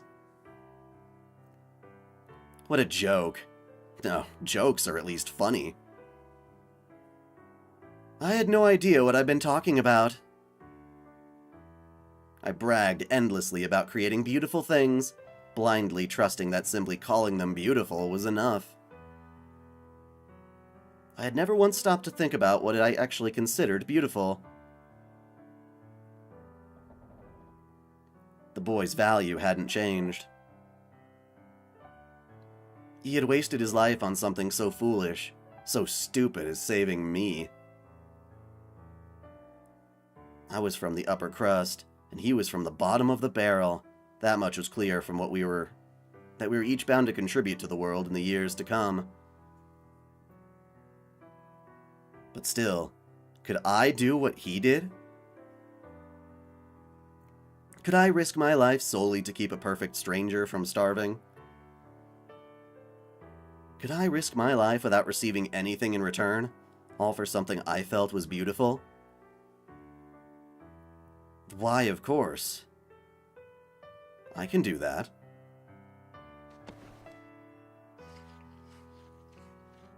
I roused my body from its long, long slumber, very literally burning my soul for energy. I could feel my magical circuits, a gift I had all my life up to that point, physically crumble away. Then, after paying that steep price, too little too late by then, I ate every roll the boy had brought me. That's right. If he could do it, then I had to as well. Now that he had shown me what was possible, it was incumbent upon me to pay him back. For what he lacked in property, he more than made up for in benevolence. I need to set my sights higher. I need to be stronger than ever. I shamelessly shoved the food into my mouth, silently willing my cells back to life. I had no time for regret or self-pity. No, I had a job to do, and I was determined to see it done.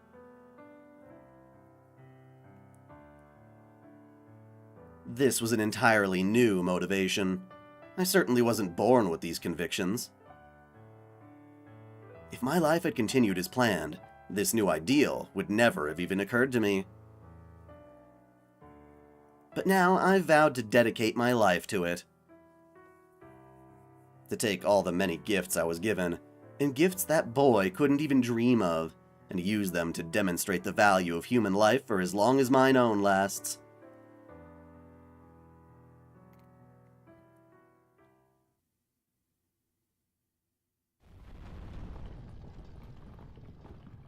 After taking the full force of Kirschtaria Odim's Sirius light, the foreign god disappeared from this sector of space. Whether she was forced to retreat due to injury or simply did so reflexively in response to the unexpected strike is still unclear. Regardless, her exit meant that Olympus would be spared immediate destruction, and left only the master and his servant behind in the palace.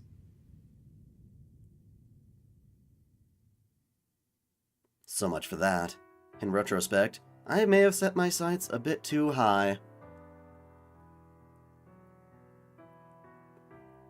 In my opinion, the best RPGs are JRPGs.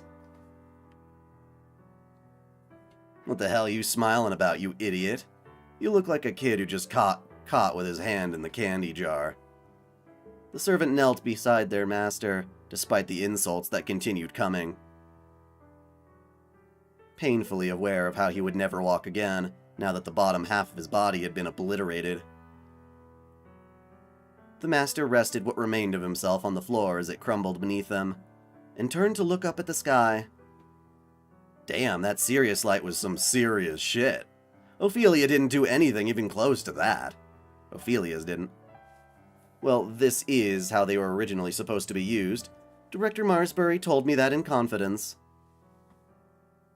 He said that if things ever looked truly bleak, I should use mine to save the world. No pressure, right? The master coughed dryly and brittly as he spoke. His cough sounded like the rattling of dead tree branches. There was no more sign of the melodic spring-like... What the fuck? The melodic spring-like lilt that had previously been a fixture of his voice. You don't say. And here I thought all of Chaldea's directors were weak and pathetic. Sounds like this Marsbury punk was a hell of a guy. Never would have guessed. Yes, he was. I always did respect him, but he turned out to be far more capable than me. He may have been an avid scientist who only cared about his research, but he was also just as dangerous as you'd expect as one of the Clock Tower's 12 lords to be. The master laughed, acknowledging his defeat, but there was no trace of regret in his voice. I must admit, I never would have guessed that you would cooperate so willingly with Chaldea. I was so shocked, I spilled my tea when I heard you join their side just like that. I thought that would have taken considerably longer. Part of me was even a bit jealous. For a moment, I wondered what it meant. If it meant you'd join anyone who defeated you. Hey, it wasn't just like that, and they never defeated me. That was all 'cause Poseidon messed up. Then what convinced you? I guess it was Chaldea's leader asking me about you. Said he wanted to know what Kirschtaria Odim was like now, not as a mage, but as a person. I think that was the biggest reason I'd helped out this long. Well, doesn't that sound very worth your while? You've been helping them all this time without anything in return? Who said I didn't get anything out of it? In exchange, I had him tell me a shit ton of stories about you from your clock tower days. Some born champion you turned out to be. Turns out you were nothing but an overly cautious, stubborn-as-hell coward. Guess both the Dioscuri and Ophelia were completely wrong about you all along. The servant laughed joyously. It wasn't laughter meant to mock the ones who had misunderstood the master. It was meant to commend him for keeping up such a perfect front for so long. The master looked up at his servant when he heard the laughter, squinting as if they were too bright to look upon. His eyesight had clouded over, and his breathing was already sharp and hollow. Hey, what about you? You still got anything you still want to say, or something you still want to do? Go on, let me hear it. I'll at least do that much for you. Something I still want to do, huh? And so, one small piece at a time, the master told his servant about his what-ifs. He explained how each crypter was required to have an accomplishment worthy of overturning their death in order to bring them back to life. So the foreign god created environments, customized, subjective worlds. Worlds that would let the dead crypters achieve such a thing. The master was then shifted to these worlds that might have... The master was then shifted to these worlds that might have been, yet were never meant to be. And from there, he and his fellow crypter undertook a journey to restore humanity. Damn, seriously? So what, you saved the world with them? Only as a part of a simulation. They were nothing compared to the real singularities. Kadak and I came to trust each other. Ophelia and I shared a laugh with each other. Akta and I helped each other. Beryl and I disagreed with each other. Pepe must have saved me dozens of times. Aro may seem frivolous, but he has a strong sense of integrity. I really enjoyed getting to understand them better, getting to know their lives. But all the time the master spent with his teammates was no more than a dream, an illusion that was broken the moment his accomplishment was complete. Now, the only one in this whole world who remembered their trying but important journeys was the master himself. And you still treated him like that? What, is your heart made of stone or something? What else could I do? If I told them, they wouldn't know what to make of it. So I just kept it all to myself, like any other dream. More precisely, he locked the experiences away so he would never look at them again, to make sure that regardless of what happened, they would never fade away. Huh. A journey to restore humanity, huh? That may not be the best way to put it. But if it were at all possible, I wish all of Team A could have saved the world together. The master truly loved his teammates, not as their leader, but as their friend. They're the same, the servant thought bitterly. This master and Chaldea's master were in the exact same position. As his breathing slows, one last thought flirts across the master's mind, like a shooting star in the night sky. The hell were you thinking, you idiot? You didn't even have to try so hard all by yourself. I'm glad to hear you say that, Caenis, but you're wrong. I was never all by myself. All humans are trying to do their best. Tsk, like hell they are. Don't you try to pull that shit with me, Kirschtaria.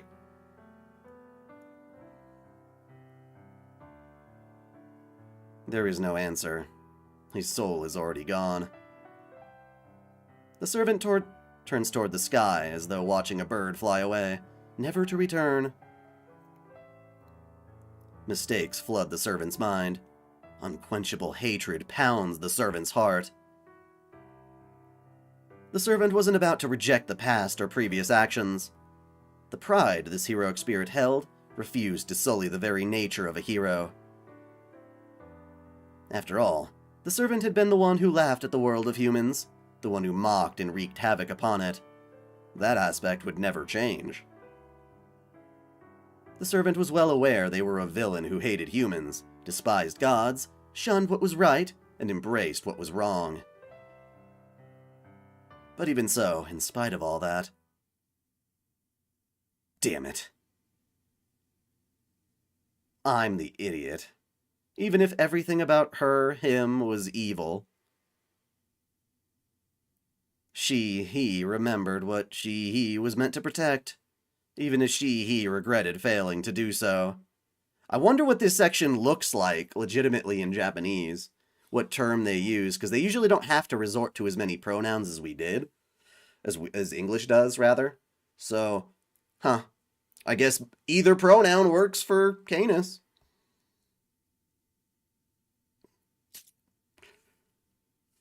Ugh. Like a bird in the sky. Squawk! He took up her spear of lightning, and a golden bird took flight. His next actions would not be his or her own glory, but to show them what he was indeed the right heroic spirit for his master. That's clumsy. It's a little clumsy.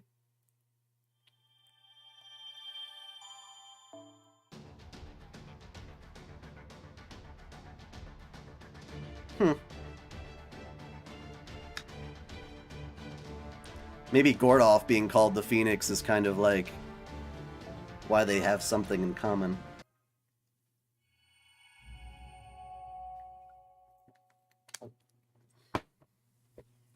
I don't know. I feel like Caenis, despite, is probably just a bit more mature than Mordred, surprisingly.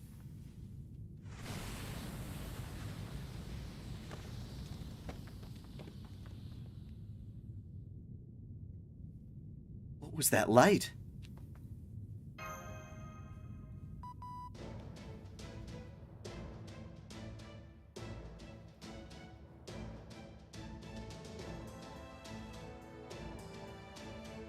Yes, Caenis was a woman, got assaulted by Poseidon, wished to become a man in addition to inheriting this divinity so that this kind of thing would never happen again.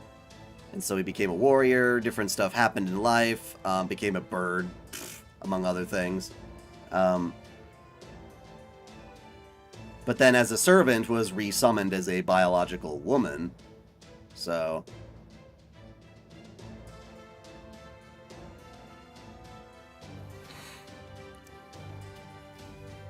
yeah, Caenis does not necessarily prefer being back in a female body. It's like, what the hell, man? Why am I here? Is kind of the idea. Like, why am I in this form? So do we want to call them she or he? Like, she based on the biology, or he based on what they were? And I don't know if she really gives a shit. I don't know, it depends. I'm curious what somebody, like... obviously Kirschtaria calls her he.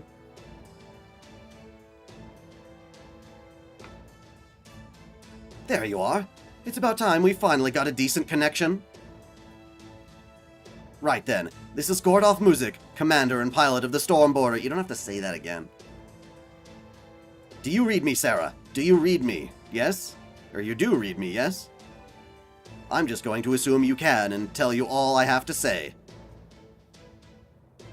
We've just finished making emergency repairs to the border, and are on our way to rendezvous with you all at top speed. We're all caught up on your situation thanks to our video feed. We all know that the Tree of Emptiness was burned down from the inside, that a mysterious light came down from the sky, and that the foreign god appeared from inside Atlas and claimed to be Olga Marie Animosphere. I'm still trying to make sense of it all, but never mind that for now. Which building are you all in right now? The Great Shrine? The Cronus Crown? The Cronus crown is starting to fall apart quickly, so if you're there, hurry over to the Great Shrine immediately. We should be able to fly in and extract you from there. What's that? I'm asking the impossible? Never mind that. Just get it done.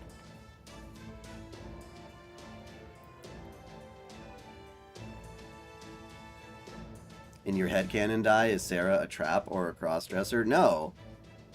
I'm playing a female character. There's still a female character in the game. It's just me playing it. I ain't no trap.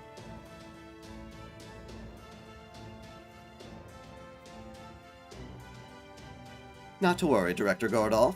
We've already managed to escape from the Great Shrine. Or to the Great Shrine. Once we've made our way through the Machina corridor and reached the Hanging Gardens, we intend to try and make our way down to the city. You can't. The Great Shrine's crumbling from the bottom up. You'll never make it down to the city. Quick, does anyone know where the most stable point in the shrine is? If it's stability you seek, I suggest you may seek your way to the altar. It's in the very middle of the shrine, and it was a holy zone used to receive Lord Zeus's revelations right to the very end. It will not be quick to fall apart. It should take us about 20 minutes to make it to Olympian airspace, so try to evacuate to the altar by then. Understood. Then we'd better be on our way before the Machina corridor starts to collapse as well. Woo! Woo! I see the furry little breakfast thief is safe too. At any rate, hang in there until we come to rescue you in the border. Administrative Advisor, Mashu, Sarah, Makarios, Adele, Queen Europa. You had all better hang in there until Captain arrives, which we will, guaranteed.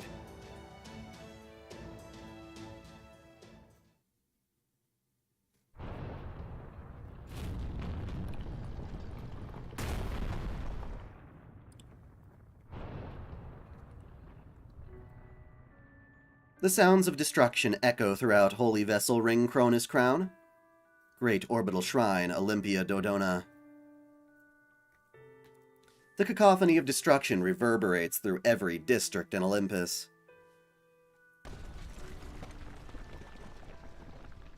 Both the crown and the shrine, once thought immutable and eternal, were falling apart before everyone's eyes. I do watch Attack on Titan. Even the great crystal mountains had begun to fracture. Rubble rained down upon the city. People huddled on the ground, not even daring to look up at the sky.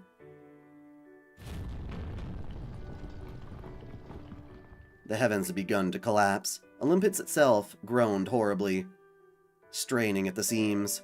The death cries of an entire city echo across its districts.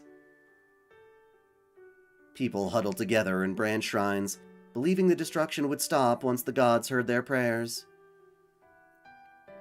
But to no avail. The rubble continued to fall, crushing some of the branch shrines and districts surrounding them. Most people prayed fervently for this disaster to come to a swift end. They prayed and hoped, and believed that the gods would protect them. They believed that their friends and family, who had suffered painful deaths, would soon come back to life. But in time, some people waiting for their loved ones' return began to realize the truth. No one would be revived. No one was protecting them. The Cronus Crown's collapse would continue. My favorite thing about FGO is its characters, or just Fate, period, is its characters. Would continue unabated. There would be no revelations from the Great Orbital Shrine.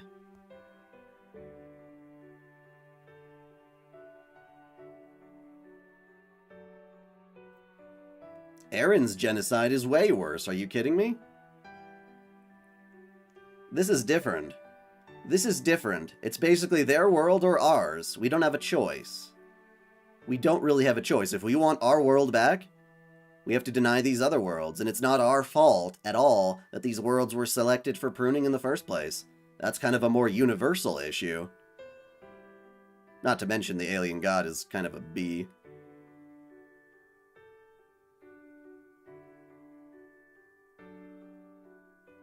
I always play female characters in games. We should do to ask for Bro Barrel's forgiveness? Wait, Bro Barrel? Bro Barrel? Barrel can burn in hell.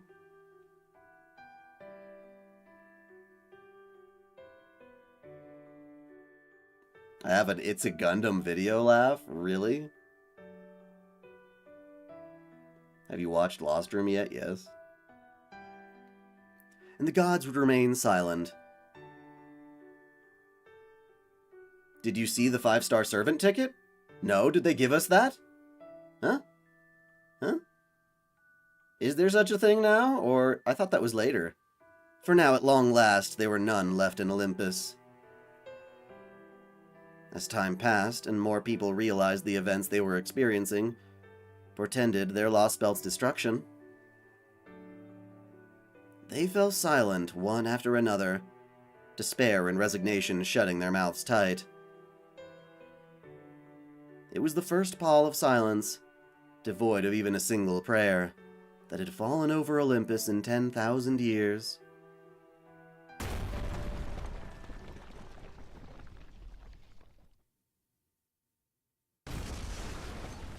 Not much further to the altar now. The floor is fracturing. Everything's falling down to the city below. We can't use this route anymore either. Come on, let's head back to the intersection and look out!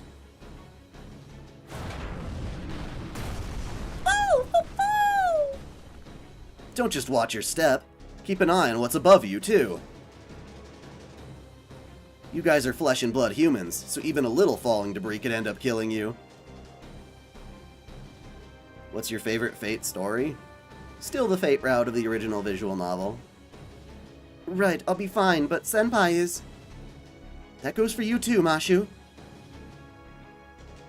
With the Ortanax's output so low right now, you're not much more durable than an ordinary human.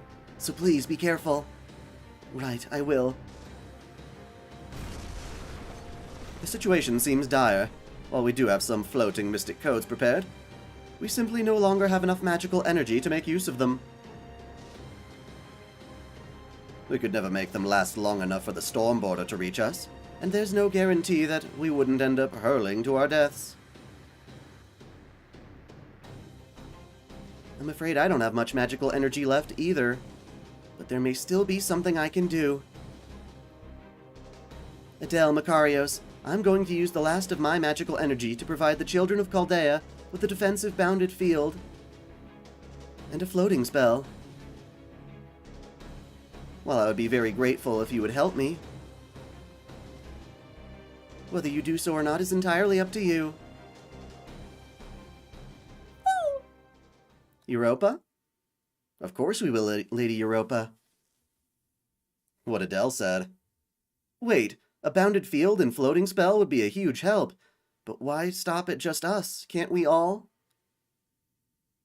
Operation God Destroyer is complete now. Even the Tree of Emptiness is finally gone from this lost belt. This is our new future, the one we've been dreaming of for a long time. Right. Today is totally different than yesterday. I'm sure our cells are growing again for the first time in forever. We can finally pick up from where we left off 10,000 years ago. That's all we need.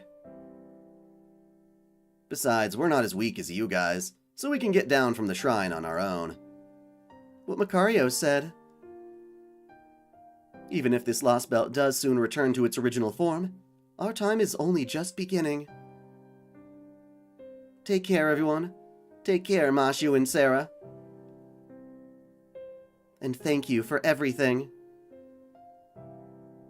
This time we spent together may have gone by in the blink of an eye, but I enjoyed every second of it. We enjoyed it too. That's exactly why we don't want it. Come on, don't look at us like that. We all accomplished what we set out to do, right? I'll admit, there were a number of times when I thought it might be hopeless. I mean, I could tell from the first time I saw you guys that you weren't bad people. But I thought we might be screwed when it came to the operation. But you really came through.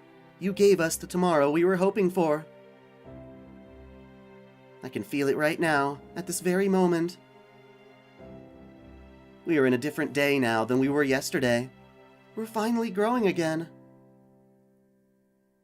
This lost belt may end up disappearing, but even so, I still feel as though anything could happen today. This is what I wanted, what I've longed since I hoped to feel. Long since hoped to feel, right? So thanks.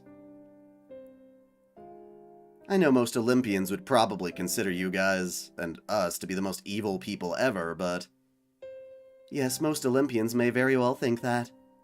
But we don't, not one bit. And isn't that enough? We'll never forget you guys, even if this world was never meant to exist. So as long as you guys remember us proudly, that's plenty meaningful right there. We'd much rather remember us, you remember us like that, than to keep living aimlessly forever. Yes, you're right. Thank you both so much for helping us get this far. Woo! Woo! Thanks, Makarios, Adele. I'd like to thank you all as well. Thank you for watching over Lord Zeus's loving heart and over Olympus's pride. May you all live on, children of Chaldea. O beloved Zeus in heaven, send your winds from the far reaches of humanity to aid these travelers. And may your protection keep them safe from all manner of disaster that may befall them.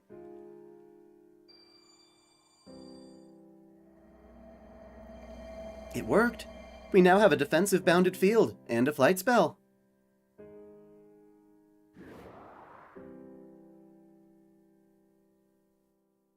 Bye Mashu, bye Holmes, bye Foe, bye Sarah.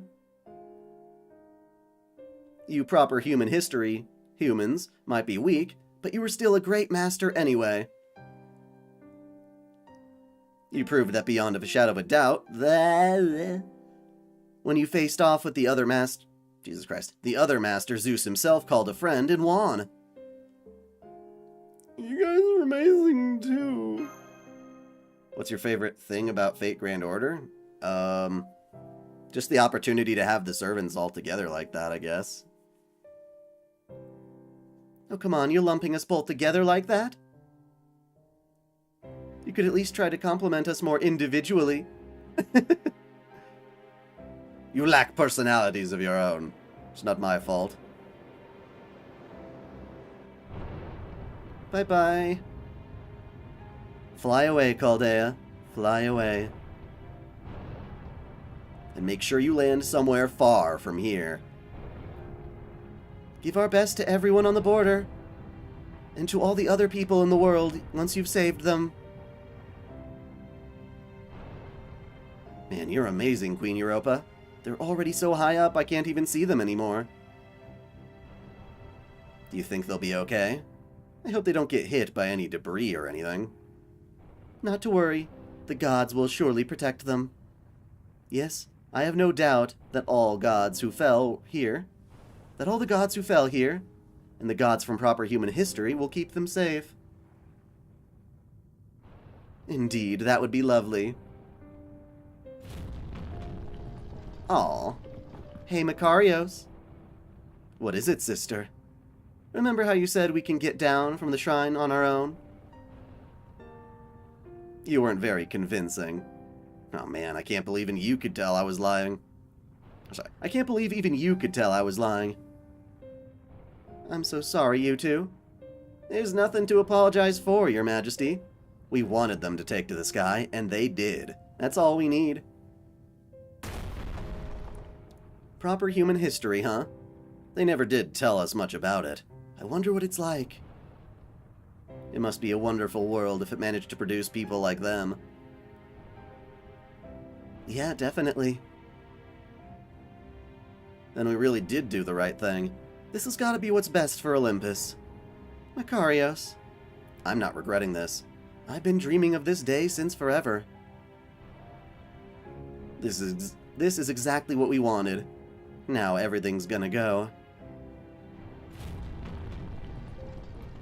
Don't do this, Makarios. I'm sorry, sister, but I've got to say this. You know what? What? Don't get me wrong. I really do think this was for the best. I'm not just saying that, I really mean it. It's why I've been able to keep fighting for so long. But all that said...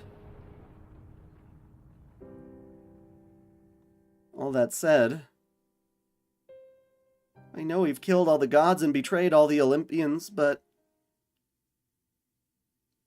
if there was a chance, even a tiny one in a billion possibility of having just one wish granted... Makarios.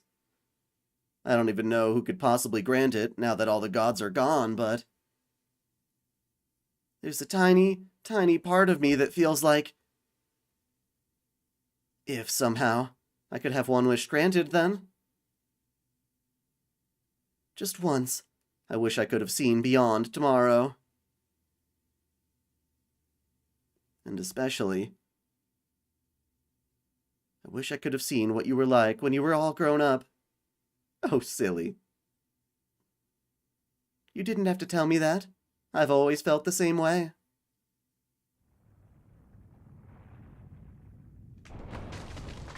And death.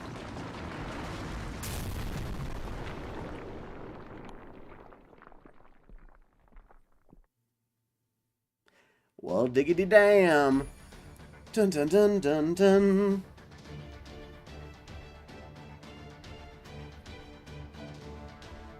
They wished they could have lived on without being immortal, you know what I mean? Like, live their lives to an actual normal death.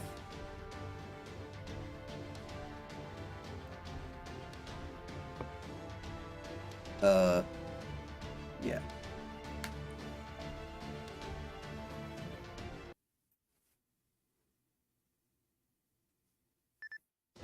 I can see everyone's spirit origins. It looks like they're floating, but I'll go ahead and guide them to the deck.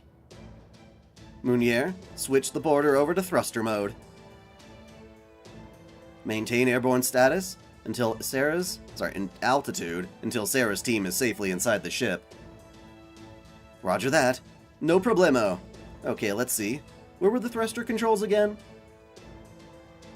I told them to wait at the altar. Why did they have to go to the extra risk of using flying magecraft? They weren't being incestuous by saying that. Well, nothing to be done for it now. Open the deck hatch. As soon as we've collected the field team, we're getting out of this airspace faster than you can say skedaddle. Hi, yes, sorry, I'm afraid I have an emergency report to make before we get to that. A powerful spirit origin signal is headed towards us from the Dodona Palace. It will reach the ship in 10, 9, 8... So we're still not out of the woods? What in the world do we have to deal with now?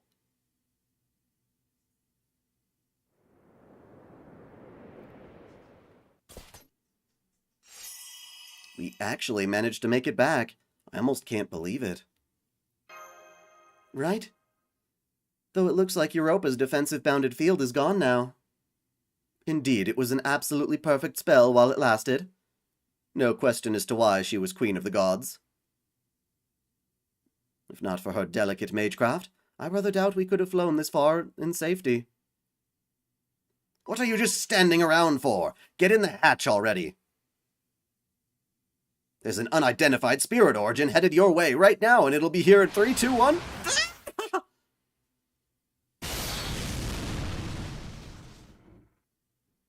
Hey there.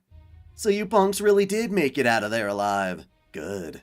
Wouldn't be any fun otherwise. But weaseling out of tight spots is one of the things you lot do best, right? Knew flying here was the right choice. So where's the twins in Europa? So they're dead. Well, hey, that figures. No point in saving their lives now, right? So you went around pulling all the shit you wanted and decided to scram before it got real, huh? I like that. Hell of a lot less cleanup that way. Only problem is, you assholes got no business being the only ones to make it out of this scot-free. Don't you think, Chaldea? Caenis. Caenis isn't Caenis the divine spirit? So she managed to survive too? Well, that's just grand. Go ahead and invite her to celebrate this victory with... Hold on, are you sure that's really Caenis? That spirit origin pattern doesn't match the one in our records at all. Well, Caenis did have some divinity mixed in previously. Now there's divine aura emanating out of the spirit origins every pore. It's almost like a purely divine spirit. That's precisely it, Gordolf. I don't know how this happened. Caenis, as she appears now, is quite clearly a god in her own right. In fact, at this moment, it would be no exaggeration to call her a direct proxy of the sea god himself. Keep the hatch closed for now, Gordolf. There's about to be a battle up here. Huh? But why? Our battle here is over... Shut up. You should have hung on that... You should have hung up that mustache long ago. What? You should have hung up on... Oh, I see. On Mustache. His name is Mustache, according to you. You should have hung up on Mustache a while ago, Detective. Perceptive as always, though, I'll give you that. But we don't need a peanut gallery getting in our way during the fight to the death. Caenis, there's no reason to fight us anymore. You've already lost your master, and any reason you may have had to protect this lost belt. And despite all that, you still want to fight us? You done? So now we know what your servant thinks, Sarah. How about you? Got anything to say? Only this. You're not going to back down, are you? Hell no. This unfinished business ain't gonna finish itself. You punks brought down frickin' Olympus. That's huge. I couldn't ask for more worthy opponents. And hey, I might not be your typical Greek heroic spirit, but it's still what I am. And if there's one thing we all know Greek heroes are about, it's revenge, ain't it? It sounds almost farcical hearing that from you, Caenis, given how much you despised Olympus. But I can't deny that your will to fight, your drive, and your spirit are more united than ever before. This must be your final destination, the one you failed to reach in your lifetime. It seems you finally arrived at your answer, Caenis. Then as such, we are obligated to respond accordingly, even if this battle is entirely unnecessary. Sarah, I'm aware your magical energy has also long reached its limits, but can you still do this? You know it. Let's go, Caenis. Get in my party! Ha, well look at you. A goddamn weakling of a master glaring at me like you actually know your shit. Fine, then let's go. When we're done, all that's left for you and your servants will be dangling from my spear. One last thing. Remember my name. I am the one who made Poseidon pay for violating me, and took his place as a god in recompense. I am the foolish king who lost himself to the vices of killing, violence, anger, and pride. But right now, all that I do for my contracted master.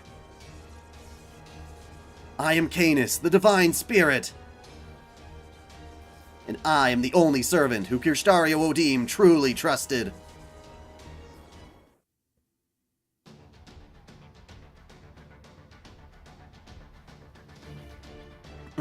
I have to take you along? Why? Why? Mashu? Fine, whatever. Well, good thing we know we're fighting a Lancer, so... You know what? Musashi is gonna come. We're gonna give her good old boofy boof. Buffity buff buff. Yeah, I know. Fine, I'll remove a craft essence. Chill out. I'll just remove you entirely. There we go. I know. Let me throw him here. Thank you. And then... Autoria. Yes.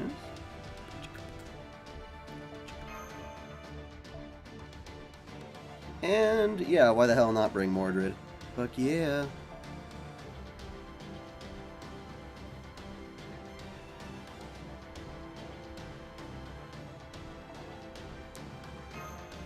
Oh, and then take away your craft essence. Right. There we go. That fits. Oh, yeah, we have to do this. So... Boop.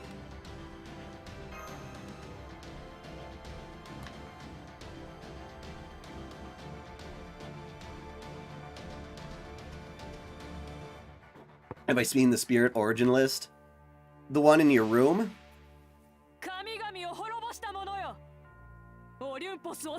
No, I gotta take a quick break. I gotta go bathroom, and I gotta give my pets their food. I'll be right back.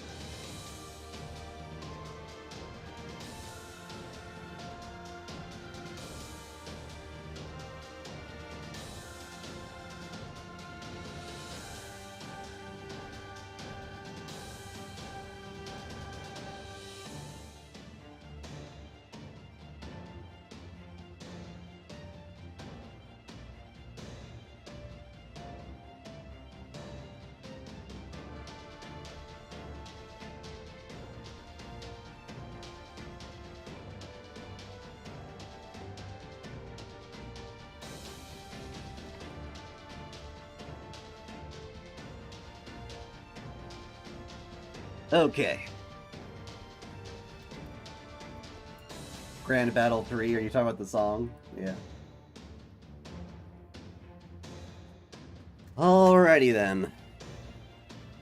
Caenis, you're being rather stubborn right now, but that's okay. And what is this on you? Poseidon's Blessing, low chance to decrease a single HP recovery amount. Okay, whatever.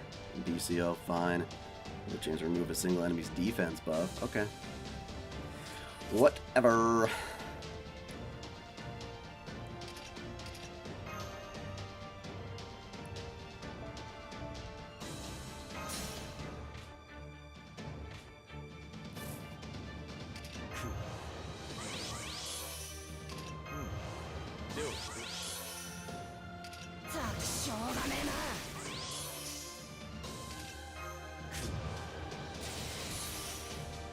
What exactly is a lost belt in Fate? Okay, I've answered that in my first stream, but I can answer it quickly again. In Fate, you've got different various alternate universes. It's a multiverse. So there's not just one timeline. You got ones in which, Shiro meets King Arthur, goes to Avalon, chills with her. There's, other worlds like Apocrypha, where you got Mordred hanging out with Kairi Shishigo, that kind of stuff. And then there's all sorts of different worlds. There's extra worlds, there's worlds that are like Tsukihime, these other parallel running worlds. But the universe does not keep track of all different worlds.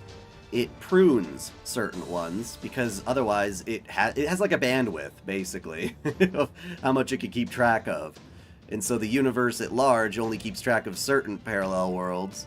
And Lost Belts are worlds that were otherwise pruned, discarded, because they've deviated far too much from what the universe considers proper, that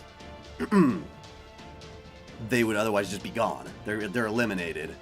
And these alien god fantasy trees are keeping the different worlds alive that would otherwise be discarded by the universe. Am I going to watch Doctor Strange 2? Maybe eventually. It's not, like, high on my priority list.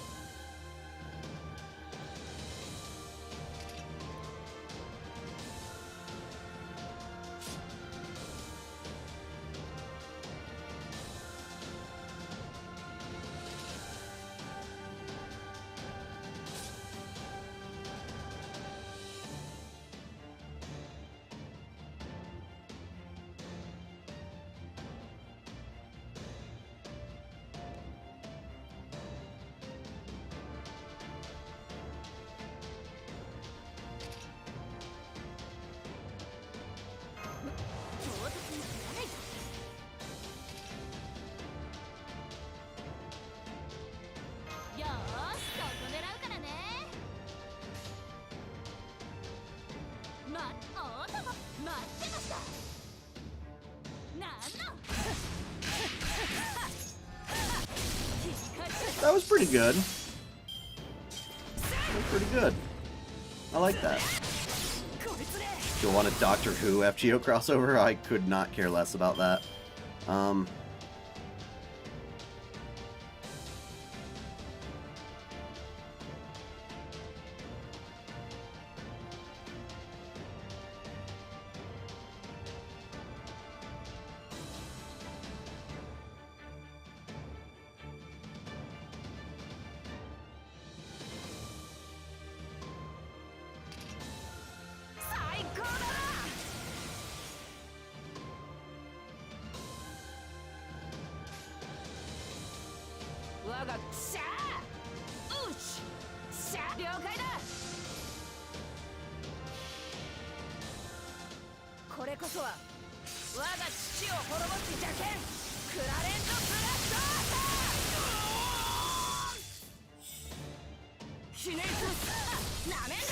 So how long do you think until Lost Belt 6 is released for the NA version? I mean, do we get Castoria before we get the Lost Belt?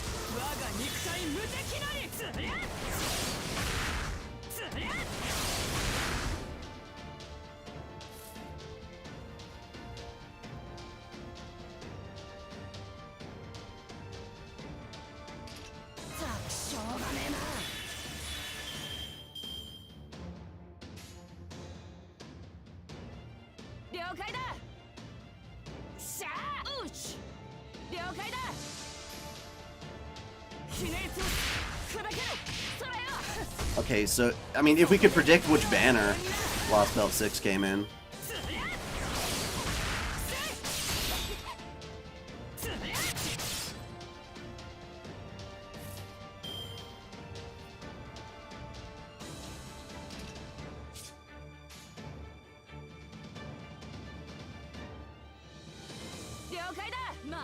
What type of Grand Servant do you think Shaggy would be in Fate? Ultimate Grand Ruler or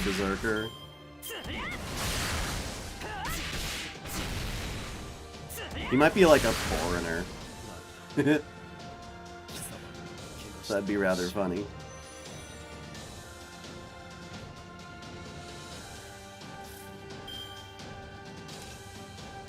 Okay, hello. That is not good. That is very much not good. No, I'm trying to read your guys' chat at the same time. It's a little tricky.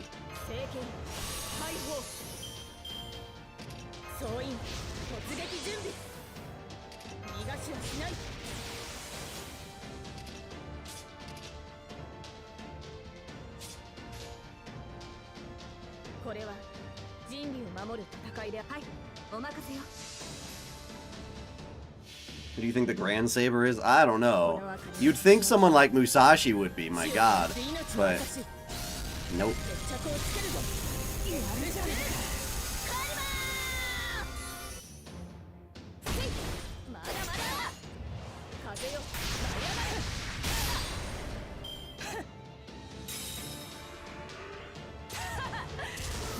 Oh great, invincible in guts. Aren't you clever?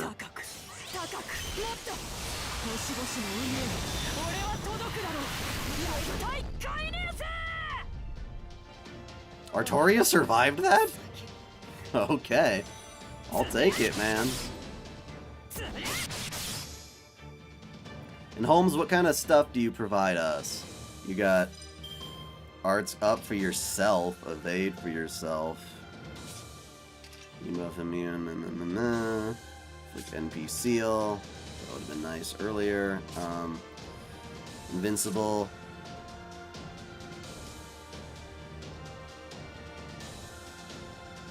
So we have to hit her 5 times, it looks like.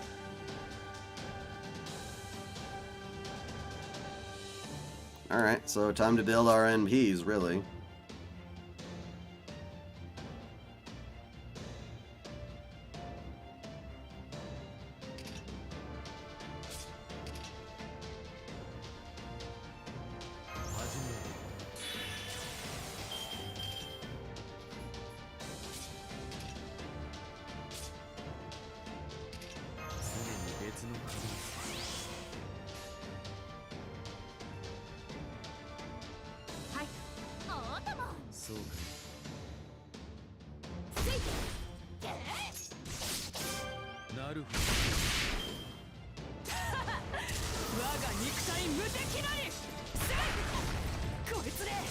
Oh my god. Okay.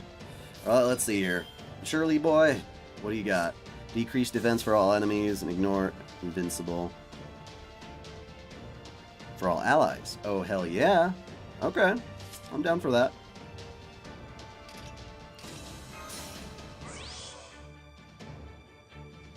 And then what is that? MP seal? No. Alright. Fuck yeah. Let's do this shit. So that means a bunketh, a bunketh, a bunketh. Triple! Musashi can break through the invincibility. Well, now everyone can break through the invincibility. Yahoo! Eat that, bitch!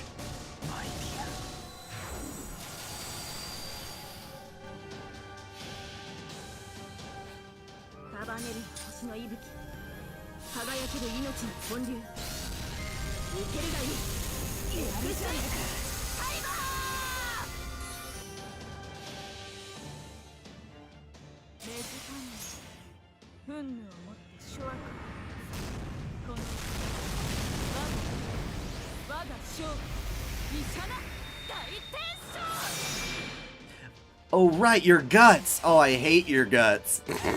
I hate your guts, Caenis. You killed the Musashi. You killed her. Oh no, why'd you do? Why you do? Oh, you killed Artoria. Oh no. It's all up to Sherlock. Can he do it? Oh wait, no, we have Mashu. We have Mashu. Alright, I forgot all about you.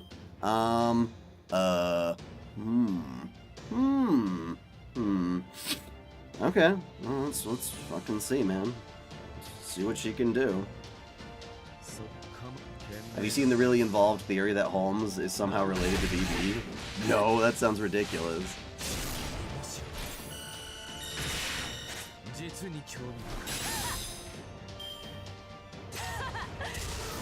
Damage cut. God damn you. You cheating little bitch.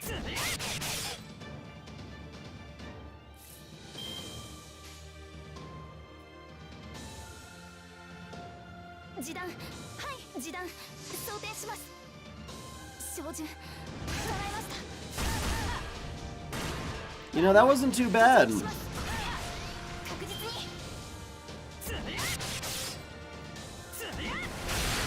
こいつで。 I don't got anything to stop her. Oh, maybe I shouldn't. Oh, man. I should have NPC'd her.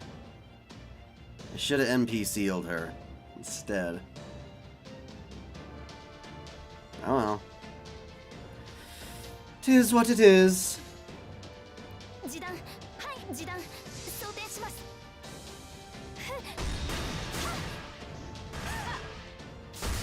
バーニャ、突撃します。確実に。俺は自由だ。海の大地に俺をつなぎ止めることはできる。ラピュタイ・カイネウス。やはりか。 What? Is it only one hit of invincibility? Is that how that works? Aish. Aish. パラドクスビクターセット。オルテナウス、前に出ます。示弾、装填します。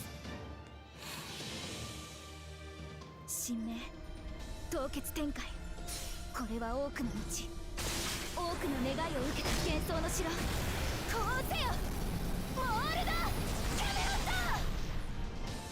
照準、捉えます。ブースト、バーニャ、突撃します。確実に。我が肉体無敵なり。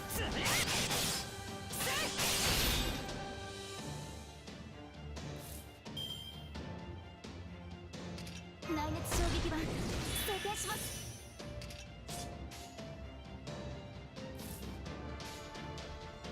Yeah, she's probably dead. 示弾、前に出ます。 I'm gonna res myself though, because I don't have time for this shit. バーニャ、突撃します。確実に。こいつで。 Oh wait, she's got guts! Holy shit. Holy shit. Should I restore her health? Should I restore her health? Oh yeah, she's her guts is gone. Fuck yeah, we will. Yeah, let's just use one spell. Mashu, I'm gonna trust you for once.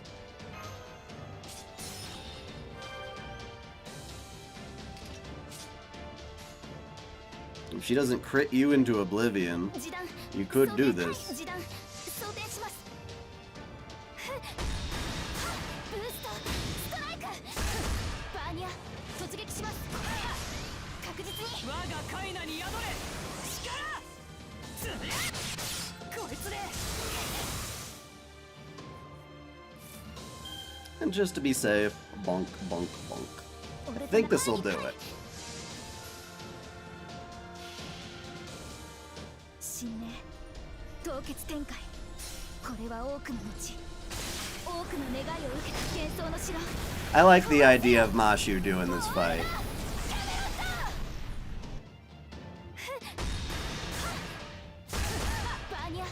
You know, somehow I figured you would survive this turn. God, it's like your defense doesn't matter at all.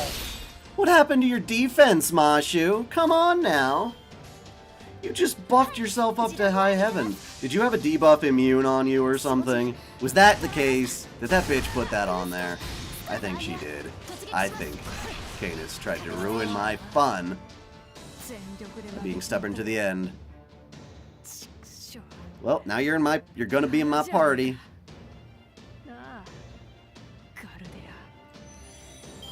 状況終了。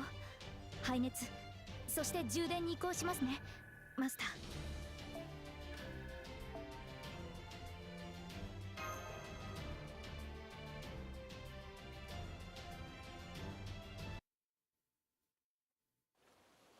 Damn. So you want to bring every human up to the gods' level, huh? That explains a hell of a lot, Kirschtaria. No wonder you're so desperate to get things moving. I don't know what the hell you did to yourself, but it's pretty clear you could drop dead any second. But if this plan of yours works, you'll be set up for a nice, long life. Typical human thinking. My apologies. I clearly didn't explain myself well. My plan is to make every human besides myself into gods. So this revolution won't include me. Even if my plan works flawlessly, I'll still be an ordinary human. Huh? Well, you might say it's similar to how a doctor can treat everyone except himself. Except that's not true, necessarily. This revolutionary rain of meteors I'm envisioning requires a central spellcaster to work. One can't turn both the central axle and the world that turns around it at the same time. Really, if I'm being completely honest, my plan isn't entirely foolproof. But when I shared it with Atlas, warts and all, he also reluctantly agreed to it. That being said, I have no intention of dying anytime soon. I plan to keep on living for as long as I'm able. Besides, if my plan goes well, then it will be everyone else's turn to shine. And who knows, I may end up living for quite some time yet, since I plan on taking it nice and easy in my retirement. What the hell? He's gotta be shitting me. He wants to make everyone else in the world ascend to the next plane of existence, at the cost of him becoming the only relic of the past. What are your favorite Final Fantasy movie and game? There aren't that many Final Fantasy movies, so I guess it would have to be Advent Children. And game. FF7. That's pretty straightforward for me.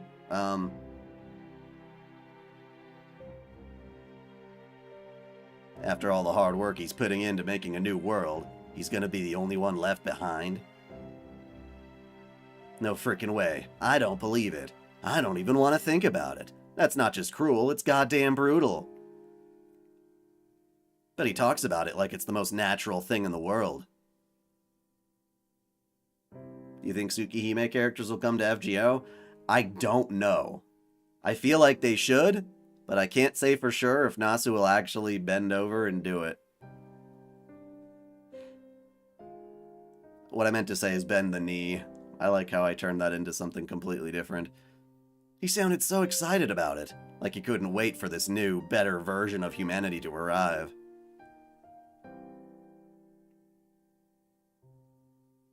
Your twisted nature couldn't be more plain, Caenis. Both your heart and your mind are warped beyond redemption. Even becoming a god has done nothing to fix that. You were never anything more than a recipient of the sea god's love. How can you possibly begin to match us? You never even understood Lord Kirshtaria's vision for bringing about a new age of gods. All you ever did was flail about in anger, curse the gods, and think of nothing but yourself.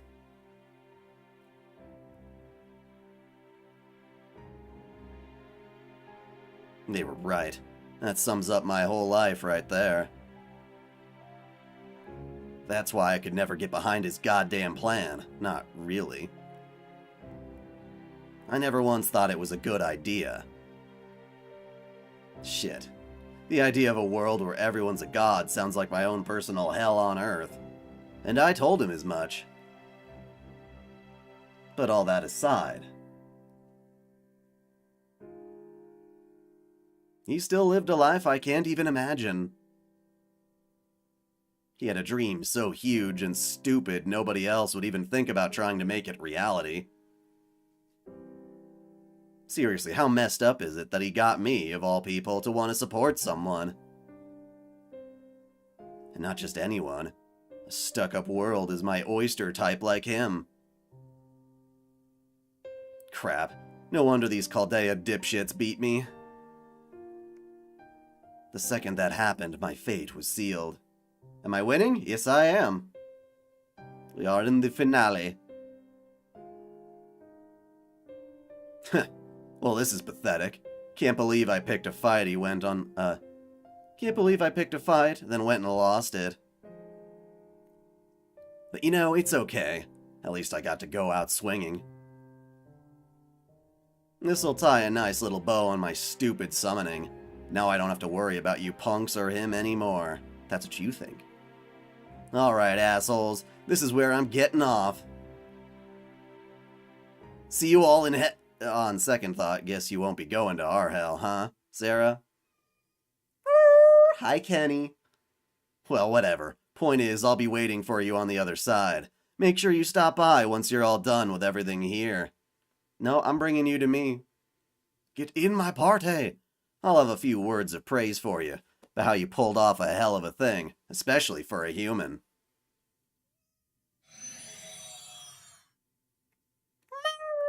Who's your good Kenny? We have confirmed Caenis is gone. This Lost Belt's last remaining threat has now been completely neutralized. Caenis was a really, really strong servant. Old man? You know we're back online now, right? We are? Damn it, Spinach! Why didn't you say so sooner? You've got to communicate. Testing, testing. I trust you can all hear me. Once I open up the hatch, which I'm about to do in a moment, I want you all to get inside the border double quick. Hey, Kana, don't do that. He's just a little lonely kitty. As soon as you confirmed your safe return, we'll be getting out of this airspace immediately. You can make your report to me after you've had a good long rest. Is Caenis a raid-up servant? Right now, yeah. However, there is just one thing I would like to say first. Well done, Sarah. Well done, Mashu. Well done, Administrative Advisor. Now that you have returned, I am officially marking the following mission complete. Order Lost Belt number 5 in its suborder, those who cross the Sea of Stars. I dare say your performance deserves full marks across the board. I advise you all look forward to your next bonus, for I think you'll be pleasantly surprised.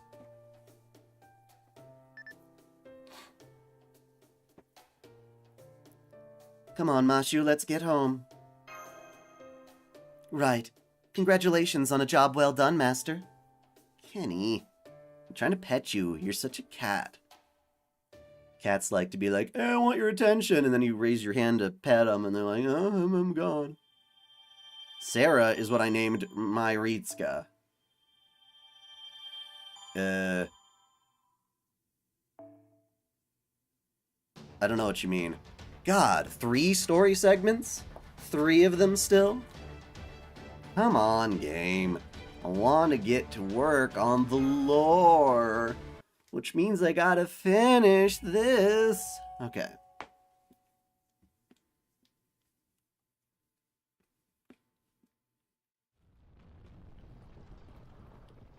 Guess I can't just keep gazing at the sky forever.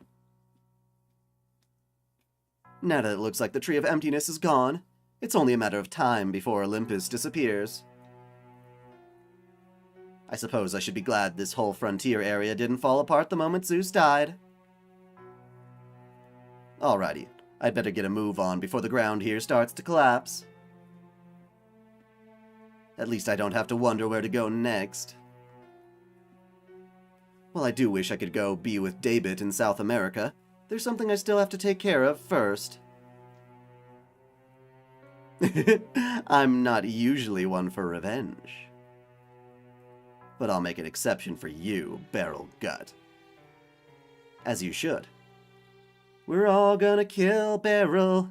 He's now the worst person on the planet. Screams, shrieks, groans. Despair, misery, fury. This is what should have been heard all across Olympus. The supposed utopia of the gods. I was so looking forward to basking in them, to feeling the joy and sorrow with my entire being as I laughed at the humans collapsing into tears. I was all set to point and laugh, to mock these humans as they succumbed to despair.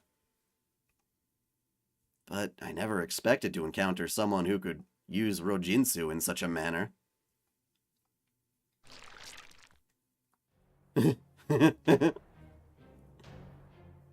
Ew. Ew. I can feel my entrails waking up from their slumber. It's been a long time indeed since I last made use of my true body. I must admit, I am most vexed with myself. I never imagined one could break my life extension in that way. But no, never mind that for now. Yes, right now. I believe a moment of silence for the mechanical gods who flew here from a distant realm is in order.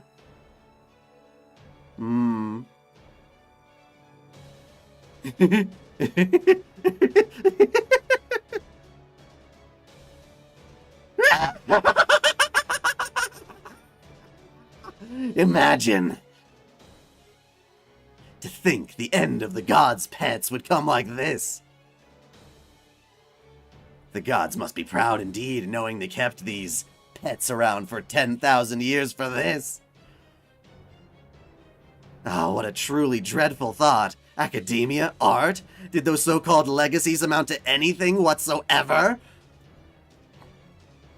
They gave their pets eternal life, and even limited their value. Would you rather play the Corpse Party games or the Higurashi games? I don't know. I already know the Higurashi story, a lot of it anyway, so maybe I would try Corpse Party just for the excitement, like, for something new, rather.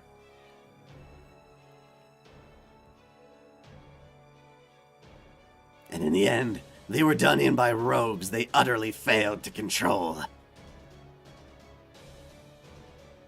A mere two specimens of humanity, larvae left over from the Olympia Machia, who went and betrayed their keepers. And now that Chaldea and company have had their way with them, not a trace remains. What else could one call this but a glorious farce?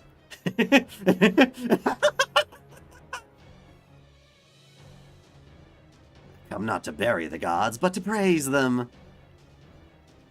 Rest assured, this alter ego will never forget these old ones' final moments, nor their death throes. Indeed. Now that I've witnessed this beautiful sight, I can scarcely restrain myself any longer. Yes, next time. I, Ashiatoman, shall entertain the god-slaying master in my true domain. The bowels of hell itself.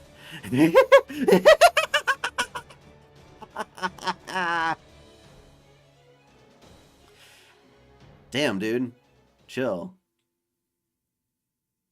Yay, 1 out of 3 done. Let's do this. Let's do this. Let's do this.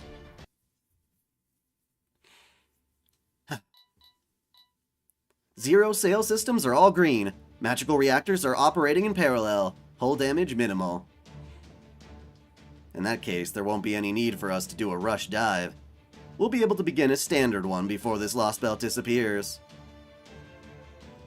Munier, would you mind giving me a hand? You got it, Captain. No, wait. Forget just giving you a hand. You only just got back on your feet, so you should still be taking it easy for a while. Sit back and let me handle things for now. Solid as a seashell. Now go take a seat in the co-pilot's chair, and don't forget your seatbelt. Roger that. Solid as a seashell? Dimension-piercing battleship Stormboarder, preparing for deployment, setting a return course for the Wandering Sea.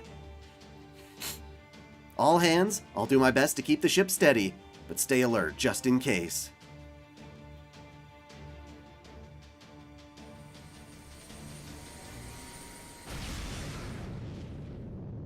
You know, now that I think about it, we've really got our work cut out for us, don't we?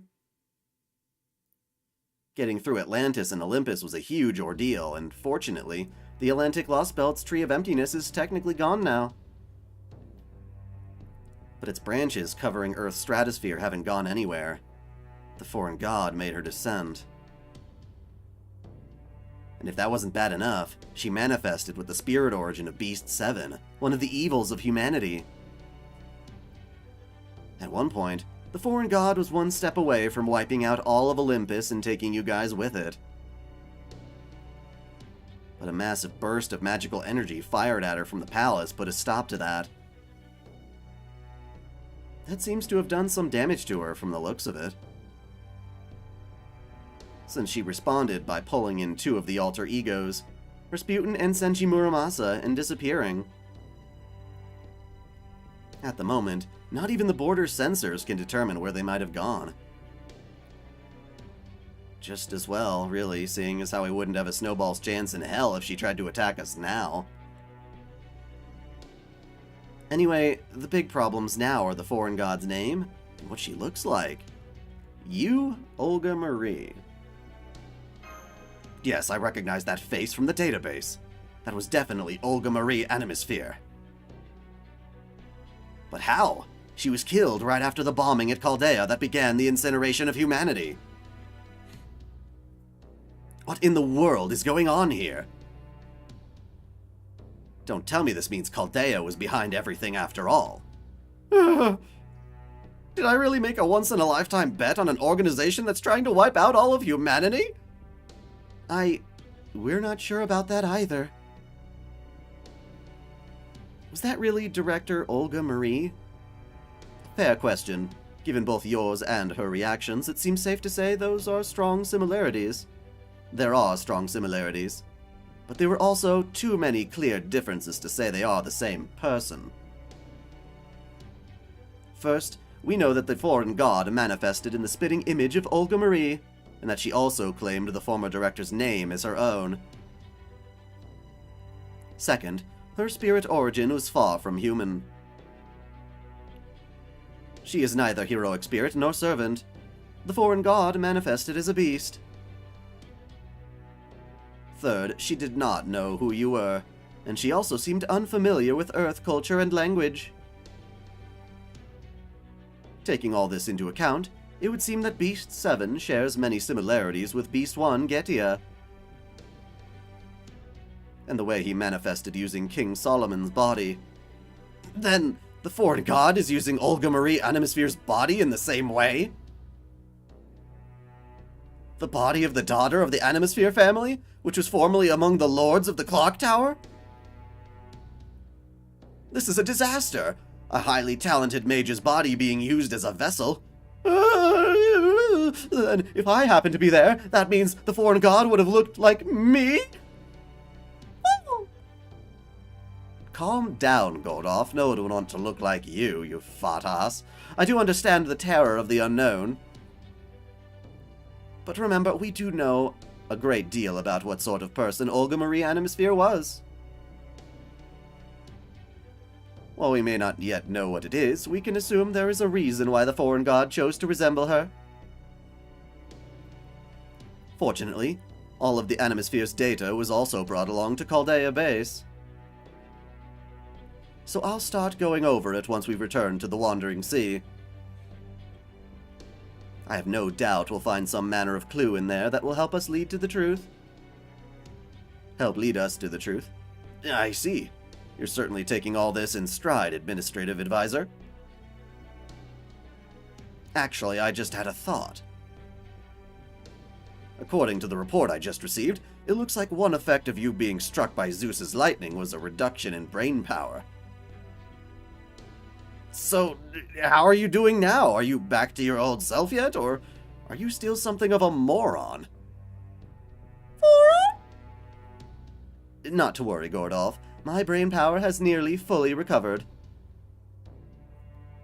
Though I will say, seeing what it's like to voice and act upon my thoughts immediately has been a most novel and informative experience. Never mind that now, Holmes. You've been pushing yourself way too hard for way too long. That's right. I know all about how you've been using up your noble phantasm this whole time to come up with ways out of the jams you guys kept finding yourselves in. I know we've got stuff to talk about, but it can wait until after you've gotten your ass into the recovery pod. That goes for talking to Caddock in the infirmary, too. Wait, what? That goes for talking to Caddock in the infirmary, too. It can all wait until everyone's recovered. Wait, did you just say Caddock? Caddock's alive? Oh! What are you talking about? Do you mean Caddock's on the storm border right now? And he's in the infirmary? Oh, right. I completely slipped my mind. Or it completely slipped my mind. We have Caddock in custody right now. It was right before we were about to make our way up to the altar. Don't worry, you've nothing to fear from me. I'm not carrying any NFF service weapons at this time. I simply have a delivery for you. This delivery is not from me as a disciple of the foreign god. Rather, it is from Rasputin, or at least what remains of his heroic spirit within me.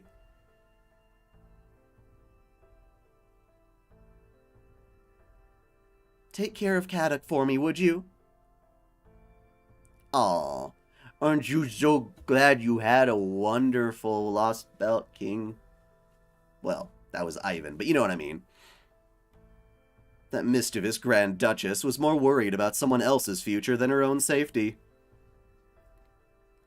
So rather than letting him die, I thought I should at least give him a fighting chance. But do let him know that this was a one-time only occurrence. I won't be lifting a finger to help him again. Not even if I should happen to see wild dogs eating him alive. And just like that, he dropped Caddock right there and stood, where he stood and left him. He was covered in blood and obviously in critical condition, so we got him to the infirmary right away. But by the time he got out there to collect him, Rasputin was already gone. That said, Caddock is still in a coma. We're not sure what will happen next with him. According to Nemo Nurse's diagnosis, we'll need to keep him in the recovery pod for several months. But once he is fully recovered, mark my words, I'll be grilling him for every bit of info he's got. Well, don't forget, Caddock's not the only one who needs to rest, Gordy. We could all use a good, long break. Yes, very true. Between Atlantis and Olympus, we have completed our largest and most trying operation to date. While we may indeed have our work cut out for us, I think we've more than earned the right to take some time to relax and recover. You said it. Congrats on Caenis. Okay, Sarah and Mashu, I'd like to say a little something too. Congratulations on resolving the 5th lost belt. Like we said, we definitely still have our work cut out for us, but you don't have to worry about that yet. Right now, your only job is to get some rest. We can talk turkey over what comes next once Holmes is back to his old self. Alright, that's all from me now. Great work, you two. You did awesome.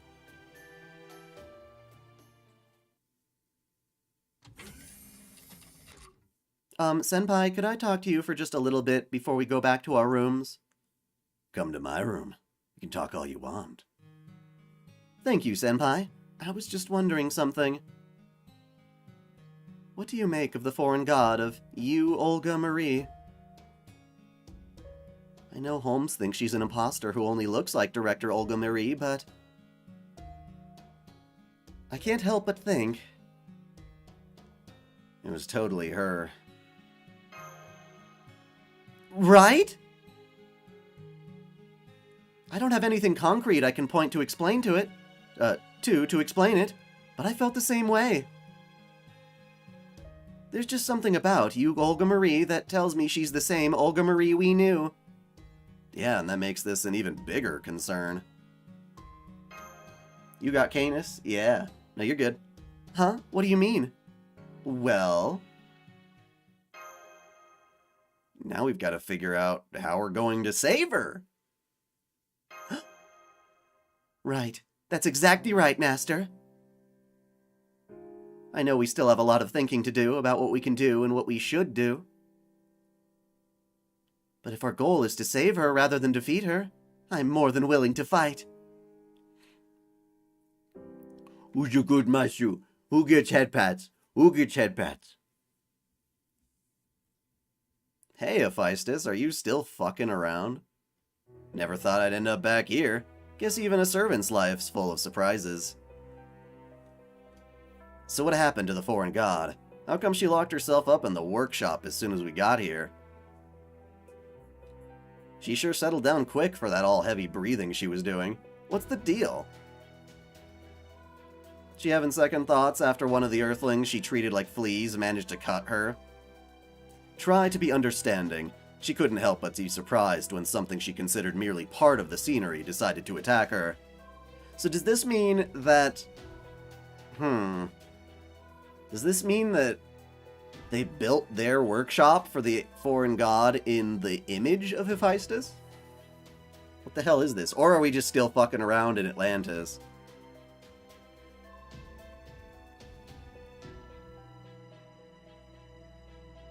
Oh, you're on the Grand Temple of Time. Damn. Okay.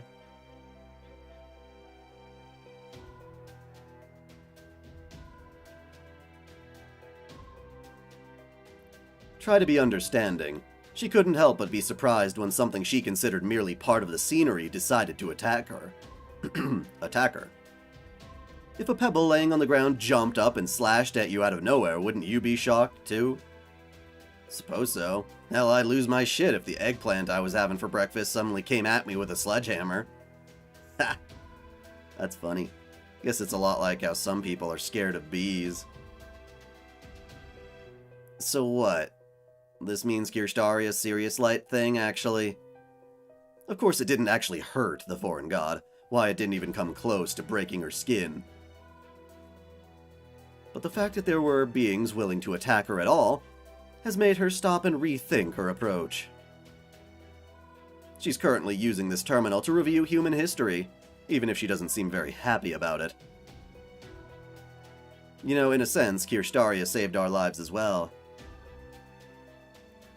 Thanks to him, the foreign god is now willing to let us stay on as her disciples. Never mind what we've lost contact with Limbo for the moment. Huh. Isn't the foreign god supposed to be all-powerful or some such? What would she still be needing us for? I'm getting to that. You see, there are two surprising things the foreign god learned from these events.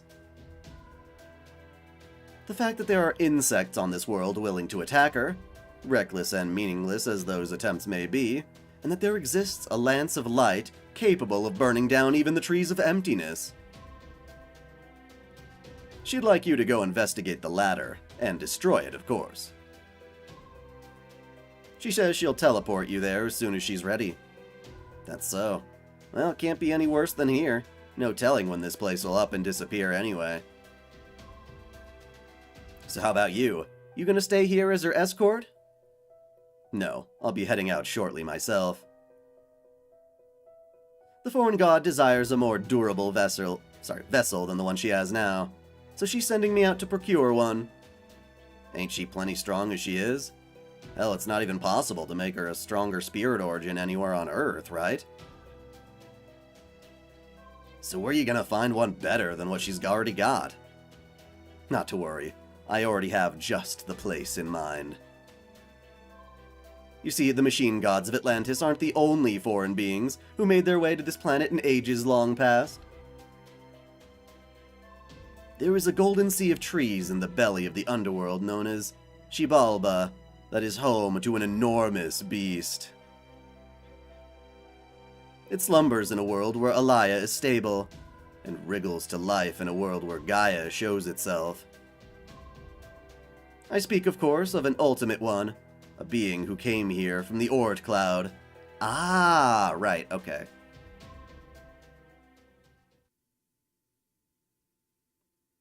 Yeah, you're gonna get one of the types, and you're gonna fucking put her in it?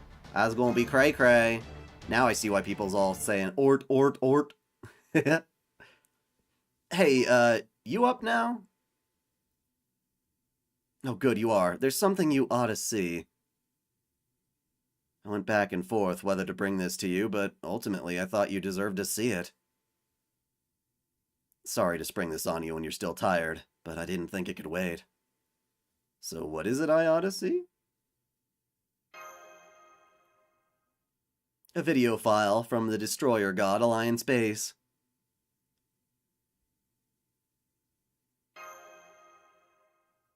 According to the timestamp, it was recorded after you guys took to meet her out. We're not sure exactly when it was sent, but it looks like it was right before you guys left for the Great Orbital Shrine. I don't know how they pulled it off, but the file's in the exact same format we use at Chaldea. Man, Olympian tech never ceases to impress me. Anyway, I already sent the file over to your personal terminal. We already watched it ourselves, but I'm not going to demand you do the same. Whether you do or not, it's totally up to you. Though I will say that Gordolf decided to designate them as MIA after watching it himself. Said something about along the lines of, "We can't confirm their deaths, so who's to say they won't come back to us again someday?" Like director, like field team, I guess. But hey, who am I to judge? We could all stand to get a little sentimental now and then. Anyway, that's all I wanted to say for now. Later! I do have a lesson in Magecraft on types, as well as notes, and both of those would be to your interest, if you want to know what the fuck they're talking about. Oh hey, what's this? Good, the camera's working fine. Testing, testing. Good, no problems with audio either. We're gonna try to make you cry. Okay, I'm all set to record. Now I'm just gonna make sure no one sees me. It's not that I want to cause any infighting, but every organization needs to perform an internal review sometimes. And while the God Destroyer Alliance might not have many members, it's still an organization. We should know how everyone really feels.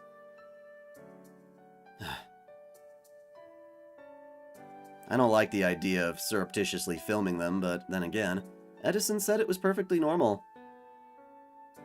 Anyway, this will only be for reference, nothing more. Makarios, where are you? I could have sworn he was around here. Maybe he's in a private room? What's up, Adele? Something the matter? I wanted to ask Makarios to help me with something, but I can't find him anywhere. Gotcha. Maybe I could help instead? I appreciate the offer, but that's okay. You see, I wanted to ask him to fine-tune your and Mashu's Clearnomia. Right, yeah. I probably couldn't be of much help with that. Not exactly my area of expertise. Well, I wouldn't say Makarios and I are experts either. Maybe not, but how many years have you guys been fiddling with that stuff? 1,000 or so. Oh right, I guess in other words, that would make us experts, huh? Hello, welcome to Supporter. Infulnamesulum? Infulnamesulum? That's an interesting username.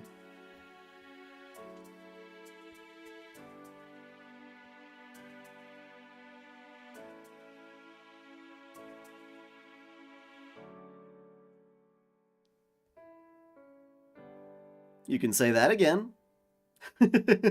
I see your point. As a supporter, you can see my lessons in Magecraft, in the community tab. That's where you go to see all the ones that haven't gone public yet. There you are, sister. Hey, Musashi. Oh good, listen, Makarios. You want me to fine-tune their Clearnomia, right? I'll take care of it.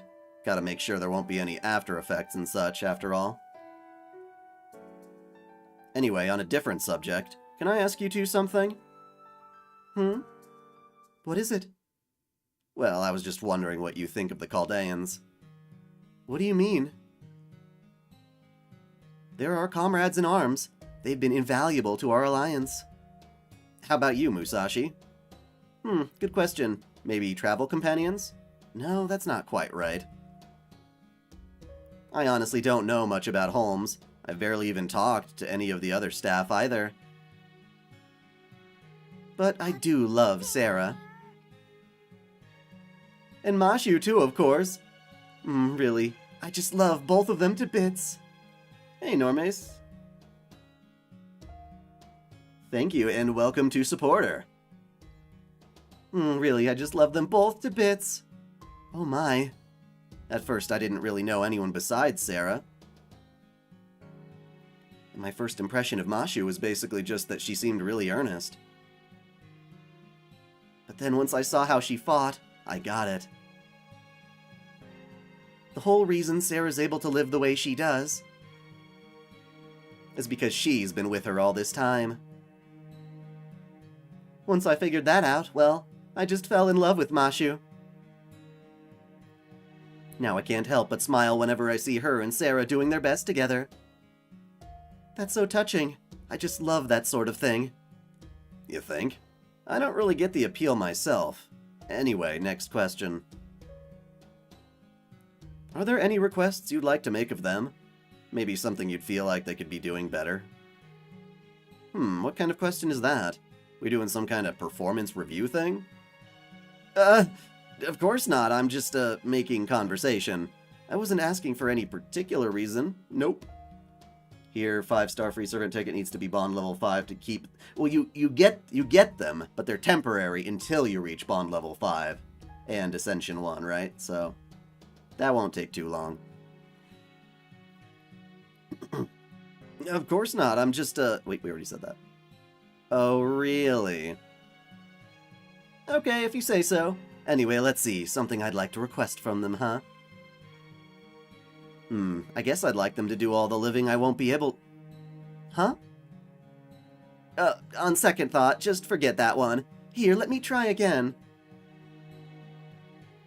I think what I'd like to request from them is that they live happy lives. What kind of answer is that? That's not even a request. I want them to live as long and happily together as possible, so that they never have to go through any pain or hardships. That's the one and only request I have for them. Well, that was helpful. Huh? You really do love those two, don't you? Absolutely. Like I said, I love them to pieces. So what about you two? What do you think of Mashu and Sarah? Us? You're the only other ones here, aren't you? Well, we definitely couldn't have beaten Demeter without them.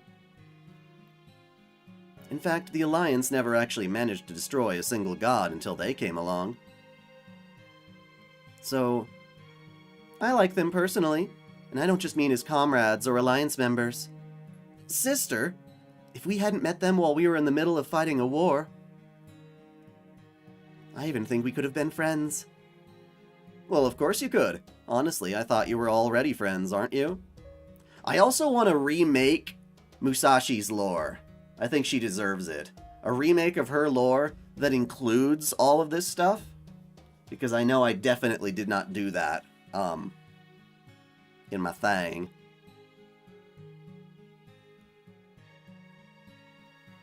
I'm not sure. I hope so. Well, I could have sworn you were, so,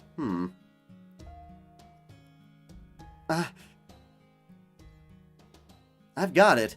Somebody mark the date, because this gal just had herself a fantastic idea. Where'd that come from? What's this idea, anyway? I'm so glad you asked. Like I said, it's fantastic. My idea is once Operation God Destroyer is well and truly done,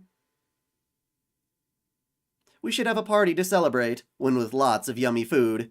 The only servants I've done that for are Gilgamesh, Artoria, and would-be Musashi at this point.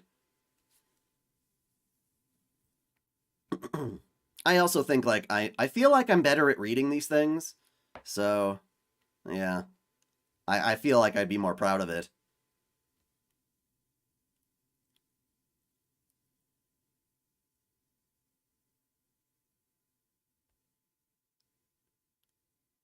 You're right, that does sound lovely. Sure, but that only works if the operation goes off without a hitch. We don't have any casualties, and we have enough time to put something like that together. So I'm not sure I'd call it fantastic. It's gonna go great. We're gonna make it go great. Good point. I mean, the plan is for the operation to work out as intended, so why not? Then I'll have to start thinking of what to make for the occasion. Now what would be good for a party? Udon. Definitely udon. For the rest, we'll have to go around asking everyone else what their favorite foods are. Oh, and we'll definitely have to get Gordolf to make his special omelets. This party's going to be so much fun. Just you wait. Would one of the types be able to kill the foreign god? I don't know.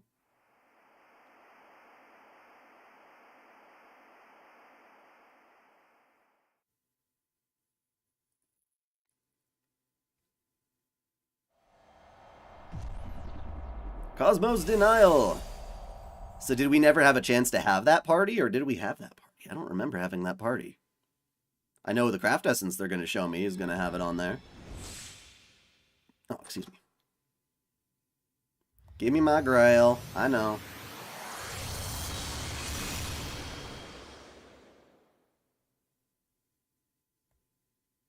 Well, to be fair, I am making a living off of this, so I don't have much to complain about. Yes, there it is. There's the party! Oh, yeah, no, it's not a real party, because Kirschtaria, there's no way he could be there. Let's see, usually these have descriptions. Oh, I have a great idea. It's a superb idea with no strings attached whatsoever if Operation God Destroyer goes as planned and we all come out unscathed. Well, yeah, that didn't happen. While the victory was achieved, the promise could not be fulfilled. This is a record of the past, dazzling memories that remain within your heart, and yet, if such a future was possible, you humans would surely look at this scene and use it as your strength to rise up. Just like a certain ordinary master who managed to achieve so many impossible things. As he rests inside a coffin of uncertainty at the void.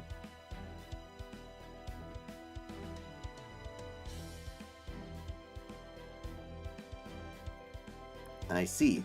Now, someone was telling me to go look at the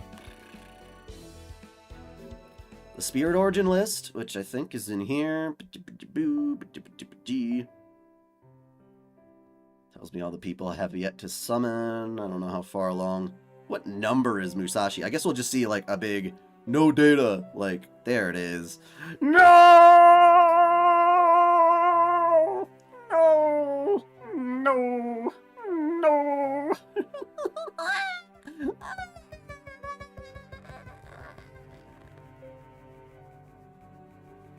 Does that mean you can't listen to her voice lines and shit? How does that work? How does that work? Can you explain primate murder? Not exactly. A lot of it's still kind of a mystery. So we can still look at this douche. No, that's Solomon. Sorry, you're not a douche. You're the douche. There you go. No, you can play as her. I just used her to fight frickin' Caenis after she presumably died or whatever. You can in the other one? What other one? What do you mean? Main records? No. Servants records. Aha. Wait, is this it? Oh. Did I never go in here? Huh. Oh. Yeah, but this doesn't give you... This isn't the same.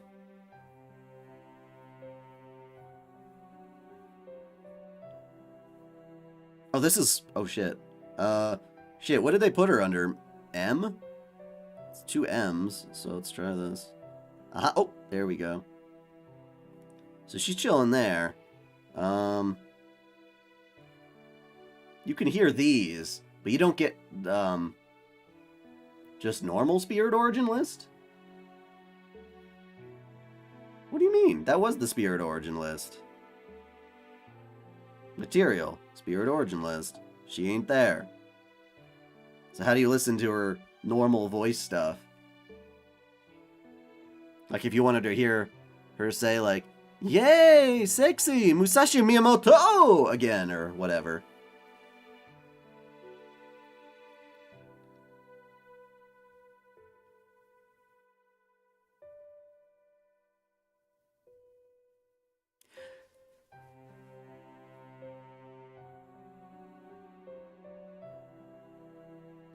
Because Musashi is not a normal heroic spirit.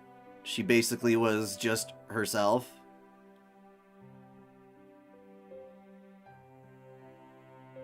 Where you equip the servants, sure, but you don't listen to their lines in there. We know we can put them in the party, that's not the point. This one. Okay, well there's this, but...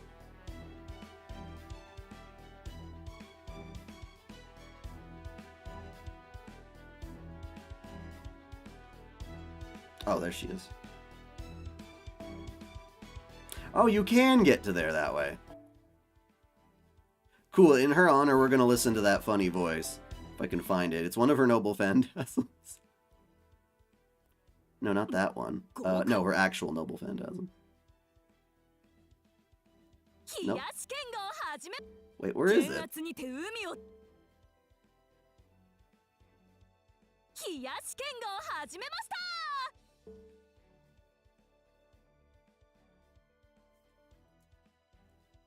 Oh, there's plenty more. Jesus.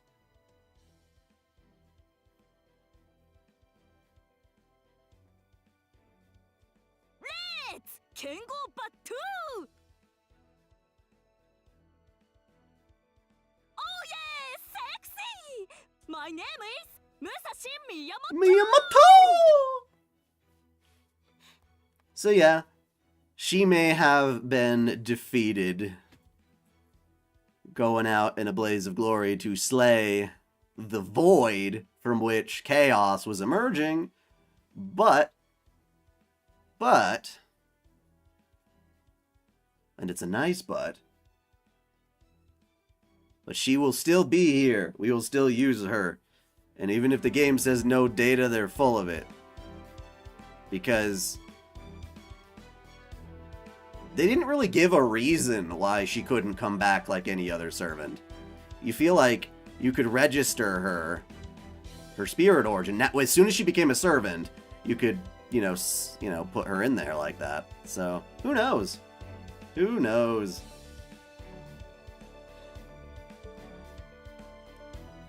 And with that, we are done with the Lost Belt. I'm going to be hard at work making the lore of Olympus.